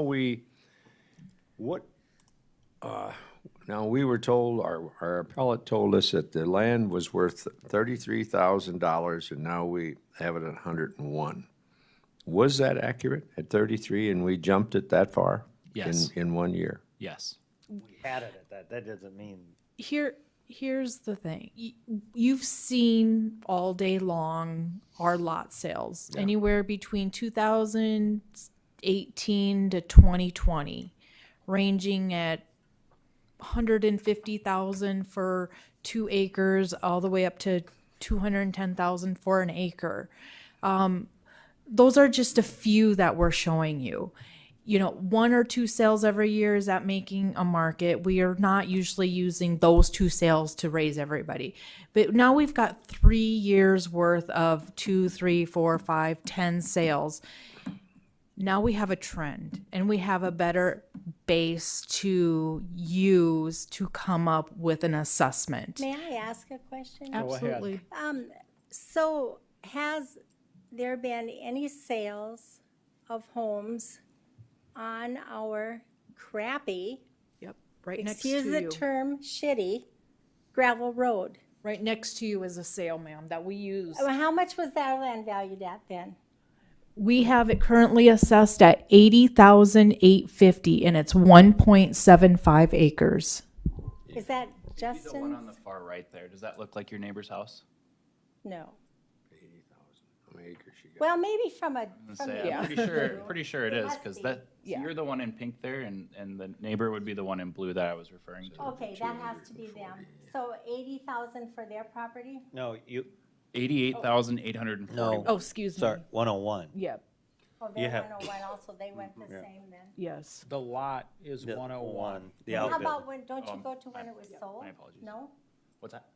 Oh, what did it sell for though? What was the 320,000. When the land was sold, what was the? No, price? No. this is This is it. we look at the total of the property. Okay, It sold 3 acres. in 2019 for 320,000. Hey, ma'am, if I could, I would invite you to come up to our office anytime outside of the appeals meeting to look at some of these assessed values and sales. It's all public information, and we're very transparent. We'd love to go through some of that with It's not you. on the internet though, right? Yes, it is. Oh, under. well, Parcel I can- browser, I can yeah, call and yep. find out. Lincoln County website's got a couple of different options Oh, for fine. public maps you can look through. Okay, well, thank you very much. Yeah. Okay, I do appreciate your time, thank you. Thank you, ma'am. Yeah. Commissioners, do you have a motion? What action would you like to take? Go to Pier. Let her, What get I'd a- like to take? Bring it, I'd like to bring on our state legislators, is what I'd like to do. But Well, I that's could not send a what we- copy of the letter to them, I'll do that. Well, we have a sheriff, and we could send him out Okay. there, but I don't think this board could do that. Yeah. Nor do we want to. So, do the commissioners on the Board of Equalization have a motion to make with regard to the valuation of the appellant's property?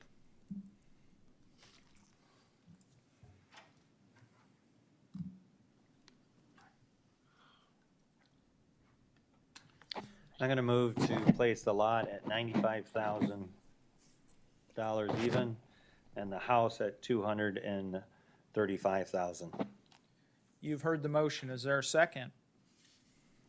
Second. You've heard the motion and a second to place the land at 95,000 and to place the house at, did you say that again? 235,000. 235,000. We have a second. Clerk will call the roll. What's Commissioner that- Gibbon. before you do that, What's the total value, total assessed value then?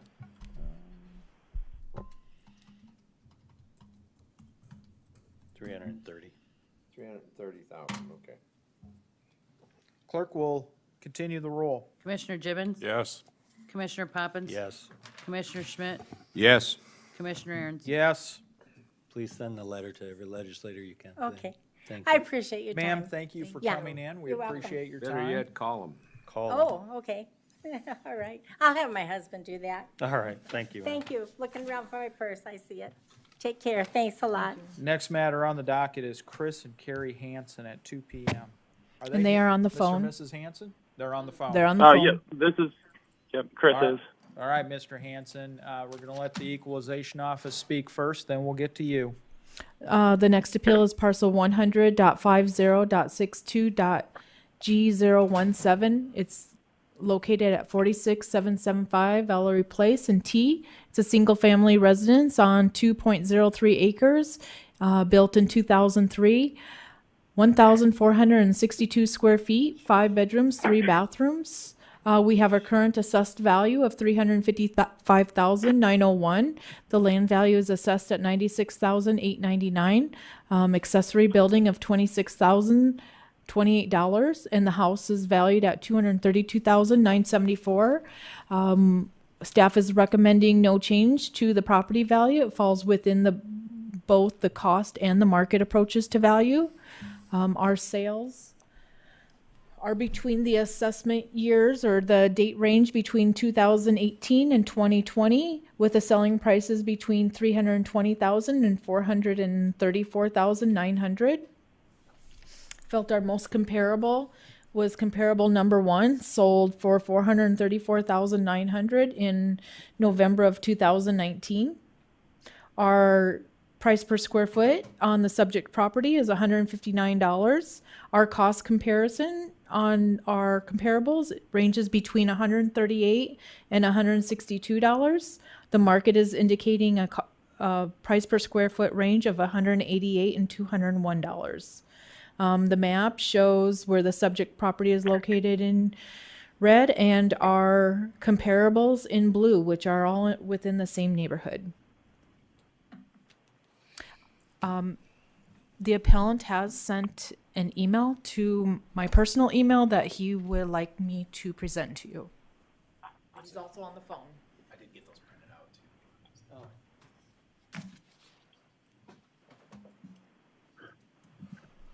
Yep, I'm here.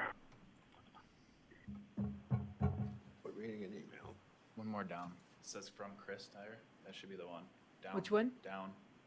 There. Yep, and it'd be the one I sent today, right? It's a Word document. Yep.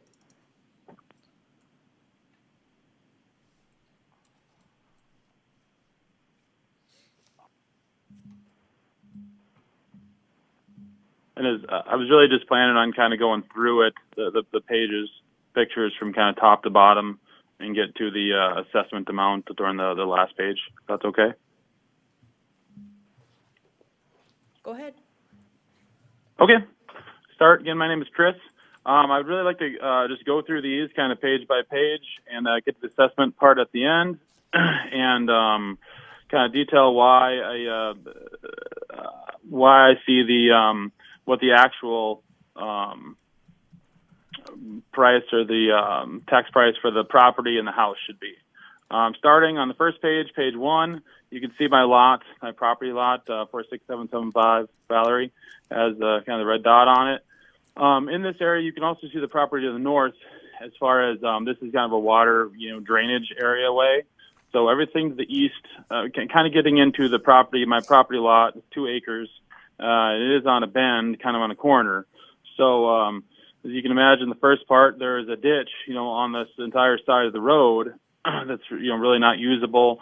And on the east side, that is drainage that drains to the kind of the holding area, the wetlands that are just west of the schools in T, if you're familiar with that area. And then I kind of get into why this is more usable of 1 acre of property, and I'll get into that in the next slides. So on page 2, if you guys are able to slide down, this is page 2. This is a picture from just a couple weeks ago. As you can see, there's water. This is kind of drainage area. This goes to the south. as this fills, my whole half my property to the east, to the east of the house is all, relatively, damp through a lot of the year. This just shows, a part that's, not even usable. Is the shed. You can see my shed to the east. I had to bring in 200 cubic yards just to level that out to make that property, that 40 by 60 square foot area usable for the shed. Scrolling down to page 3, you can see more of when it rains or when it's wet. Right now would even be this year would be not even considered really a wet season, and this is where it's at. There's for dirt that's about 4 feet, 4 feet risen. I had to put in to make this grade level the similar level to the road, just so it really doesn't flood. Going down to the next page, you can see, the duck, geese, stuff like that, but it's really not usable. Even this is farmland across the road. A lot of this is slough. They don't even farm, this type of area either. So that's where I'm really trying to get into. This is 1 acre of usable space and, assessing accordingly. Going to the next page, sliding down, you can see the ditch. The ditches, this has to be good, 10, 15 yards in from the road. It's a ditch, and it goes for 500 feet, the radius of what's, touching to the road. So, this is all ditch area. This, again, is not really usable space. Scrolling in, this is water. It's kind of holding water area, as it rains. Scrolling down to the next, this is really showing when I built this shed. I think for the assessment of the shed, that's fine. I'm not disputing that. It's just really, again, for usable space. This is about on the east side of this. This is 3 to 4 feet risen, just to more stay level with where the road's at, so I don't get moisture issues into the shed. This shed was built 2 years ago, and it has been assessed accordingly. Scrolling down, this is where I really get into, just looking at the numbers, not really what my thoughts are. So there are properties that have properties that have been sold in the last couple of years. 1.12 acres for $55,000, and the other one was, you could say this is farmland, whatever it is, but 10 acres for $55,000 also, which is like $5,000 an acre. These are actual properties that have been sold. These aren't being punched into a calculator and spit out. These are, again, actual assessments of things to look at from land that's been sold, and the only land that's been sold in the last couple of years that I could find. Scrolling down to the last page, this is where I would run the numbers and really looking at your comps. I agree that your 3 comps that you have here are the ones closest to my house. I'm not disputing that. One of the things that you really don't break down well is for other buildings. For the first 2, for the one in the center that was at 46773, that property is right next to me. That property has a detached building that's finished. It has a has office space in it and garage, concrete floor and finished space, and power. My shed is just, I think it was set at 26. Mine is just a metal building, no concrete, nothing's finished, anything like that. So with that, where you have a 17, I assess both of these, and the first property, 46780, also has a shed that's, concrete and more finished than mine also. So I would really assess those both at $20,000 more for the other building, and that brings down, because you're looking at your calculator, you're looking at all the property, everything as a whole, and that really, when you recalculate that for square footage of the living space, you get the first property at $147 per square feet, the other one $149 per square feet. The third property, I don't really dispute. That one's at $138 per square foot, and that's where I'm saying these properties per square foot are actually much less than you're calculating, because you're shorting the buildings that are the other structures that are on the property. From that, one other thing I'd like to note is on your comps and how you've calculated this, looking at the state website and their standards requirements, they assess at 85%. It looks like of percent. You looks like you guys are at 90%. That doesn't really look to fall target the state guidelines. And then getting to final calculations. So if I use $149 per square feet, you know, of what are more actual to the square foot of the house, that is 217. My outbuilding, my pole barn, 26 stays at 26.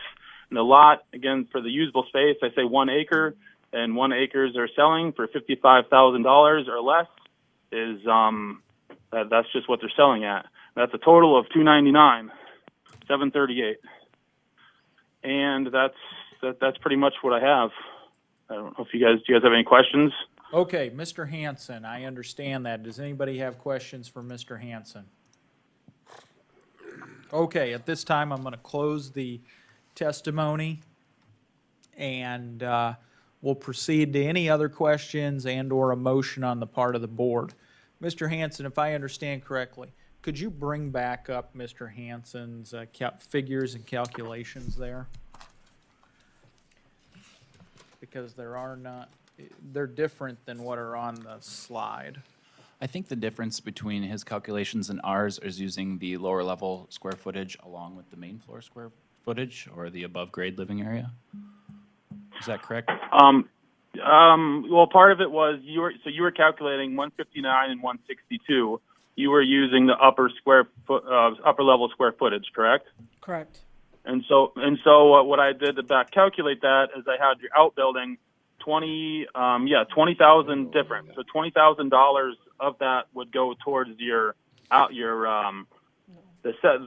pole barns, the outdoor buildings, and then your house value is $20,000 less. So then, as that's an actual, more actual figure, and then I divided that, like for the first house, 245,000, divided that by the square footage, and I get $147 per square foot. I did the same thing for the second house. Because what you're doing right now, the way I see the numbers, is you're shorting. You're making their outhouses that are finished. You're making those low dollar numbers, and you're inflating their actual house, and you're saying that's how many dollars per square footage, and then you're assessing everybody's property around that, which isn't. It's not that high, because you're saying it's 159, 162. But then properties that don't have an outbuilding, like this third one, it's at $138 per square foot, even though you say the finishes are closer to a 4 to 10 grade. Well, sir, the home and the outbuildings are assessed individually. As you can see, the total of the house is $265,329 on the first comp, and the outbuildings are $29,904. So we are assessing both of those components of the property, and it would misconstrue the price per square foot to add in other buildings along with the house building when you're trying to compare one house to the next house, not one building to the next building. Yeah. But that's what I'm trying to tell you is your outbuildings are assessed way low on these because these are finished outbuildings. And people paid, you're looking at the total amount people paid, and that's great, but they've paid a lot more for the outbuildings and a lot less for the house, if that makes sense. Well, and that's your disagreement, sir, and that's why we hold these boards in order to try to sort through those things. And yep, hold on. I was just going to say. Go ahead, real quick. Yep. I was just going to say house number 3 kind of shows that. It has no outbuilding, and it's sold for $138, or it says for $138 per square foot. Thank you. So we've closed the floor to testimony. Does anybody have a question or a motion?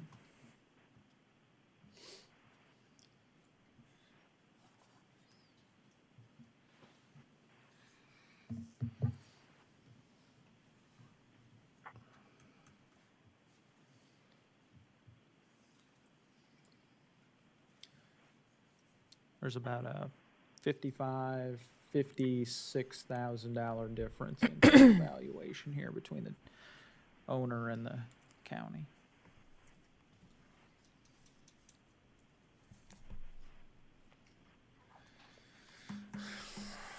I'm trying to see what the discrepancy is using the comparables that they have. The lots still seem to be in line.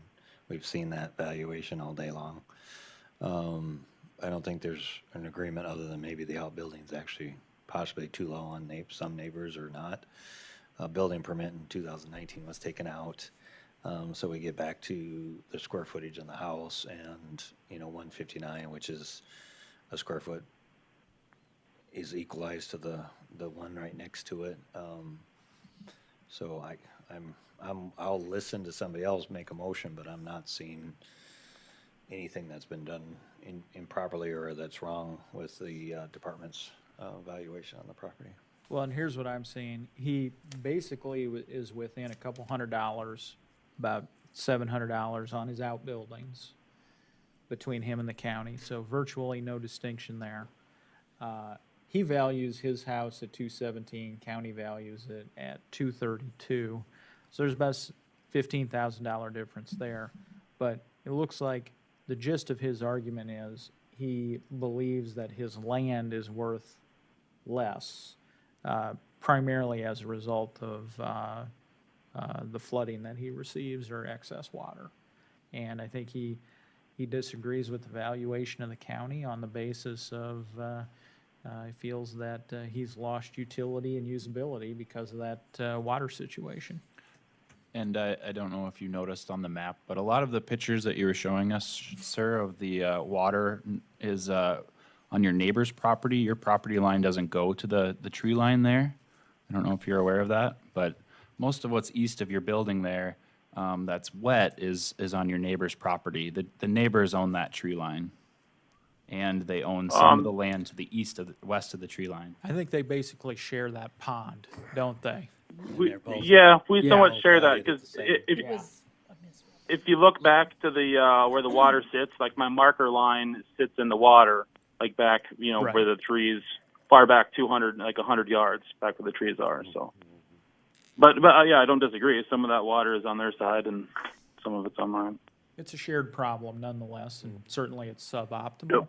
And I think Commissioner Schmidt would agree that problem has been sought after by many people trying to move into the country to have a little pond in their backyard and will pay premium to have what him and I have determined as sloughs for many years. One of his comparables was for 1.12 acres and it sold for $55,000. That's $49,000 plus dollars per acre. We're assessing it less than that. When you and that I would say there was no wet. From where it looks like it's dry property. I guess there's two things. One, there's water on my property, and then the other one, at the corner, it's kind of a corner lot. Blue Spruce has a lot of road frontage. The unfortunate part, Blue Spruce, I'm very familiar with. That whole thing could be underwater at the wrong time of the year, the whole property, with flowing water. So, Mr. Chairman? Yes. Oh, sorry. Absolutely.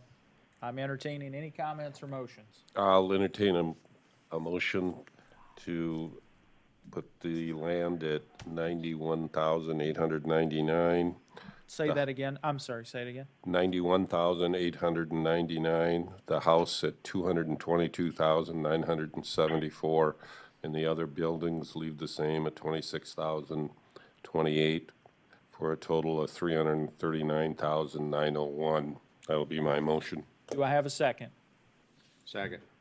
I have a motion and second to value the land at $91,899, to value the house at $222,974, and to value the outbuildings at $26,028. I've got a motion and a second. Clerk will call the roll. Commissioner Gibbon, Yes. Commissioner Yes. Poppin, Commissioner Schmidt, Yes. Commissioner Aaron's. Yes. Okay, thank you. Thank you for your time, sir. The next appellant we have is docket number 25, scheduled for 2:10. It's 2:27 now. Randy and Barbara Haskell, and they are with us in the back of the room. And then I just want to let everybody know before we start on this one, I did receive an email from one of our applicants, appellants, that we heard from a few minutes ago. He feels like he was unjustly cut off. That's fine. After we hear from the Haskells here, we will try calling that individual back, I'll ask him a very simple question, whether or not he has new information, because he feels like he was cut off. If he has any new information, then the board will decide whether to reopen his appeal for another vote. Okay? So let's start with the Haskells.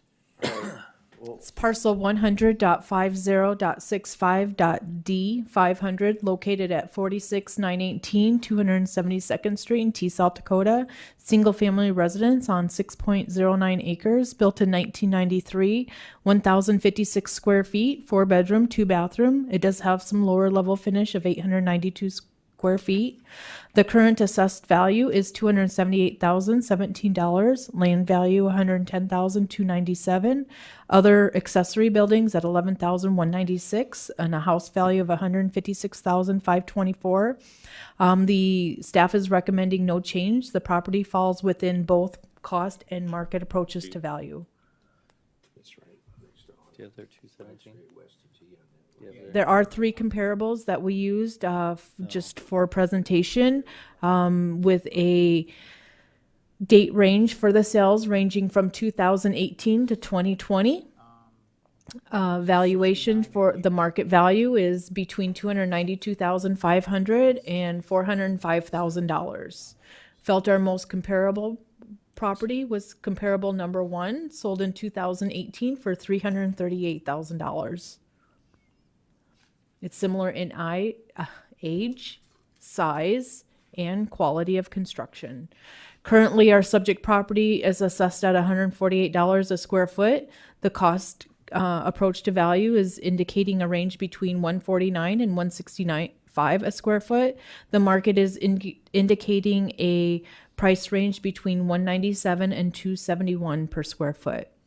The map shows where the subject property is located in comparison with the comps. The comps are in the white box scattered on the map. Again, staff is recommending no change to value. Okay, any questions for the staff? Okay, hearing none. Mr. and Mrs. Haskell, would you please give us your names and address for the record?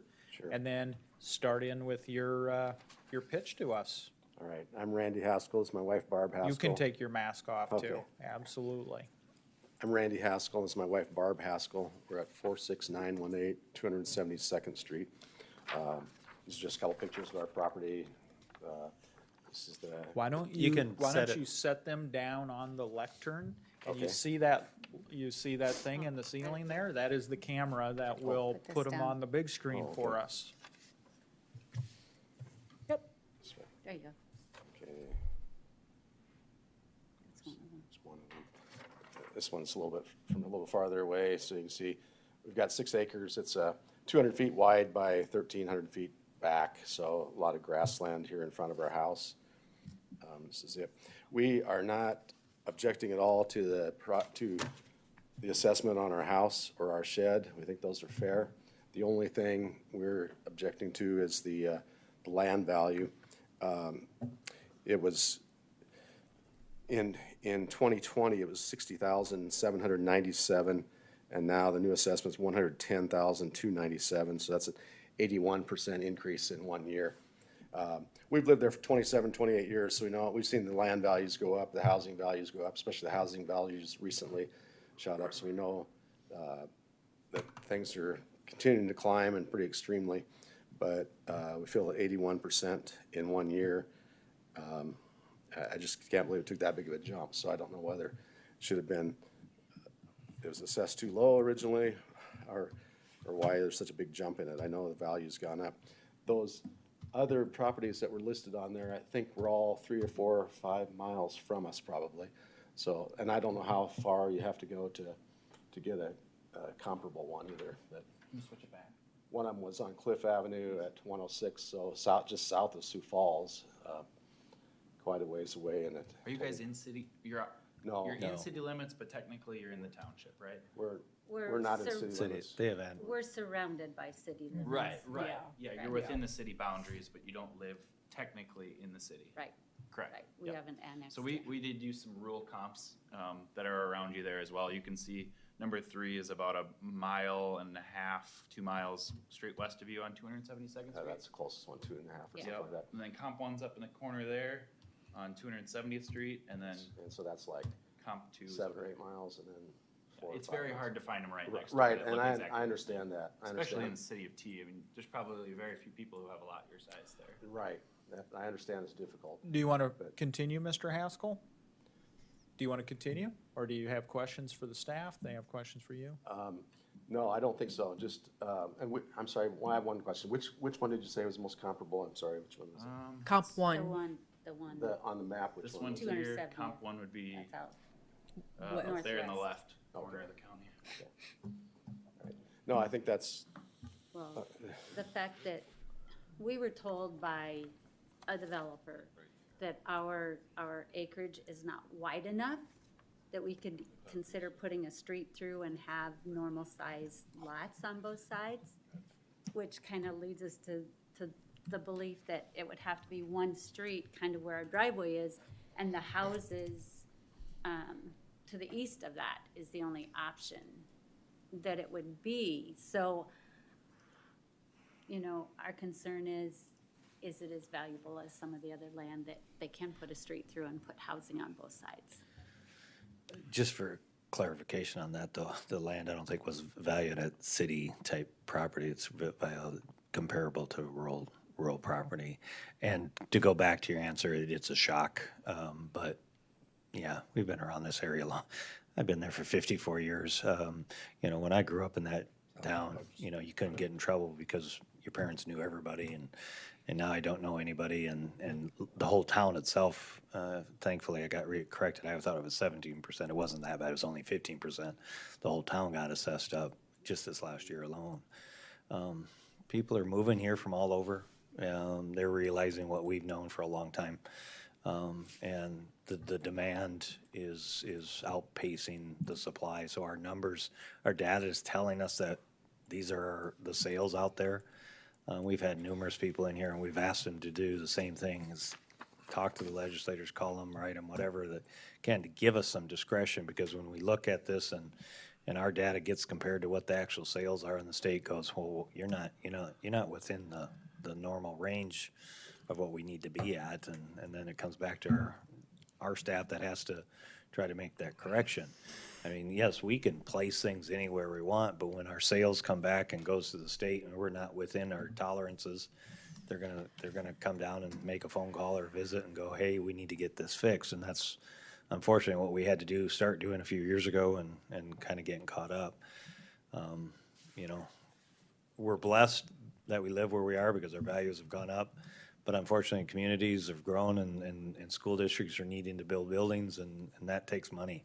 And it's when none of us are worried about what it's assessed at. It's ultimately what are our taxes, and the only thing that I will say is they're not completely correlated.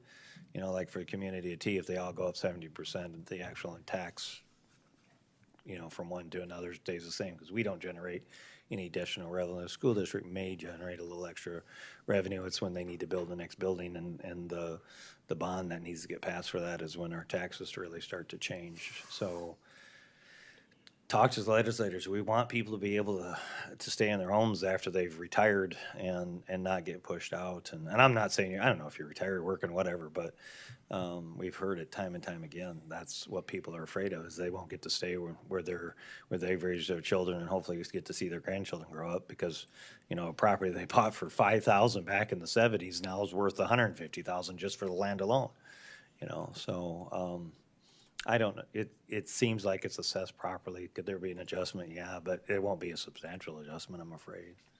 right, I was here, around when you guys were, it was like 80% and then 90%, and they're trying to shoot for 100%.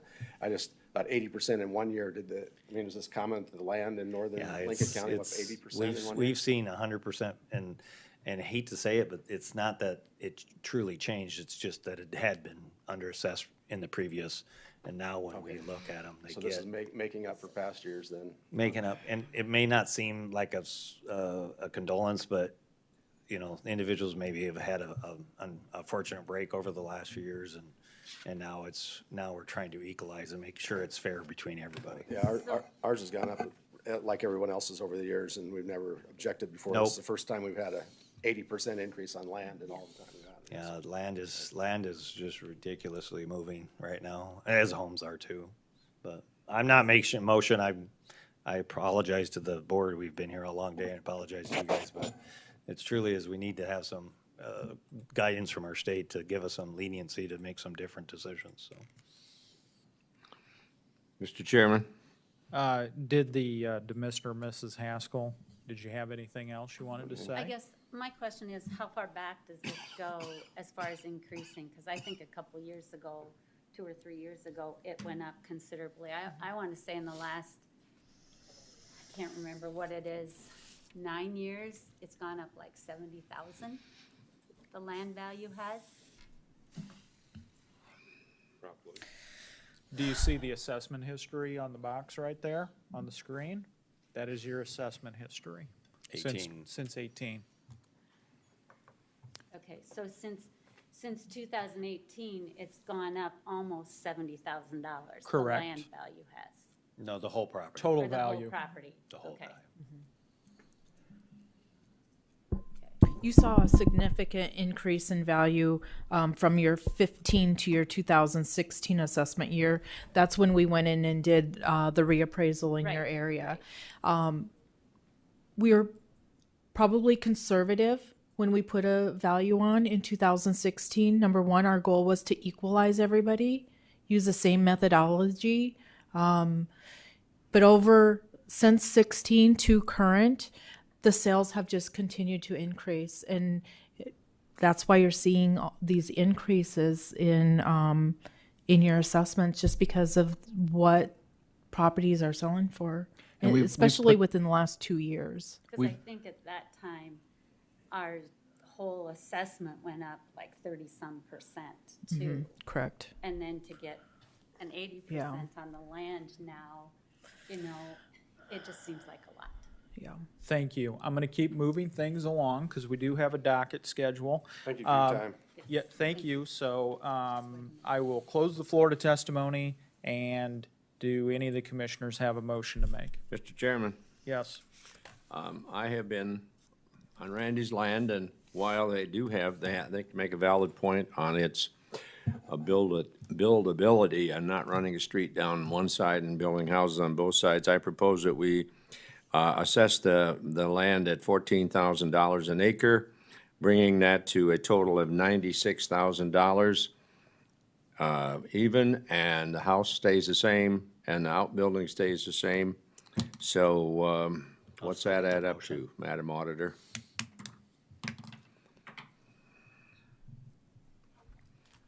So that's 96,000 on the land, 156,524 on the house, and 11,196 on the outbuildings. Correct. That's your motion? That's my motion. My second. And a second. I have a second. I have a motion and a second to make the land 96,000, make the house 156,524, make the outbuildings 11,196. Clerk will call the roll. Commissioner Gibbons, Yes. Commissioner Poppins, Commissioner Schmidt, Yes. Commissioner Aaron's. Yes. Okay. Thank you. Thank you, Mr. and Mrs. Haskell. Okay, so we're gonna get Mr., is it Rakuzik back on the line? Who's he? He felt, he had some concerns about, he said he had some other things or felt he got cut off. What time was he? 110. 110. All right, do we have Mr. Rakuzik on the line? If I give you his phone number, can you call him?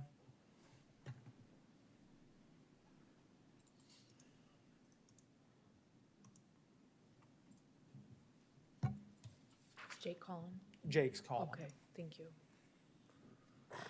What did we do with him anyway? Left him alone. No change. Okay. Okay, Mr. Rakuzik, Joel Aaron's here. Can you hear me? Yeah. Okay, you felt like you had been cut off. Our apologies. Before we open the appeal back up, what I want to ask you is, do you have new information above and beyond what you told us? And if so, what is it? Well, during that time, they were going to check on that property, the 27033, the value was, but we never got that because that was sold a few years ago, and they were requiring flood insurance as well. So I was just kind of wondering what the price on what that was. That'd be more comparable. Okay, you want to know what the price of that is? What's the next thing?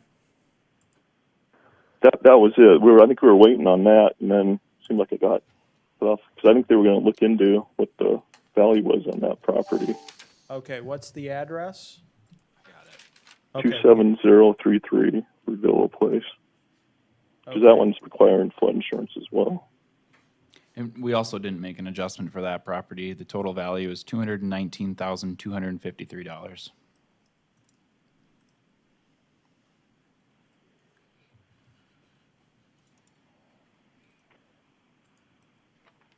That property sold for $235,000 in 2017. It also sold for $250,000 the year before. So it went down in price? The sale price went down, the assessed value did not. Yeah, because of the flood. Yeah, because they require flood insurance. So yeah, that's more of a property that is kind of on my grounds. Yeah, because it does deter potential buyers when you have to pay an additional up to $4,000 a year besides your house insurance. Okay, I think we understand what your argument is, Mr. Rakuzik. Fully understand. I don't mean to cut you short, but we gave plenty of time with regard to your argument, which is the flood insurance issue. I got that part. Do you feel like you got a sufficient answer to your question about what the price of the comparable was that you asked about just now? Yeah, that's significantly lower than the other ones they compared. Okay, so you got an answer And to it that. actually went down in value, and it went down in value, not up. It didn't go down in value. It did go down in sales price on the open market. It was still assessed at the higher dollar amount. So what I'll put to the board here is, given what you heard, does anybody have a motion to reopen the appeal?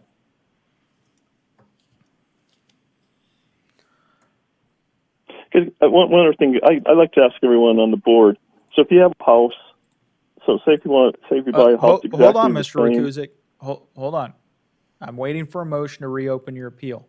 If there is no motion, we have to move on, okay? I don't mean to cut you off, but we did hold the hearing. The only issue is whether or not there's new information for the board. So there is no new motion, so we can't hear the appeal, okay? If you want to say something, I'll give you 2 minutes. Go ahead. Well, yeah, it's just obvious no one's gonna. It's kind of unfortunate, but if you have the same house, same specs, everything, but someone has to pay $4,000 more a year, which house would you get? That's all I'm saying. Why would you value the taxes the same way? But I guess nobody really cares, so that's fine.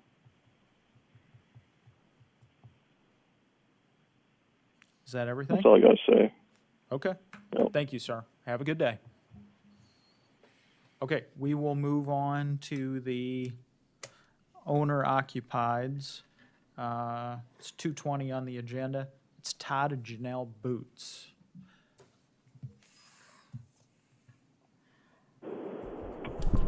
Now, we're going to have 4 of these, the Boots, the Eulers, the Parsons, and the Coughlins. And as I understand it, each of these is individuals who fell into the unfortunate category of not having owner-occupied status or applied too late or purchased their property Correct. after the cutoff date. And now they're asking for a little bit of relief here because they're paying non-owner occupied rates, but they are in fact owner occupied. Correct. Okay, let's go ahead and hear it. Our first appeal is parcel number 240.66.03.001, owned by Todd and Janelle Boots, located at 2325 Marymore Circle in T, South Dakota. The Bootses purchased their property November 16th, 2020, therefore making them ineligible for the owner-occupied reduction in taxes. You have to own and occupy your home as of November 1st of a preceding year, assessment year. So this would be, they would have to own it and occupy it as of November 1st, 2020 to be eligible for the 21 assessment year.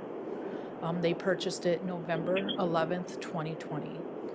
I've provided you with the law on owner-occupied eligibility, a copy of their transfer, property transfer that we get from the Register of Deeds, our assessor recommendation, which is no change, their reasoning, and also a copy of the owner-occupied certificate that they filled out in regards to it, their property. All the documentation from the appellant and the denial or review letter stating they did not occupy the property as of November 1st, which within that notification, if they wanted to appeal, they had to appear before the board and have notice to the auditor by April 6th, 2021. Okay, do we have Mr. and Mrs. Boots on? Yes, I'm here. How are you today? Okay, Mr. Boots, this is Joel Aarons. I'm on the commission. We got the rest of the commission here. Why don't you state your name and your address, and then give us your pitch. Todd Boots, 2325 East Marymore Circle, T, South Dakota. Now, I do understand the letter of the law, but I did have some in my letters that I wrote down what kind of happened, and I did send a few pictures that do show me sitting at my kitchen table November 1st in the house, and I do, like I say, we do understand the letter of the law, but we were supposed to get in October 1st, and then it became the middle of October, then it became the end of October, and then it was a guessing game due to waiting for some building materials to be able to finish up the house, to be able to get final occupancy. The last things we were waiting for, some newel posts for the stairwell, did make it just in time, but by the time trying to get in to get a closing date and get into land title, they couldn't fit us in before November 1st. We took what we could get after the fact. So that's kind of why I'm making the pitch to get a little bit of a break, because a lot of the stuff was out of our hands. Like I say, we were supposed to be in October 1st by our contract. And last year, as you all know, things went a little sideways, and especially in the construction industry, waiting on pieces. So, again, we do understand by the letter of the law, it's November 1st, but due to some things out of our control, we're just asking for a little bit of a break. Right, I got it, Mr. Boots. I fully understand the nature of the request as well as the basis. Would you agree with me? You paid $346,930 and change for the house, or for the real estate? Yes, I would. Okay. Yep. Do you think there's any reason that the value of the house is not what you paid for it? Not really, in the fact right. We were owner occupied. So what we have to determine here today is whether or not the valuation of the house. No, we're just looking No, it's just the owner-occupied status. Oh, we're only looking at excuse me, they're right. We're only looking at owner-occupied status here today. And it says you filled out your form you occupied the property on November 10th, 2020, correct? And signed it November 10th. That's when the closing date was. Yep. Yes. That's it. So that's the only issue in front of us, is whether you occupied it on or before November 1st. Yep. But I'm going by, we were living in it, just it was beyond my control having the legal documents taken care of. Mr. Boots, if I may, Mr. Chairman. Mr. Boots, was the house given owner, owner-occupied status? Contractor? the final inspection, authorization to occupy. What, yes, that what was day had done. Of course, I don't have it right in front of me. I'm on the road.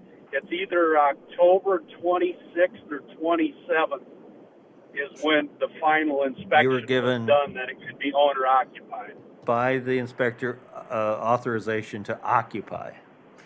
So you you are testifying you were occupying it, but the agreement that done, had you put any money down on the property? Yes, we did. We had a $5,000 down payment at sign of contract back in May And did you of 2020. And were you going through it before November 1st, walking inside of it, inspecting it, testing it, looking at it?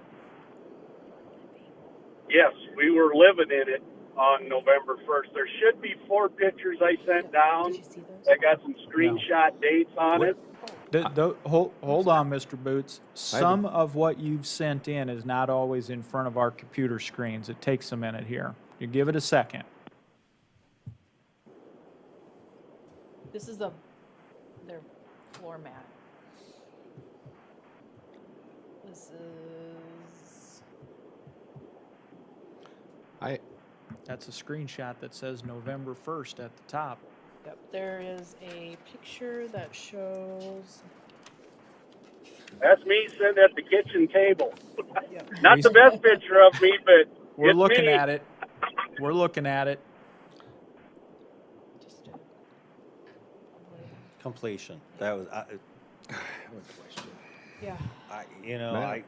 I'm usually not very sympathetic, but given.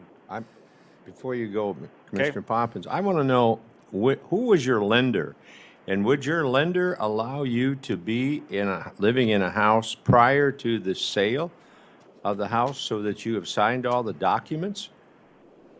I'm really First confused. National Bank. First National Bank was our lender. Red Rock was our builder, and nobody had any problem with us moving into the house because it was done. And I was unfortunately going to be, my lease ended October 31st where we were living, so it was either get moved in there, even though all the legal documents weren't done, or find another place for our stuff and live in a hotel. But you also realize, sir, that if you didn't get it this year, you could apply again next year. Yep, I understand that.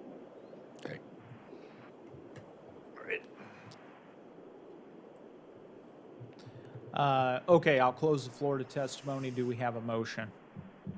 And I guess the motion here is going to be one of two.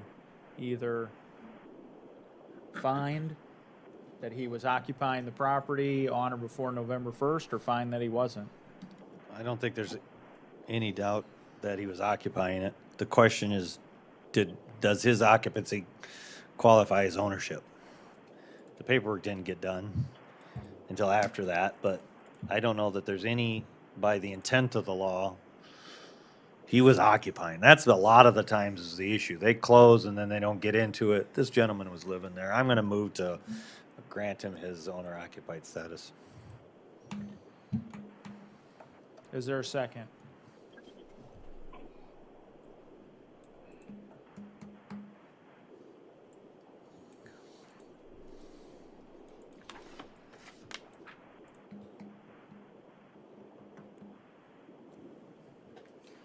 Okay, for lack of a second, the motion dies. Is there an alternative motion?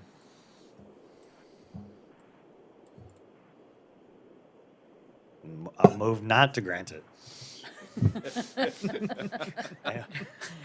I think You there's have only the one or two authority. options. You have the authority. I know we have the authority, and I guess we have the, if we can have a second so we can discuss. Go ahead. I need a second, though, yeah. I'll second it.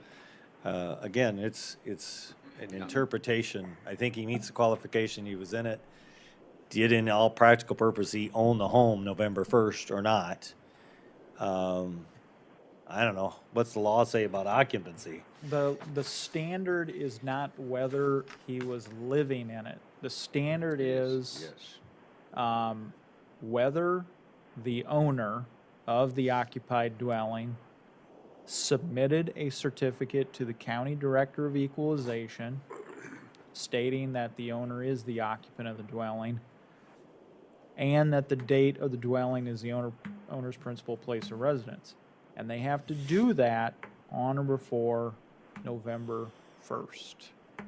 So the standard is not whether he was living there. The standard is, did he submit the document? Okay. And You know, I'm very. I mean, that's just one opinion. Does the assessor's office agree or disagree with that? I mean, you're free to disagree with my interpretation of it. So the owner has to be the owner and the occupant as of the legal assessment date, which is November 1. Yeah, I would say that, you know, typically we would agree with you, Joel. We Yeah. follow the law black and white as it is on the application. This is about as gray of a owner occupancy status that I've had in 12 plus years of sitting here. Well, I mean, Oh, it's about ready to get Huh? more. There's more gray. There's more coming? Yeah. Oh, lovely. you know, the thing that we have to live by is what the law says. We don't get much. And I'd be very empathetic to people if they lost it altogether. But they do have the ability to apply the subsequent year and take advantage of the owner-occupied status. Well, let me ask a follow-up question here. It says the owner occupant shall submit the certificate by March 15th. Okay, and that's in our briefing packet, and that's in the statute here in red. Was that done? That was done. They submitted their owner occupied form right here, March 4th, 2021. So his document was turned in time. It was a timely application. Correct. And he was residing in the property on October 31st. Correct. But he wasn't the Did he or owner. Did he not own the property? I think I could interpret that he owned it, he just got the mortgage finalized. I don't know.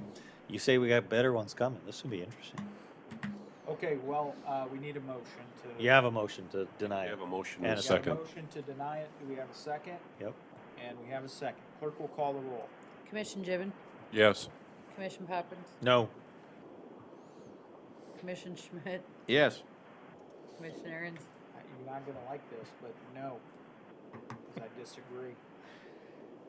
And that puts us back in the same spot we were in. You're gonna have hung jury. We're hung jury. You're gonna have a hung jury here. So now we go the other way. We're hung.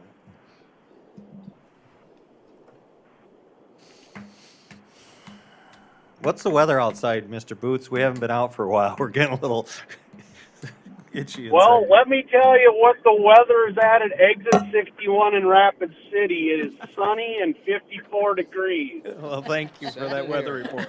Was it a construction? I can't tell you what it's doing in T, but I can tell you what it's doing in Rapid City. Mr. Boots, I don't mean I'm a sticker on this, but, you know, we got to live and die by deadlines, and the law is pretty emphatic to me. And once we start equivocating, I understand we've got gray areas all over the place. And believe me, I was, as a student, I tried everything possible, and I had more teachers always tell me the date was the date, and that was it. So I'm sitting here saying, And like I say, I understand where you're at after 10 and a half years on the city council in T.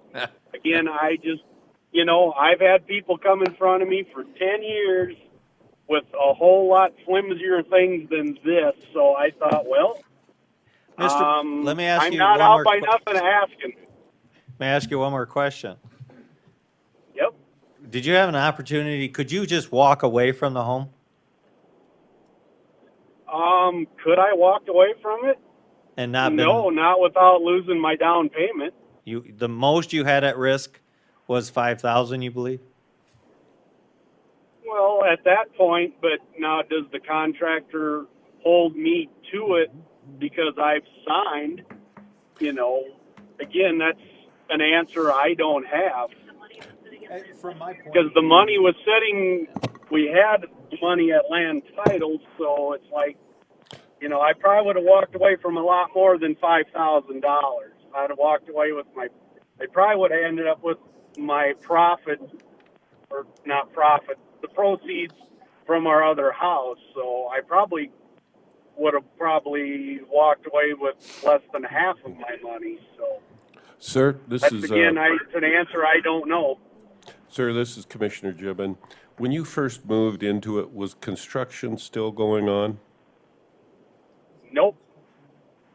That's why we got final occupancy. Like I say, we were in so fluid in the month of October when we were able to get the final pieces in, those newel posts and stuff, so you could safely have Occupancy. your stairwell taken care of and get your get your final occupancy. And then obviously with this November 1st deal, and Britt, our banker, told us, you know, November 1st, we got to have this done. Well, Did you have a you know, construction when it got loan? down to that time, no, we didn't. We weren't carrying the construction loan. The builder was. All right. Thank you. well, I guess it all comes down to how each of the commissioners define ownership. And in this instance, I think he was the owner. And I think he had occupied it on or before November 1st. Just because the deed wasn't filled out, that's simply, in my opinion, that's a ministerial type of event that just makes it official. Completion occupancy. Yeah. But we're at a deadlock today. Carla, we're going to have to convey as 5, I think. When could we table this till we had 5 board members? We're going to have to table it to Tuesday, the 27th. So does somebody have? I would so move that. Second. Yes. Poppins moved and Schmidt second to table this to be heard on April 27th at the regular commission meeting. Clerk will call the roll. Commissioner Gibbons? Yes. Commissioner Poppins? Yes. Commissioner Schmidt? Yes. Commissioner Aaron's? Yes. Before we hear the rest of these, does somebody have a motion with regard to the rest of these? Do they want to hear all of them today? Or Mr. Boots, thank you for joining. Can I just have, Mr. Boots? Can I just have 1 minute Nope. yet? Mr. Boots, this has been tabled, and you got to come back to the Tuesday commission meeting on the 27th, okay? What time is that commission meeting? 8:30 a.m., and you can call in if you want to. And Okay, because I get a COVID shot at 9:30 on the 27th. well, that's Commissioner important. Aaron's? Yes. Would you mind if we called him when we were ready? We will call you. I appreciate it. Thank you very much for your time, gentlemen. Thank you, sir. Question I have for the commission here is, given the fact that, I know you haven't heard it, you haven't prejudged any of these yet, but is it worth our time to hear the rest of these today, or should we just push them off to? We have people here. We do. They all have a scheduled time, and we're given notification of that time. Okay, well, there Yeah, is and the we do have possibility this may be shifted to the 27th then. But, okay, we'll go on. The next docket is Joseph Euler. Our next appeal is parcel number 240.67.03.021, owned by Joseph Euler at 1401 North Rose in T, South Dakota. It's in regards to owner-occupied eligibility. Joseph Euler purchased the property November 2nd, 2020. The assessor is recommending no change. They did submit an owner-occupied certificate stating that they weren't the owner November 1, and they did not occupy it November 1. We did send a review of which is appearing on your screen, that they were not the owner, they were not the property owner as of November 1, and they did not occupy it as November 1. Therefore, a letter was submitted to them that the hearing for this matter would have to be held in front of the Board of Equalization, and their appeal would have to go to the county auditor by April 6th. They made a timely application for Pardon? their appeal? Their appeal was made timely? Correct. Okay. And are they on the phone here today? I believe Mr. so. Euler or Mrs. Euler? Yeah, Mr. Euler's here. Mr. Euler, okay. Mm-hmm. Anybody have questions for staff? Okay, hearing none right now. Mr. Euler, give us your name and address, and then tell us what's going on. My name is Joe Euler. I reside at 1401 North Rose Avenue in T, South Dakota. And we're in hearing for owner occupancy. It needed to be occupied by the 1st of November, I believe, is what the deal is. And the 1st of November was a Sunday. The builders did let us move all our stuff in the week before into the garage, but they would not let us close on the house until Monday the 2nd, as they couldn't be at the closing hearing, is my understanding. We had been trying to move everything up for a couple weeks before that time, as we were homeless, just looking to get into our new home. So I guess that's where we're at. Any questions for the appellant?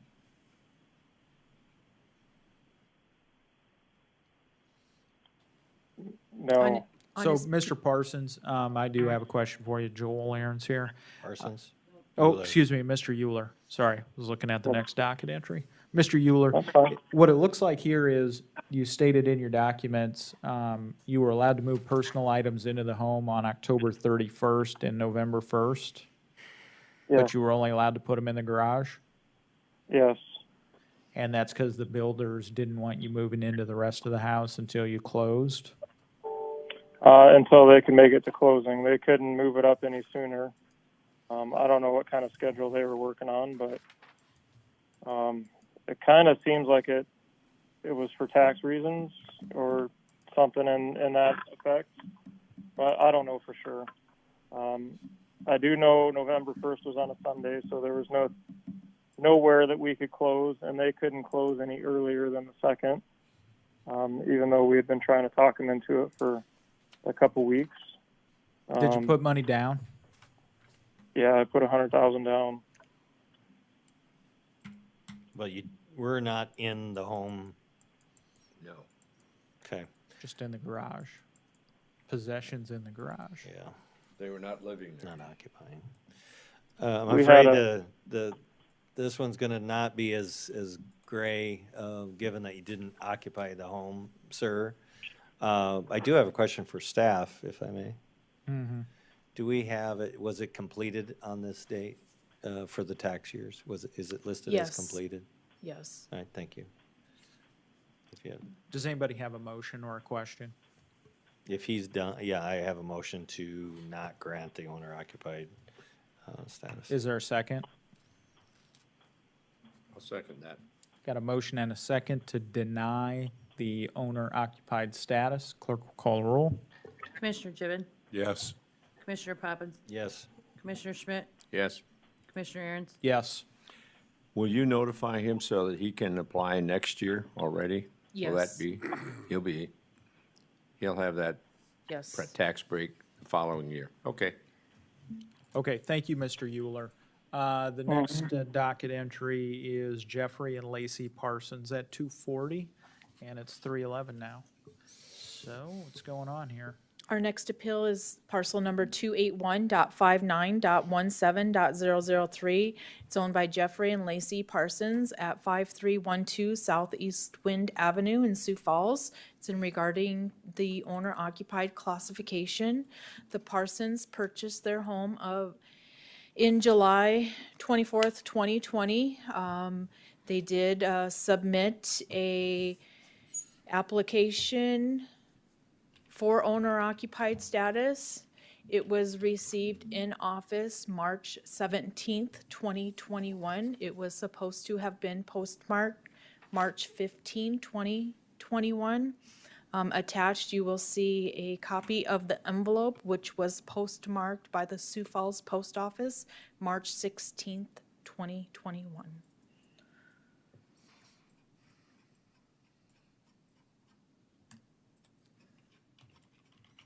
Therefore, the criteria that was not met was postmarked by the 15th Okay. to be eligible. Very I believe well. Ms. Parsons is in the, Are the Parsons here? Ms. Parsons? Ms. Parsons.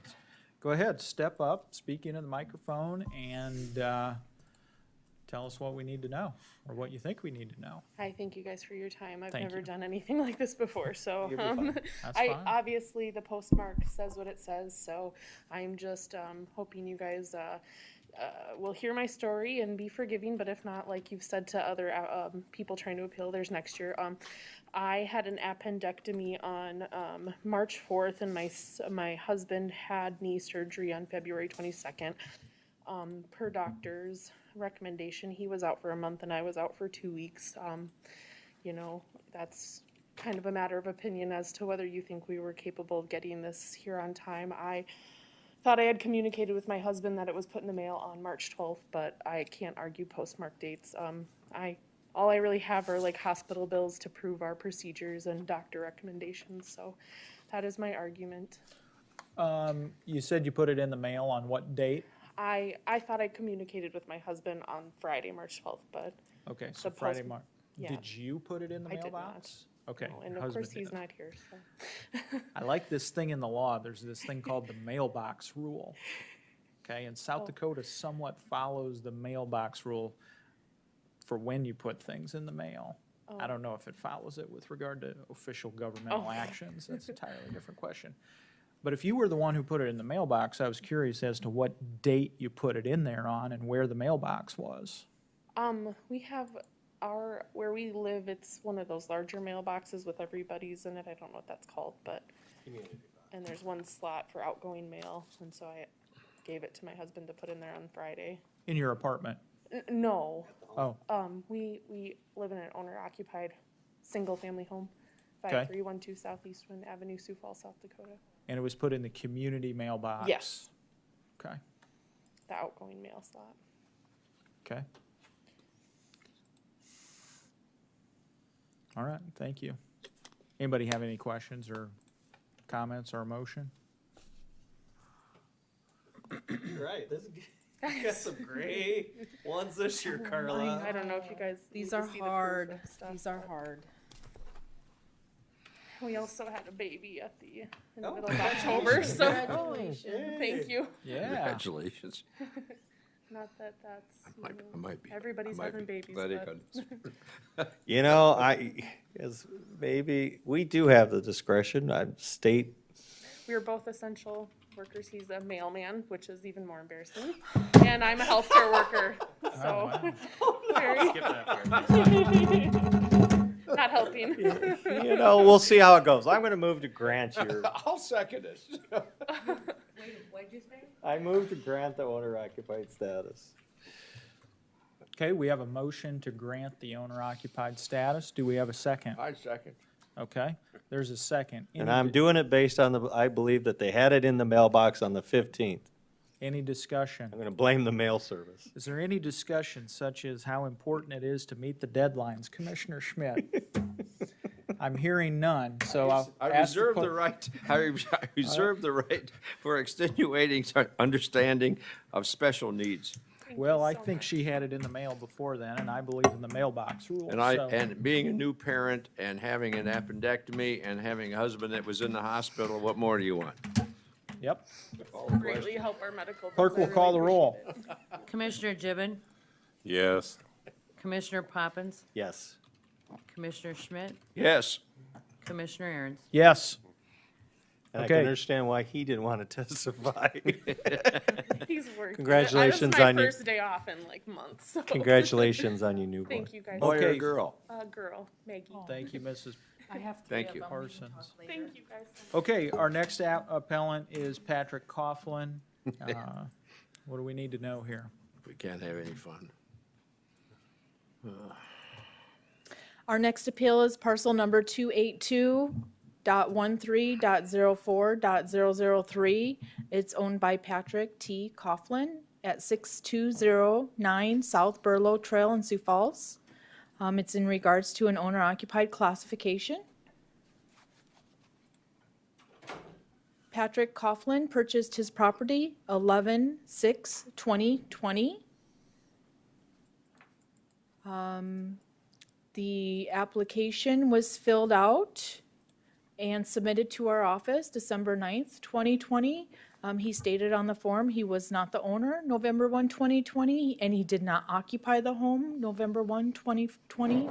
Therefore, our office sent out a review to deny him his owner-occupied classification based on those two criterias. We sent him a notice that he could appeal that decision and have it to the county auditor by April 6, 2021, in which he has done. Mr. Coughlin did not RSVP to our hearing date and time. There is a letter that he submitted. I'm guessing it's in your packet.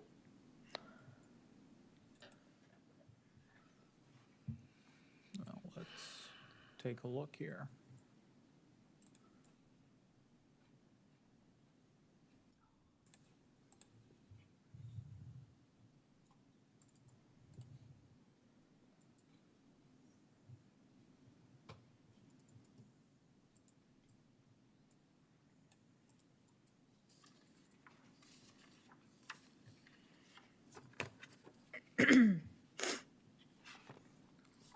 So it appears what he says is, I fully understand the November 1st cutoff with my move-in date being November 6th.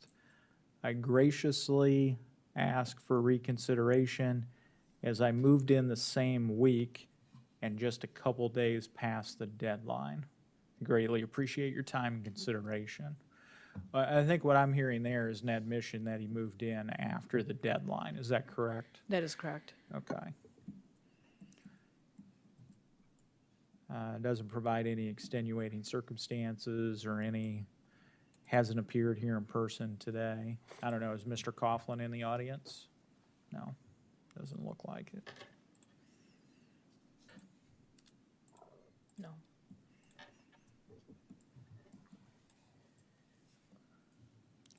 Are there any other questions, or is there a motion?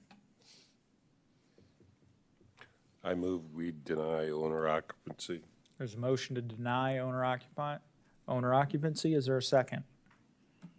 Second. There's a motion and a second to deny the owner occupancy status. Clerk will call the roll. Commissioner Gibbon, Yes. Commissioner Poppins, Yes. Commissioner Schmidt, Yes. Commissioner Aaron's. Yes. Motion carries. That is the end of the owner occupieds. So here's what we need to do.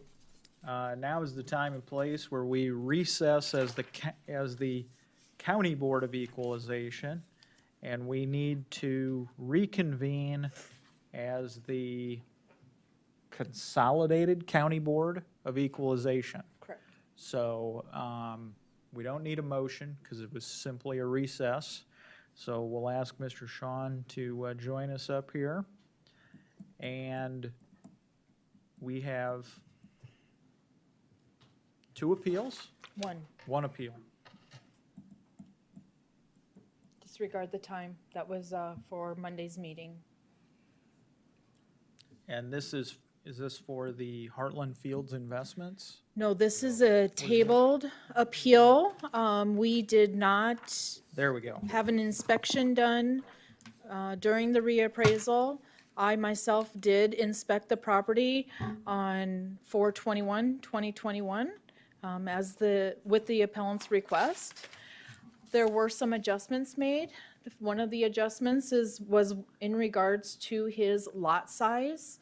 I did pull up the plat for his property, and it's Plat F, page 145. It indicated size of 7,900 square feet, so I did correct the land valuation based on that plat. And also after inspection, there was a change to the square footage in the basement area. He had indicated on Monday during his appeal that some flooding had occurred in 2014, and he ripped up some of the flooring. We went back and I went back and inspected it.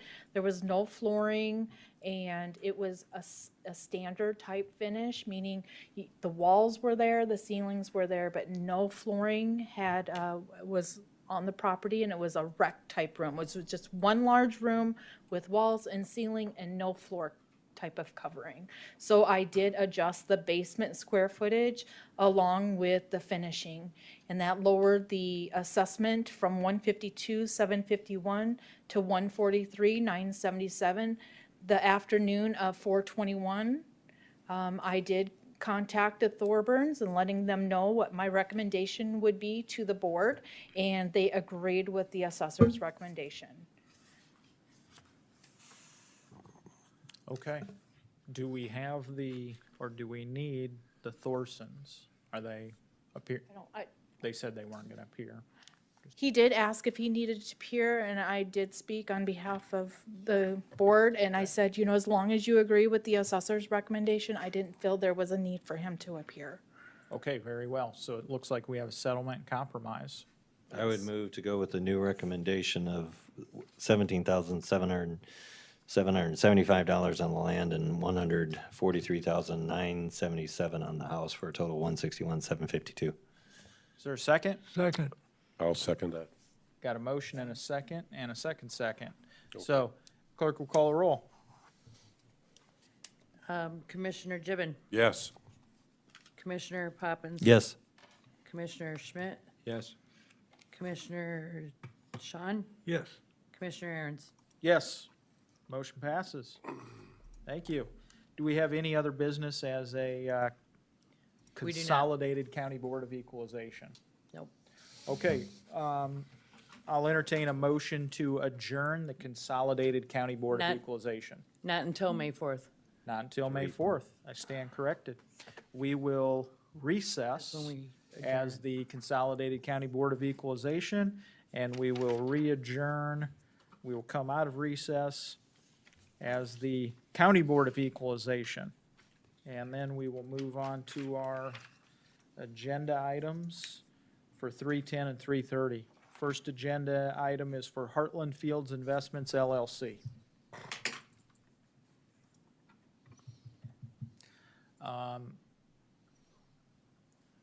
So first of all, as I understand it, we recess to allow perhaps some time for Heartland Fields to discuss with the county board or with the assessor's office.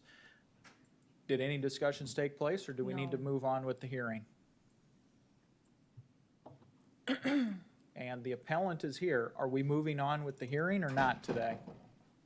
I guess I wasn't under the understanding that I needed to talk to.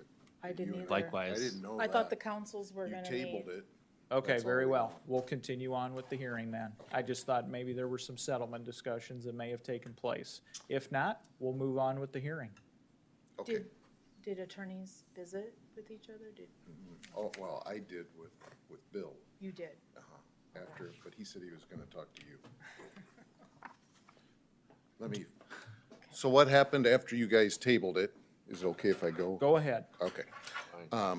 After you tabled it, Bill Golden grabbed me downstairs and we talked, explained to him our situation and my feelings on it. And his last thing, he says, let me talk to Carla, or let me talk to the assessor's office and see if we can come up with a Bill's coming compromise. in right now. He's sneaking in behind And you. there he There is. was a So discussion. that's the last thing I knew, was Bill was gonna contact assessors and maybe come up with some agreement, but I don't know if that got done, so. Okay, well, we'll ask once since he's here. We were questioning, do we need to continue on with the hearing, or is there a settlement and compromise to present in this matter? No. There was no settlement. Very well, we'll continue on with the hearing then.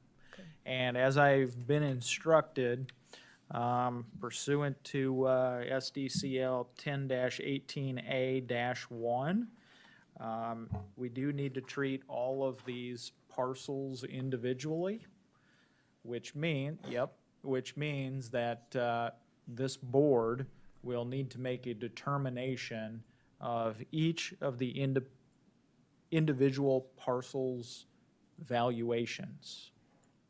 Now, doesn't necessarily mean we need 56 or 60 motions, but we do need to determine the valuation of each parcel, okay?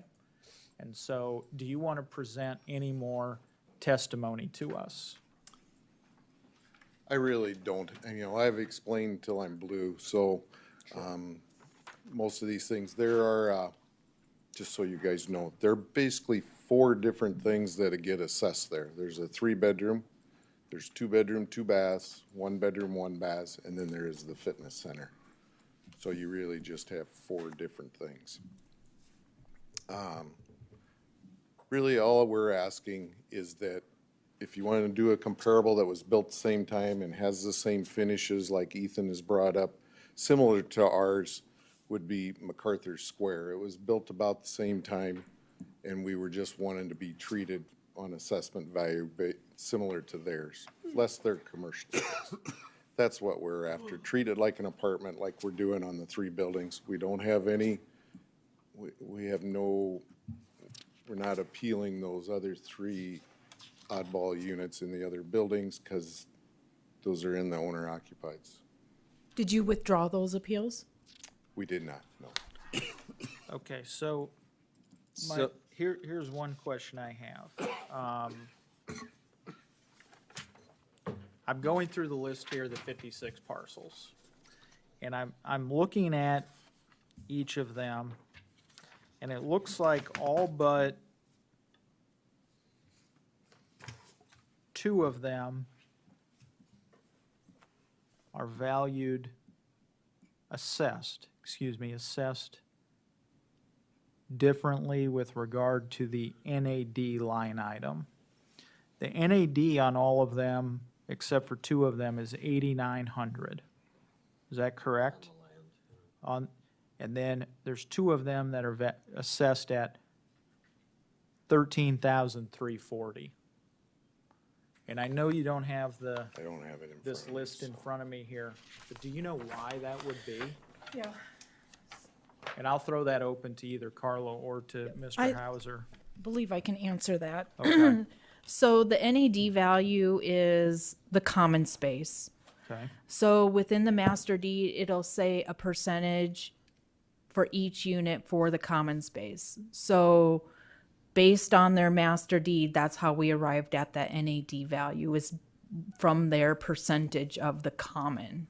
So I don't have the exact number in front of me, but I'm guessing the common space that is arrived on the master deed for E101 and E103 is larger than the rest of them, whether it be another garage or wider hallway. I'm not sure how it's stated in the master deed, but that is that value, the common area in that first NAD. Of the land. Of There the is land. common area of the building, the garages, the pavement for the parking lot, and so forth as well. Those 2 units are basically about the same size. They're right around 1,300 square foot of floor space. That's how they arrived at it. So Okay. that's okay. Does any other commissioner have a question or comment? I Go would ahead. like to comment in regards to his biggest comparison that he stated just a few moments ago. These are condo units. He's comparing an apartment to a condo building. These have been individually parceled. They have been individually sold on occasion. There were a dozen or more that sold in 2020, probably that many in 2019. These have been continuously sold to private individuals. So like I stated before in the previous, the 3 buildings we treat just like an apartment is. That's the way we're doing those. Yes, they're individual legal descriptions. None of those have been sold. Those have finishes that are different than the one she's using as a comp in the other ones that are owner occupied. These are non-owner occupied, those are owner occupied. And they are just totally different design, shorter ceilings, all sorts of stuff. Is Finishes. it fair for me to say that your argument, Mr. Hauser, is you, overall, you believe the total value is 4.386 million?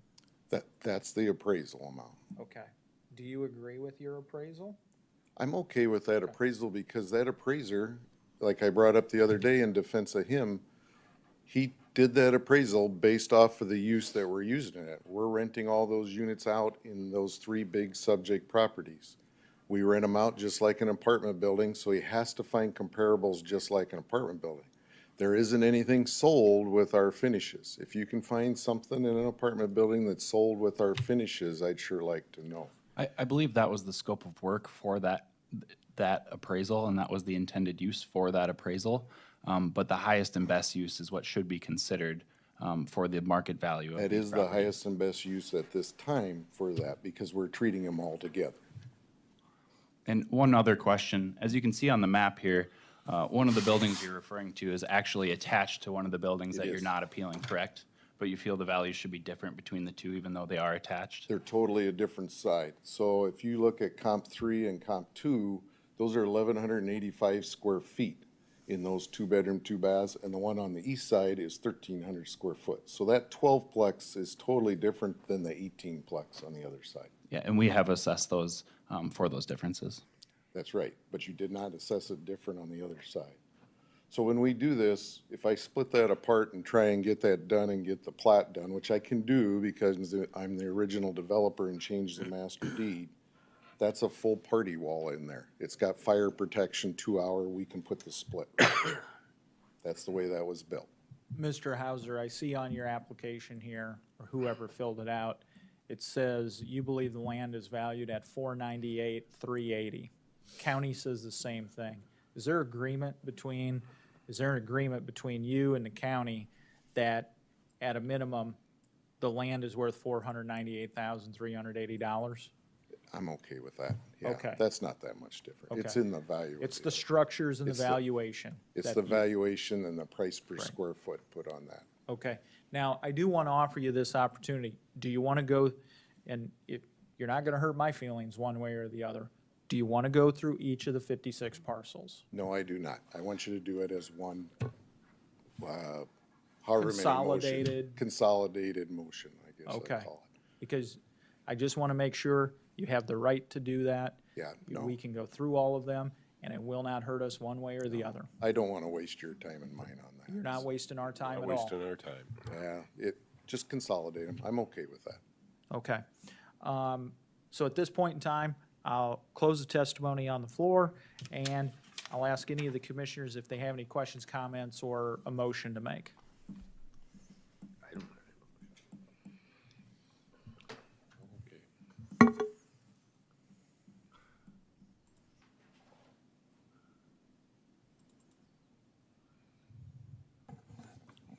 I have Mr. Chairman, Yes. we are, as I view this thing, we're at about $1 million apart, are we not? Or not quite? We are just shy of $1 million difference with regard to the structure.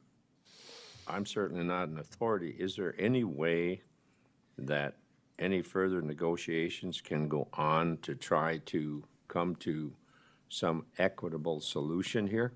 We do have the authority to table this until May 4th.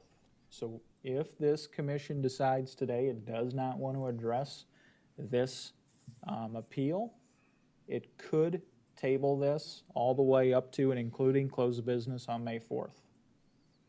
Is there a motion to that extent?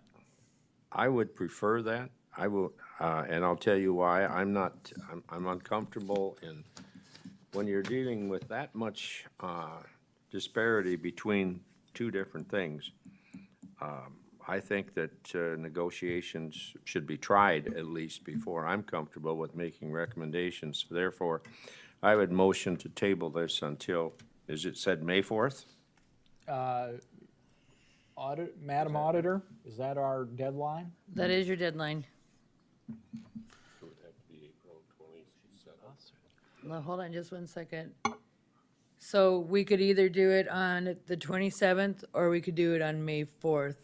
We have until May 4th to adjourn as Board of Equalization. May 27th is. April 27th. Excuse me, April 27th is a full agenda. You think? So let's just go to the max. May 4th. We're going to table it. Highly encourage the parties to settle and compromise. In the meantime, settlement and compromise is always encouraged in the law, but neither party needs to settle. Neither party needs to compromise. You are entitled to a hearing and entitled to a decision by this board. But we do have a motion to table this matter until May 4th. Is there a second? I'll second it. Clerk will call the roll. Commissioner Gibbon, Yes. Commissioner Poppins, No. Commissioner Schmidt, Yes. Commissioner Aaron's. Yes. Thank you, Mr. Hauser. I'll be in touch with you and let you know what time. Okay, I just wanted to make sure, so we're gonna negotiate with you guys and we'll get together on a date to meet with them. Away we go. All right. Thank you, folks. Thank you. Let's just get it over with.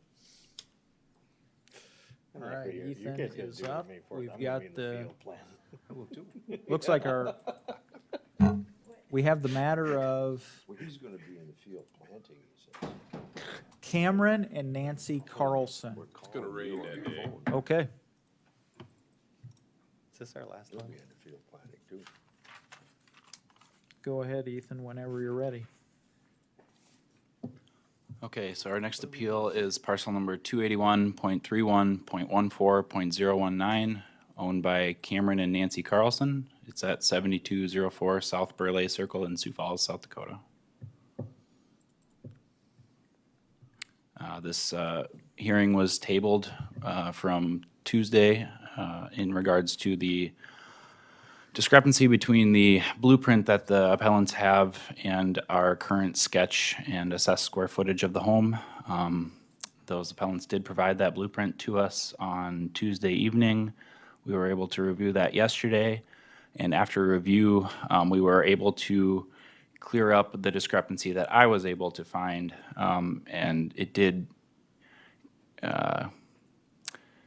reduce the discrepancy between their opinion of the square footage of their home and our opinion of the square footage of the home down to 65 square feet.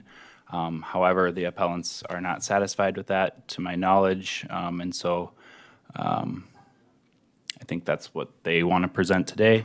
As we presented on Tuesday, we do feel that this property is in line with its assessment related to the comparable properties here, and also under the market value of those comparable sales. So we aren't recommending any further change beyond our corrected value, which is our assessor recommendation of $1,258,824. And that's all in the structure. The change was in the structure, yes. Again, sorry, 1,250,000. The structure value, No, just what's the total? the total value is $1,258,824. That's the new recommended value. Thank you. Correct. Could you go back to that first slide that showed that? Thank you. It went down from 280. No, okay. And I believe the appellants are in the crowd here. Yep. It's down at the bottom under total assessed value. And the changes are reflected in the house, the 1.082 number. Correct. The previous value was in the yellow over there at $1,104,038. Okay. If I could explain the discrepancy, Yeah. the appellants have a large open area on the main floor of their home. They have a ranch home. You might be familiar with an open foyer in a two-story home. They have an open foyer in a one-story home. So if you're on the main floor, you can look down into the basement through this hole. And so it's a 198 square foot hole on the first floor. And it's a little complicated to do the cost approach on that, and it wasn't done correctly the first time. I do believe it is done correctly now. Okay, anything else from the staff for right now?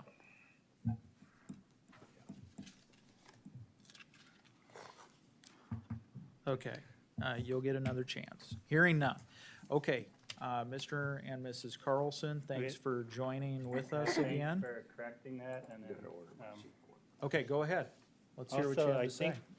think you're still off a little bit, because, you know, you weren't there, so you wouldn't know, but if you look, it says open to LL, like lower level. Mm-hmm. But there's no room above there. That's- Here's the actual picture. That's our kitchen. That's what that we means, just sir. have a ceiling that Hold on, goes just up. hold on. Ceiling of- We got into this last night, or the other night. Here's what I want to do. Just one person talks at a time. I was. The Carlsons have the floor at this time. That means one person from the Carlsons as well. And then staff, you'll get a chance to rebut what they say when they're done with their presentation. Okay, so, yeah, go ahead. Well, I think Cameron would do this more correctly than I, but if you look at this spot, which is what our issue is, that's 198 square feet. That is not an open area that goes to the second floor. That's this little tower thing, and what it is if you look at this picture, that's my kitchen. And it's just like, we couldn't afford to do a vaulted ceiling there, so they bumped it up. So it's just a little area above my kitchen. It doesn't go down. It's like an What they island. mean by open to LL is that it's open above to the floor. It's like instead of a vaulted ceiling, we went with a straight up thing with the little windows around it. And that's what it looks like right there. So that's just above the kitchen. So that's one thing, and then So that's not square footage. You see, it's not a double count. it's not a room or anything. Uh-uh. And then the only other thing, the other thing is our blueprint is 3592, and then you get like 3657, which is a 65 square foot rounding error, and in your favor. And we've actually been paying for that for the last 4 years, because we sent our comps in on 2017. And we didn't know you didn't have them. I guess we didn't notice it on the last few years. But I guess our main thing is the square foot, and there might have been some misunderstanding of what that actually is. And that's 198 square feet. That's literally just in the kitchen. You look up and it's just a taller ceiling. What do you believe is the appropriate square footage for your house? On our blueprint, it's 3592. Okay. Yeah. Thank you. And And then there was a 65 square foot rounding error that was from the software that you guys use versus the architect that we paid to do our work. And that rounding error makes us have an extra 65 square feet. It's like in your all's favor, instead of making it fair and equal, it could at least be split. But it seems like it's not part of our house. It's not our square footage that we paid the architect to exactly calculate. And so when that rounding error is calculated into your response, that's how you get the 3592? Well, the Or are you 3592 is, subtracting 65 from 3592? 3592 is what our the house first is. floor. Okay. And then the, excuse me, the only other thing is we just have, so many comps that are in the $1 million range, where you have homes that are, like there's 10 or 11 of them that are right around $1 million, and the majority of them are larger than our home. Like here's one that just sold for $1,038,000. It's 8,200 square feet, 4.5 baths. Our main thing is we want our square footage to be correct going forward on our records, because 2 years from now, you call us back and raise it, then we have to argue again on the square feet. We, just want that to be right. And we have paid for 4 years on the wrong square footage that they just fixed today, in addition to this other issue that we have. We've been paying for that, and it just seems like we could get a little bit of a break here, I mean. And then the one house that we're being compared to, That house is that like. house is roughly this 7,300 square feet. There's not really any. And the comparison finishes between are the two. amazing. Yeah. And then this is my cousin's house, the Hollywood house, they call it. Our house is nothing like this. It's very simple. We have tile, $5 a square foot. So those are kind of outrageous comps, we Yeah. feel. So your that's- first that's argument about is, it. your first argument is square footage, Correct? and your second argument is incomparable comparables. And the Okay. 65 extra square feet rounding, as well as that we overpaid for 4 years. Okay. Do you have anything else you'd like to Oh, present? just, the only other thing was, so, just a little bit of the history here. In 2017, they came in and, they painted us as people who won't let us in our house. So they came here in March of 2017. And we came here and y'all agreed that our house was worth $894. And then the next year, you said it was worth $1.3 million. And then we negotiated down to $1.1 million, and now it's back up to $1.3 million, but that's 43%. In just a 3 few years? years. I mean, that's just outrageous. That seems like a lot. And the thing was, is the first time we all agreed at $894, we raised it like $400,000, $500,000 the next year. There's people in here arguing for $20,000. I'm like, This is a huge thing Yeah. to us. We're So- trying to do the right thing. We're not trying to be, unfair. We're honest people. We're both professionals, and we just really feel uncomfortable with this. That's why we're here. so I think that's about it. Very well. Are there any questions from the board for the Carlsons?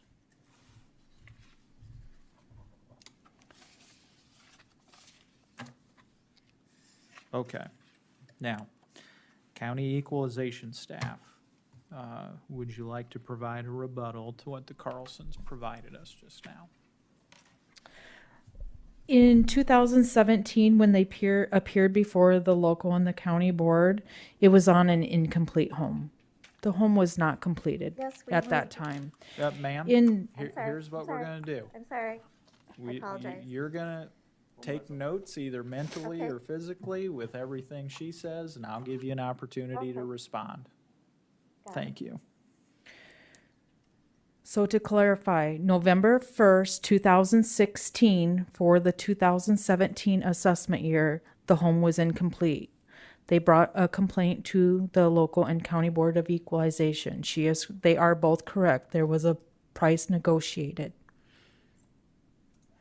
Upon inspection in March of 2017, was part of our field notes for the 2018 assessment year. The pool was complete, the house was complete. So November 1, 2017, for the 2018 assessment year, we provided a 100% complete full and true value. The Carlsons come before the board for the 2018 assessment year, and the board lowered it to $1.1 million. That value has stood since 2020, the $1.1 million. Just to clarify, they feel that they've been over-assessed for the 198 square footage overage. You've never been assessed for your square footage. You've been assessed by a board value. This is the first year that we've put forth our assessment based on square footage for the Carlsons. And the matter is still under, in consideration for the decision of the County Board of Equalization. The best way, we've been looking at blueprints from 2016, square footages from the blueprints. We've actually physically measured the property. We came up with a valuation based on our measurements and not blueprints. Blueprints can change. A physical measurement we feel is most accurate. The lower level, where it says within the sketch, open to lower level, makes me want to go back and say we need to add 198 square feet because we actually deducted it. So the actual square footage should be 3,855 square feet. We actually lowered it based on that 198 that we felt, according to their blueprint, was open to the lower level. The only way we're going to know for sure what the true measurement is, interior finishes are, because they not only have complaint in regards to our square footage, it's some of the lower level square footage. Our notes indicate the lower level finish at 2,855. They say 2,000. We're so far off. And we actually had somebody physically measure the unfinished area in that lower level. I feel pretty confident with our notes, and I say that with hesitation because it was notes based on someone that's no longer staffed in the equalization office. The only true way would be let us in. Okay, any other comments from the staff? Okay, hearing none. Carlson's, you'll get the last word. Okay, so go ahead and give us the last word. Tell us what. Well, you could call the Deffenbaugh because they're a third party that built our house. And the 3592, that is what our house is, and it has been, an architect did it, so it's exactly what it is. And you can ask them, we give you permission to call them, they're a third party, not related. You can ask them what our square footage is if you want to, and they will tell you. And we actually have the blueprints out in the car, and they're from dated 2018. And the other thing is, we moved in on October 31st of 2016. So if our house wasn't done, how could we move in? They wouldn't let us because we wouldn't be able to settle the price and so on with the builder. So that's the day we moved in, and I remember it very clearly because it was Halloween and it was 2016. So that is not true. And as far as the lower level, that part that's not finished, they charge us more for that because they said that we had epoxy flooring, like the stuff you put in your garage, and that counts as a flooring. Whereas I feel that is tile or something like that is really what flooring is. And as far as coming back in, to be honest, I just feel a sense of disappointment in all of this, and it's hard. We've come down here twice. We both work. We're very busy, and I've had to cancel my clients today, and it's just a headache. And we gave you the opportunity. We were very forthright. You came in, measured everything, looked at everything. Nothing has changed. You can confirm that with the Deffenbaugh. And that's all there is to it. I just don't understand why this has to be so combative, and we're just trying to be fair. Do you want the blueprints? They're dated 2018. Huh? I guess if you have something more updated than what you had sent Yeah, it's me 2018. Monday or Tuesday, I would appreciate Yeah, go get it. Okay, can I have a sheet then?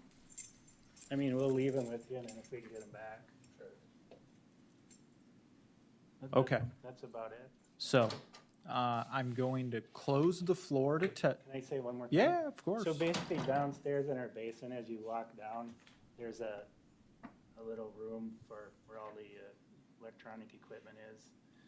On the other side is a great big unfinished ceiling open furnace room. And on the other side, there's another great big furnace room.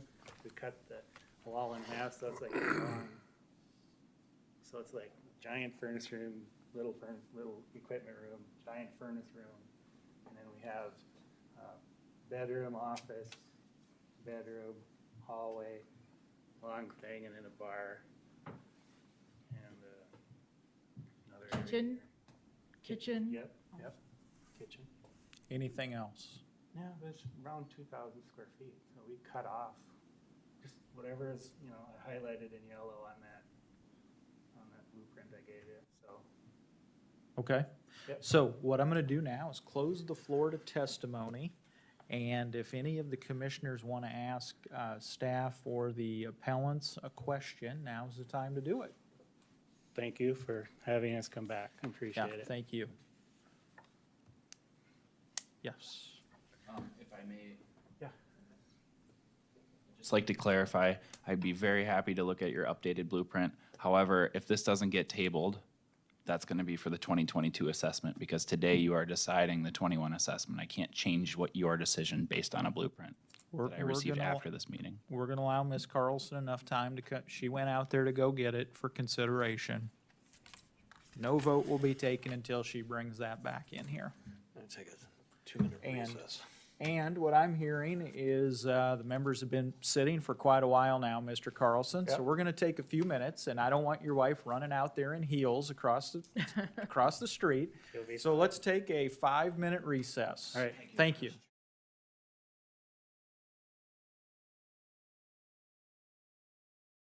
Back on the record here, it's 4:08.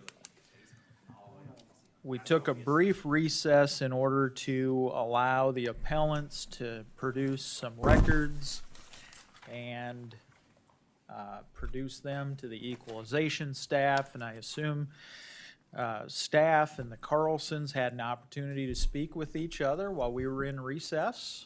Did you get anything figured out? Mr. Chair, what we have determined in regards to differences in square footage may be, because I took the exterior measurements all the way around the house compared to the blueprint, 2 inches off here, 3 inches off there. We might have 13.3 on the blueprint. We said 13. We might have 13.7. We went to 14. At the conclusion, not knowing where the architect came up with their square footage, whether it be interior square footage or exterior, is unknown. Because when I took their blueprints from their exterior measurements, were very similar. But the total square footage on the blueprints versus our total square footage is different. Okay. Any Yes. questions? Mike? No. If I may, Mr. Yeah, absolutely. So you again looked at the measurements of the blueprints? Because sometimes when an architect draws, they may take a closet, a hallway, a staircase, something like that out of living space, possibly. I mean, that can be, and if we're looking at, and they've been able to take the measurements of the blueprints and recompute it, and is that what you're telling me you were able to do that? Very And it still quickly, comes up- yes. The math is still saying that the footprint The footprint. of the structure is still the same. And nothing was recalculated, it was verified. Okay. Okay, so the blueprint that's in front of you, what does it give for the square footage? 3855 or 3592? 3592. Okay, and so you produced some records that say 3592. My next question for staff then is, if we reduce the property down to 3592, what does that recalculate as? Computer died. I can bring it up over here. Of course. So we can all watch it happen.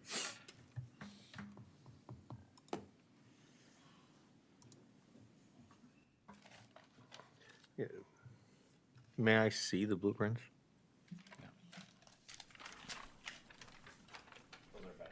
Yeah, that's the, There's a couple, anybody else? Sure. We got They're here. dated 18 and then yeah. Then you're locked. Oh, it does. You locked me out. Okay. Work the magic.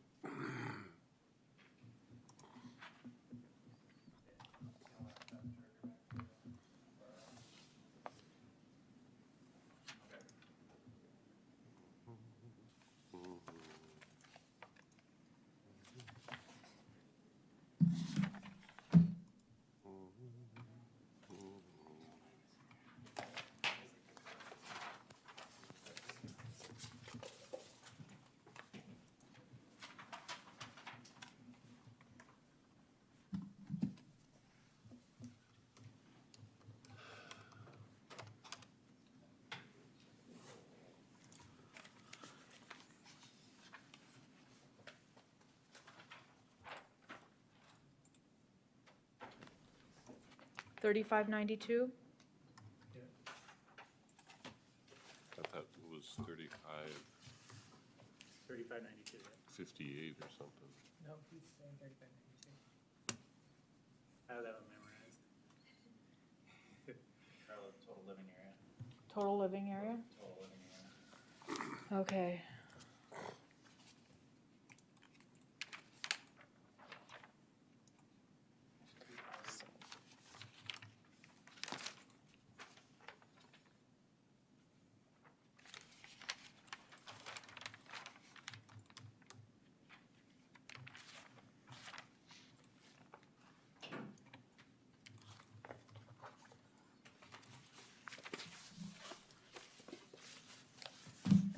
That would bring the value down to 1 million on the structure, 1,054,604.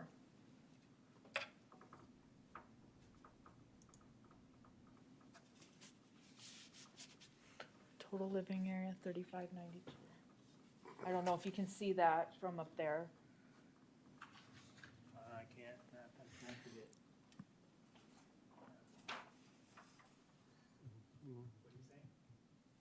What are you saying? 3592 TLA, which is total living area. That's the size, so that's just verifying that would match your blueprint. Yep. So the value on the structure would be 1,054,604. What's the price per square foot? We'd have to take that, divided by the. Oh, no, never mind. I just thought it was something you put in. Yeah, that's an Excel sheet, so it's. Gotcha. Never mind. Just recalculate it though. And then what do you have for bottom square feet? The lower level finish. Yeah, 2,000. We have 2,855 square feet of living area in your basement, and we have 1,000 square feet of standard finish, which means it may have a wall and a ceiling, but no floor, or one of those three components is missing. Is that And it's- floor counted as epoxy paint? Because we really only have 2,000. It's mostly, it's like a giant room for a furnace room, another giant furnace room, another room. We cut the wall down the side, so it's about 2,000 square feet. And a kitchen. Yeah. And then one more bathroom. So that's what the blueprint says, is 2,000 square feet. It's kind of And odd, but bedrooms? it's, How many bedrooms? one bedroom, like a little office. I guess you could Office. call it a bedroom. We made it an office, but That's where we're really off. yeah, well, they took that. Honestly, we're really off in the They lower took the level. wall and just went down the side, and the whole thing is furnace room. Okay, are there any questions or comments or motions from the board?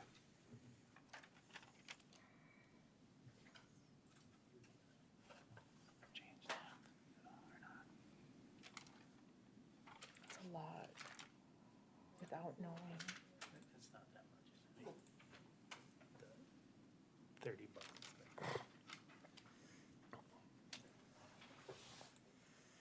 If we were to change the living area to the 2,000, which states on the blueprints, which I would not suggest doing, but just for the sake of discussion, that would bring the valuation for the structure down to 987,516 for a total valuation of 1,163,691.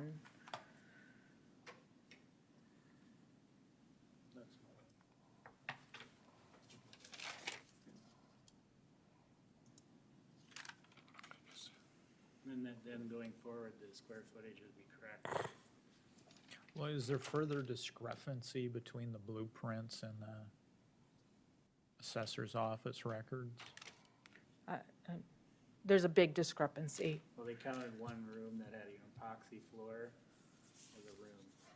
It's a mechanical, like a mechanical It had room. walls, but no ceiling and a furnace in it. It's a furnace room and it's got the sump pump in it. Well, it's up to you all whether you want to allow access for an inspection or not. If you don't want to, but if you want to allow an inspection to get down to the bottom of it, you can do that. These are some of the hand notes, which I don't regularly show, but I mean, the appraiser went in and they measured each one of these areas, you know, and came up. It does verify what the appellant's I mean- saying. It says drywall, no ceilings, finished floors. And we counted that as standard finish. Oh, okay, I didn't know that. Yep. I didn't know Yep. That's fine. Okay. We don't know it. Yeah, I know, it's terms that, it's, You're linking up a lot of You financial say terms that I wouldn't unfinished, you say standard finish. Unfinished would be, you still see the foundation walls as concrete, no finishing, period. Oh. That's unfinished. Okay. Yeah, that's correct. Then just leave it at the 2880, Okay. whatever it was. So we're going back to the.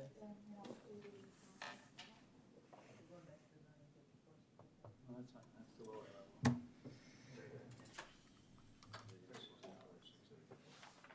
No, 1 million. What do we have, Ethan, what do we have the garage at for square footage? There hasn't been a discrepancy there yet, but the garage is 1,375 square feet with a 390 square foot core floor basement. Yeah, see, No, that's not, oh, you have two of them. Yeah. Yeah, the total. The little one total has is a core floor under it. yeah. Yeah, it's just. no basement under the original Nope. garage, just, Just the core floor. yes. We're at Save this. I was the first one, and then this 1,375. last one, Carlos said. Total. Yeah, They're on the this sketch. is the It's house blue with the only. note, or black with the note there next to the garage. Oh, look at that. See how we did the two separate parts? Because one Okay. part has a basement. So the other part's land not. is 176 Right. and the house is 1 million. Isn't it 163? That's the discrepancy of 35 square feet according to. If I add up this and this, it's not the 163, is it? I thought that's what Carlos said. Oh, it probably is. Yeah, right down there. Where, is there a measurement on the sidewalls that's off somewhere according to the blueprint compared to the sketch? I'm just doing a calculation. It's already 4 o'clock. We still have. Did you have something you wanted? Take your mask off. Can't breathe. She's choking. Which ones are those? Okay, I have 420. Do any of the members have any more questions, or do you have a motion? Just for clarifications, we have the house now at 1 Turn your million. mic on, Jim. Right. Turn your mic on. For clarification, we have the house listed at $1,064,694. Is that correct? If we accept their square footage. Okay. No. No? 1,054,604. Yes. 604, excuse me. I was off by $90 there. No, you're right. Are we in agreement on the land cost? What was the land again? No, I mean the total. So what are we, what's the last, They only just, is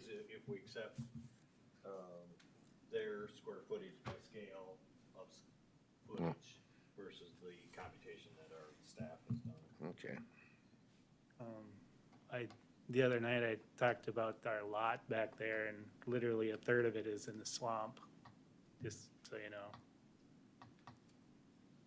You mean that lot next door? No. Or that, One that we Just live be, on. you know, we put our house on there, Yep. and we've got about 5 feet, and it's swamp, and we own right into the swamp.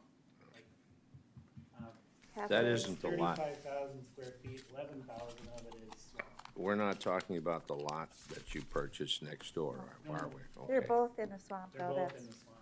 Yeah. Yep. but we, you know, we just, We own halfway to the swamp, and Catholic Church owns the other half of the swamp.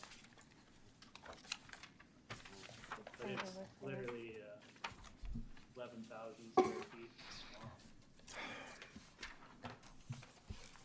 So about 24,000 square feet of usable.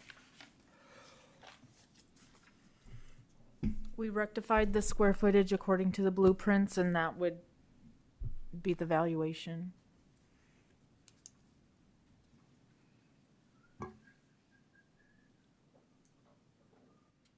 $1,230,779. All right, let's go. I will move that we, have the land at 176,175, the structure at 1,054,604 for a total of 1,230,799. You've heard the motion. Is there a second? I'll second that. There's a motion and a second to value the land at $176,175 and to value the structure at $1,054,604 for a total value of $1,230,779. Clerk will call the roll. Commissioner Gibbon, Yes. Commissioner Poppins. Yes. Commissioner Schmidt, Yes. Commissioner Aaron's. Yes. Okay, thank you, Carlson's, and thank you, Board of. Don't forget your blueprint. Thank you, Equalization staff. Okay, it looks like we've got to Thank deal with Yep, thank you. the next issue in our agenda, and it looks like the last issue is we need to approve new exemptions. There's six specific items on our agenda here. First issue is 2021 exempt list, including new exemptions. And that's contained on the agenda items. It's an Excel spreadsheet. You'll see, Go ahead. apologize. Go ahead. In your commission packet, you will see a spreadsheet similar to this. We have six new exemptions for the 2021 assessment year. The first one is exempt by South Dakota Codified Law 10-4-13. It's under the name of the Sioux Falls Christian Schools. Application was submitted and reviewed by the Director of Equalization's office. And my report of investigation is they would qualify for 100% exemption on the land and structures for the 2021 assessment year. Move for approval of the exemption of the Sioux Falls Christian Schools. Second. I got a motion and a second to approve. Clerk will call the roll. Commissioner Gibbon, Yes. Commissioner Poppins. Yes. Commissioner Schmidt, Yes. Commissioner Aaron's. Yes. Now, I apologize, I'll be a little more specific on the next one. The next one is owned by Avera McKinnon. It's parcel number 281.19.00.001. This is not a new application, but every year it's reviewed based on information on what portion of the property is owned and used exclusively for religious or benevolent or nonprofit healthcare. This one is under SDCL 10-4-9.3, which is a nonprofit healthcare. Each year, Avera McKinnon supplies us with a sheet similar to this, and they tell us how much is leased. And based on all information for the 2021 assessment year. The assessors, after the report of investigation, is determining this property to be 93% exempt for the land and 93% exempt for the structures. You've heard the request. Is there a motion? Move for approval, Mr. Chair, on the Avera. Is there a second? I'll second it. Got a motion and a second on the approval from Avera report of investigation. Clerk will call the roll. Commissioner Gibbon, Yes. Commissioner Yes. Poppins, Commissioner Schmidt, Yes. Commissioner Aaron's. Yes. Motion passes. The next exemption is also in the name of Avera McKinnon. It is parcel number 282.05.01.001. It's under SDCL 10-4-9.3, nonprofit healthcare. Once again, Avera has supplied us with information in regards to the leasable area attached to the exemption. And after the investigation, the Department of Equalization office is recommending to exempt that parcel at 99% exempt for the land and 99% exempt for the structures. You've heard the request. Is there a motion? So moved, Mr. Chair. Is there a second? I'll second. We have a motion and a second to approve the report of investigation presented to us. Clerk will call the roll. Commissioner Gibbon, Yes. Commissioner Poppins. Yes. Commissioner Schmidt, Yes. Commissioner Aaron's. Yes. Motion passes. Our next application is the Home Builders Association, parcel number 281.27.05.002. Again, this is not a new application, but it's an annual review because certain portions of the property are taxable. The Home Builders Association supplied us with the proper documentation to give a recommendation to the board. After investigation of their documentation, the Director of Equalization is determining that 5.3% for the land is exempt and 5.3% is exempt for the structures. You've heard the request. Is there a motion? So moved, Mr. Chair, on the exemption for the home builders. Is there a second? Second. Got a motion and second on the request for the home builders. Approve the report of investigation. Clerk will call the roll. Commissioner Gibbons, Yes. Commissioner Poppins. Yes. Commissioner Schmidt, Yes. Commissioner Aaron's. Yes. Motion passes. Our next exemption is Habitat for Humanity. It's the exemption is under charitable exemption, South Dakota Codified Law 10-4-9.1. They are requesting 100% tax exempt after investigation on the property. The assessor's office is recommending to have the land be at 100% exempt and the structures 100% exempt. That is located here in Canton. Parcel number 200.13.48.006A. This is actually a foreclosure. They had sold it to an individual. Habitat got it back, and now they're applying for exemption. And once they sell it to a private individual, then it would be. Go back on the tax roll. Yep. Okay, do we have a motion to approve the report of investigation for Habitat for Humanity? Move for approval, Mr. Chair. You have a second? Second. All right, we got a motion and a second to approve the Habitat for Humanity report of investigation. Clerk will call the roll. Commissioner Gibbon, Yes. Commissioner Poppins. Yes. Commissioner Schmidt, Yes. Commissioner Aaron's. Yes.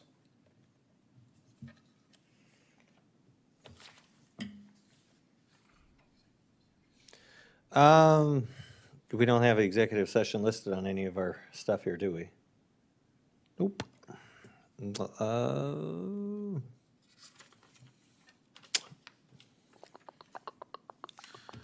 Could someone see if Bill Golden is available? And then Carla, I'm sorry, you probably did we interrupt your flow? Do you have more to present? Yes. I'm sorry. Keep going. Let's just see Okay. if Bill's. Go ahead. It has nothing to do with you. Our next application is the University of Northwestern. They are applying for tax exemption under the charitable exemption 10-4-9.1. After investigation on the property, the Department of Equalization is recommending this land to be 100% exempt and the structures to be 100% exempt based on application and investigation.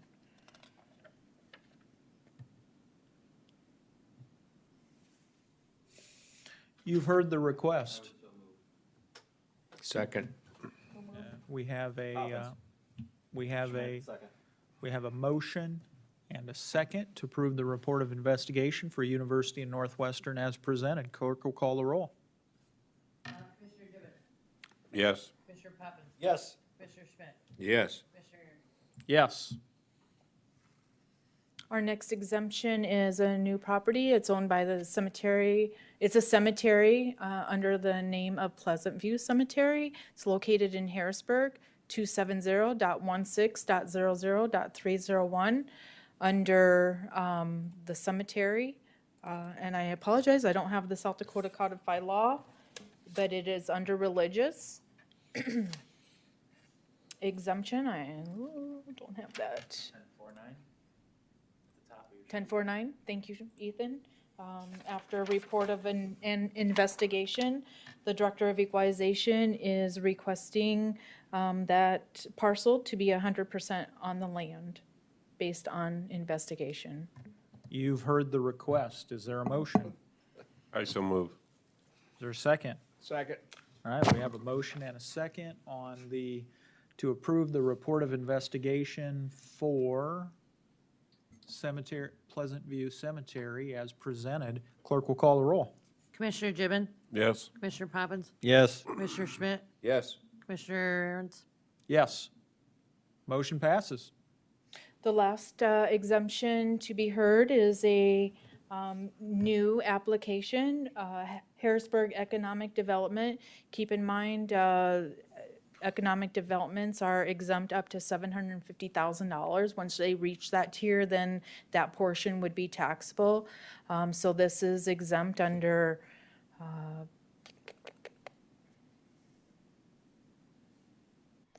multi-business incubator. You've heard the request. Is there a motion? So moved, Mr. Chair. Is there a second? Yes. Gibbon. Got a motion and a second to approve the request for the Harrisburg Economic Development Foundation to approve the report of investigation as presented. Clerk will call the roll. Commissioner Gibbon, Yes. Commissioner Poppins. Yes. Commissioner Schmidt, Yes. Commissioner Aaron's. Yes, motion that- passes. That would be under South Dakota Codified Law 10-4-8.1. Our last application is not a new application, but it was received in our office after November 1. I am petitioning the board to grant exemption on Faith Baptist Fellowship Church based on SDCL 10-4-9. So move. Hold on a minute. I don't have it on my list. What's the parcel number, Carla? It is parcel number 280.25.00.001 and 280.50.10.002. You've heard the request. Is there a Move for motion? approval. Schmidt. Is there a second? Yes. Gibbon. Got a motion and a second to approve the application from Faith Baptist Fellowship. Clerk will call the roll. Commissioner Gibbon, Yes. Commissioner Yes. Poppins, Commissioner Schmidt, Yes. Commissioner Aaron's. Yes, motion passes. Carla, do you have any further business in front of the board? I do. Okay. It will be under, if you could read items 2 through 6 within the exemptions to in accordance to South Dakota Codified Law 10-6A-2, allow the Director of Equalization to make changes for elderly low-income assistant freezes for the 2021 as certified by the Lincoln County Treasurer's Office. I would so move to allow you to do so. Is there a second? I'll second it. Gibbon? There's a motion and second to approve as read. Clerk will call the roll. Commissioner Gibbon, Yes. Commissioner Poppins, Yes. Commissioner Schmidt, Yes. Commissioner Aaron's, Yes. Under South Dakota Codified Law 1-19B-25, allow the Director of Equalization to make the necessary changes in value for qualifying historical properties. You've heard the request. Is there a motion? Also move. Gibbon? Second. Got a motion and a second to approve the request as read. Clerk will call the roll. Commissioner Gibbon, Yes. Commissioner Poppins. Yes. Commissioner Schmidt, Yes. Commissioner Aaron's, Yes.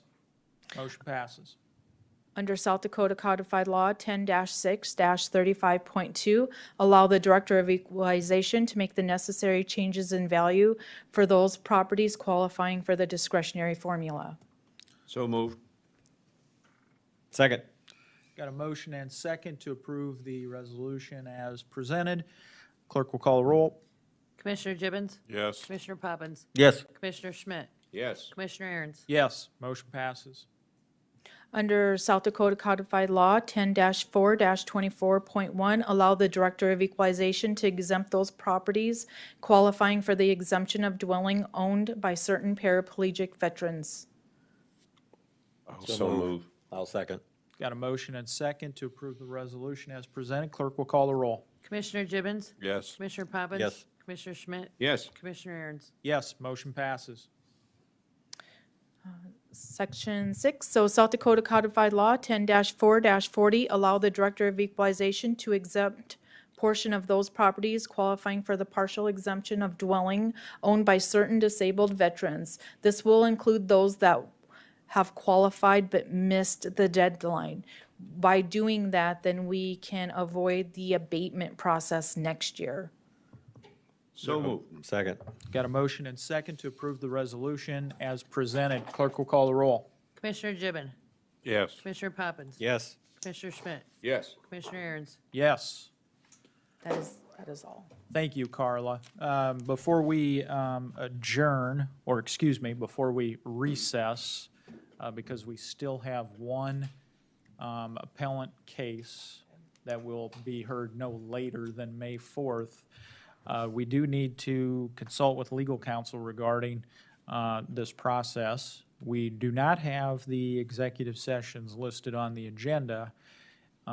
Is it proper for the board to go into executive session to consult with counsel regarding the specific equalization board issues?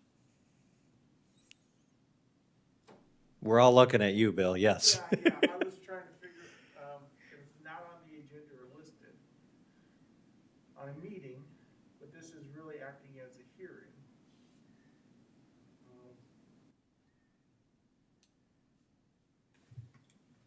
I don't right off the top of my head know the answer to that. So then I recommend we don't.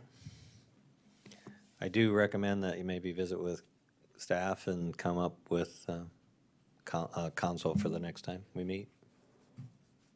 Is that right, Mr. Chairman?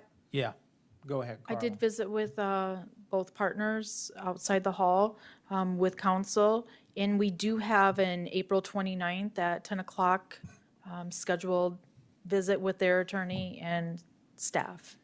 That matter Carla, will... could we take 5 minutes? Would you go visit with Bill a second and then come back? We'll be in recess. And, okay, Mr. Golden, go ahead. Okay, so the last item on your agenda, I did speak to Mr. Hauser yesterday, and I spoke to his attorney. And from that, it was very, very clear the three of them were not on the same page. And so in order to, there was no way to negotiate or do anything with them because the three of them weren't communicating at that moment. I do understand that there's a meeting that's been set up now with Carla, and so they're going to meet and see if there's any common ground, and then we'll see what happens. And then I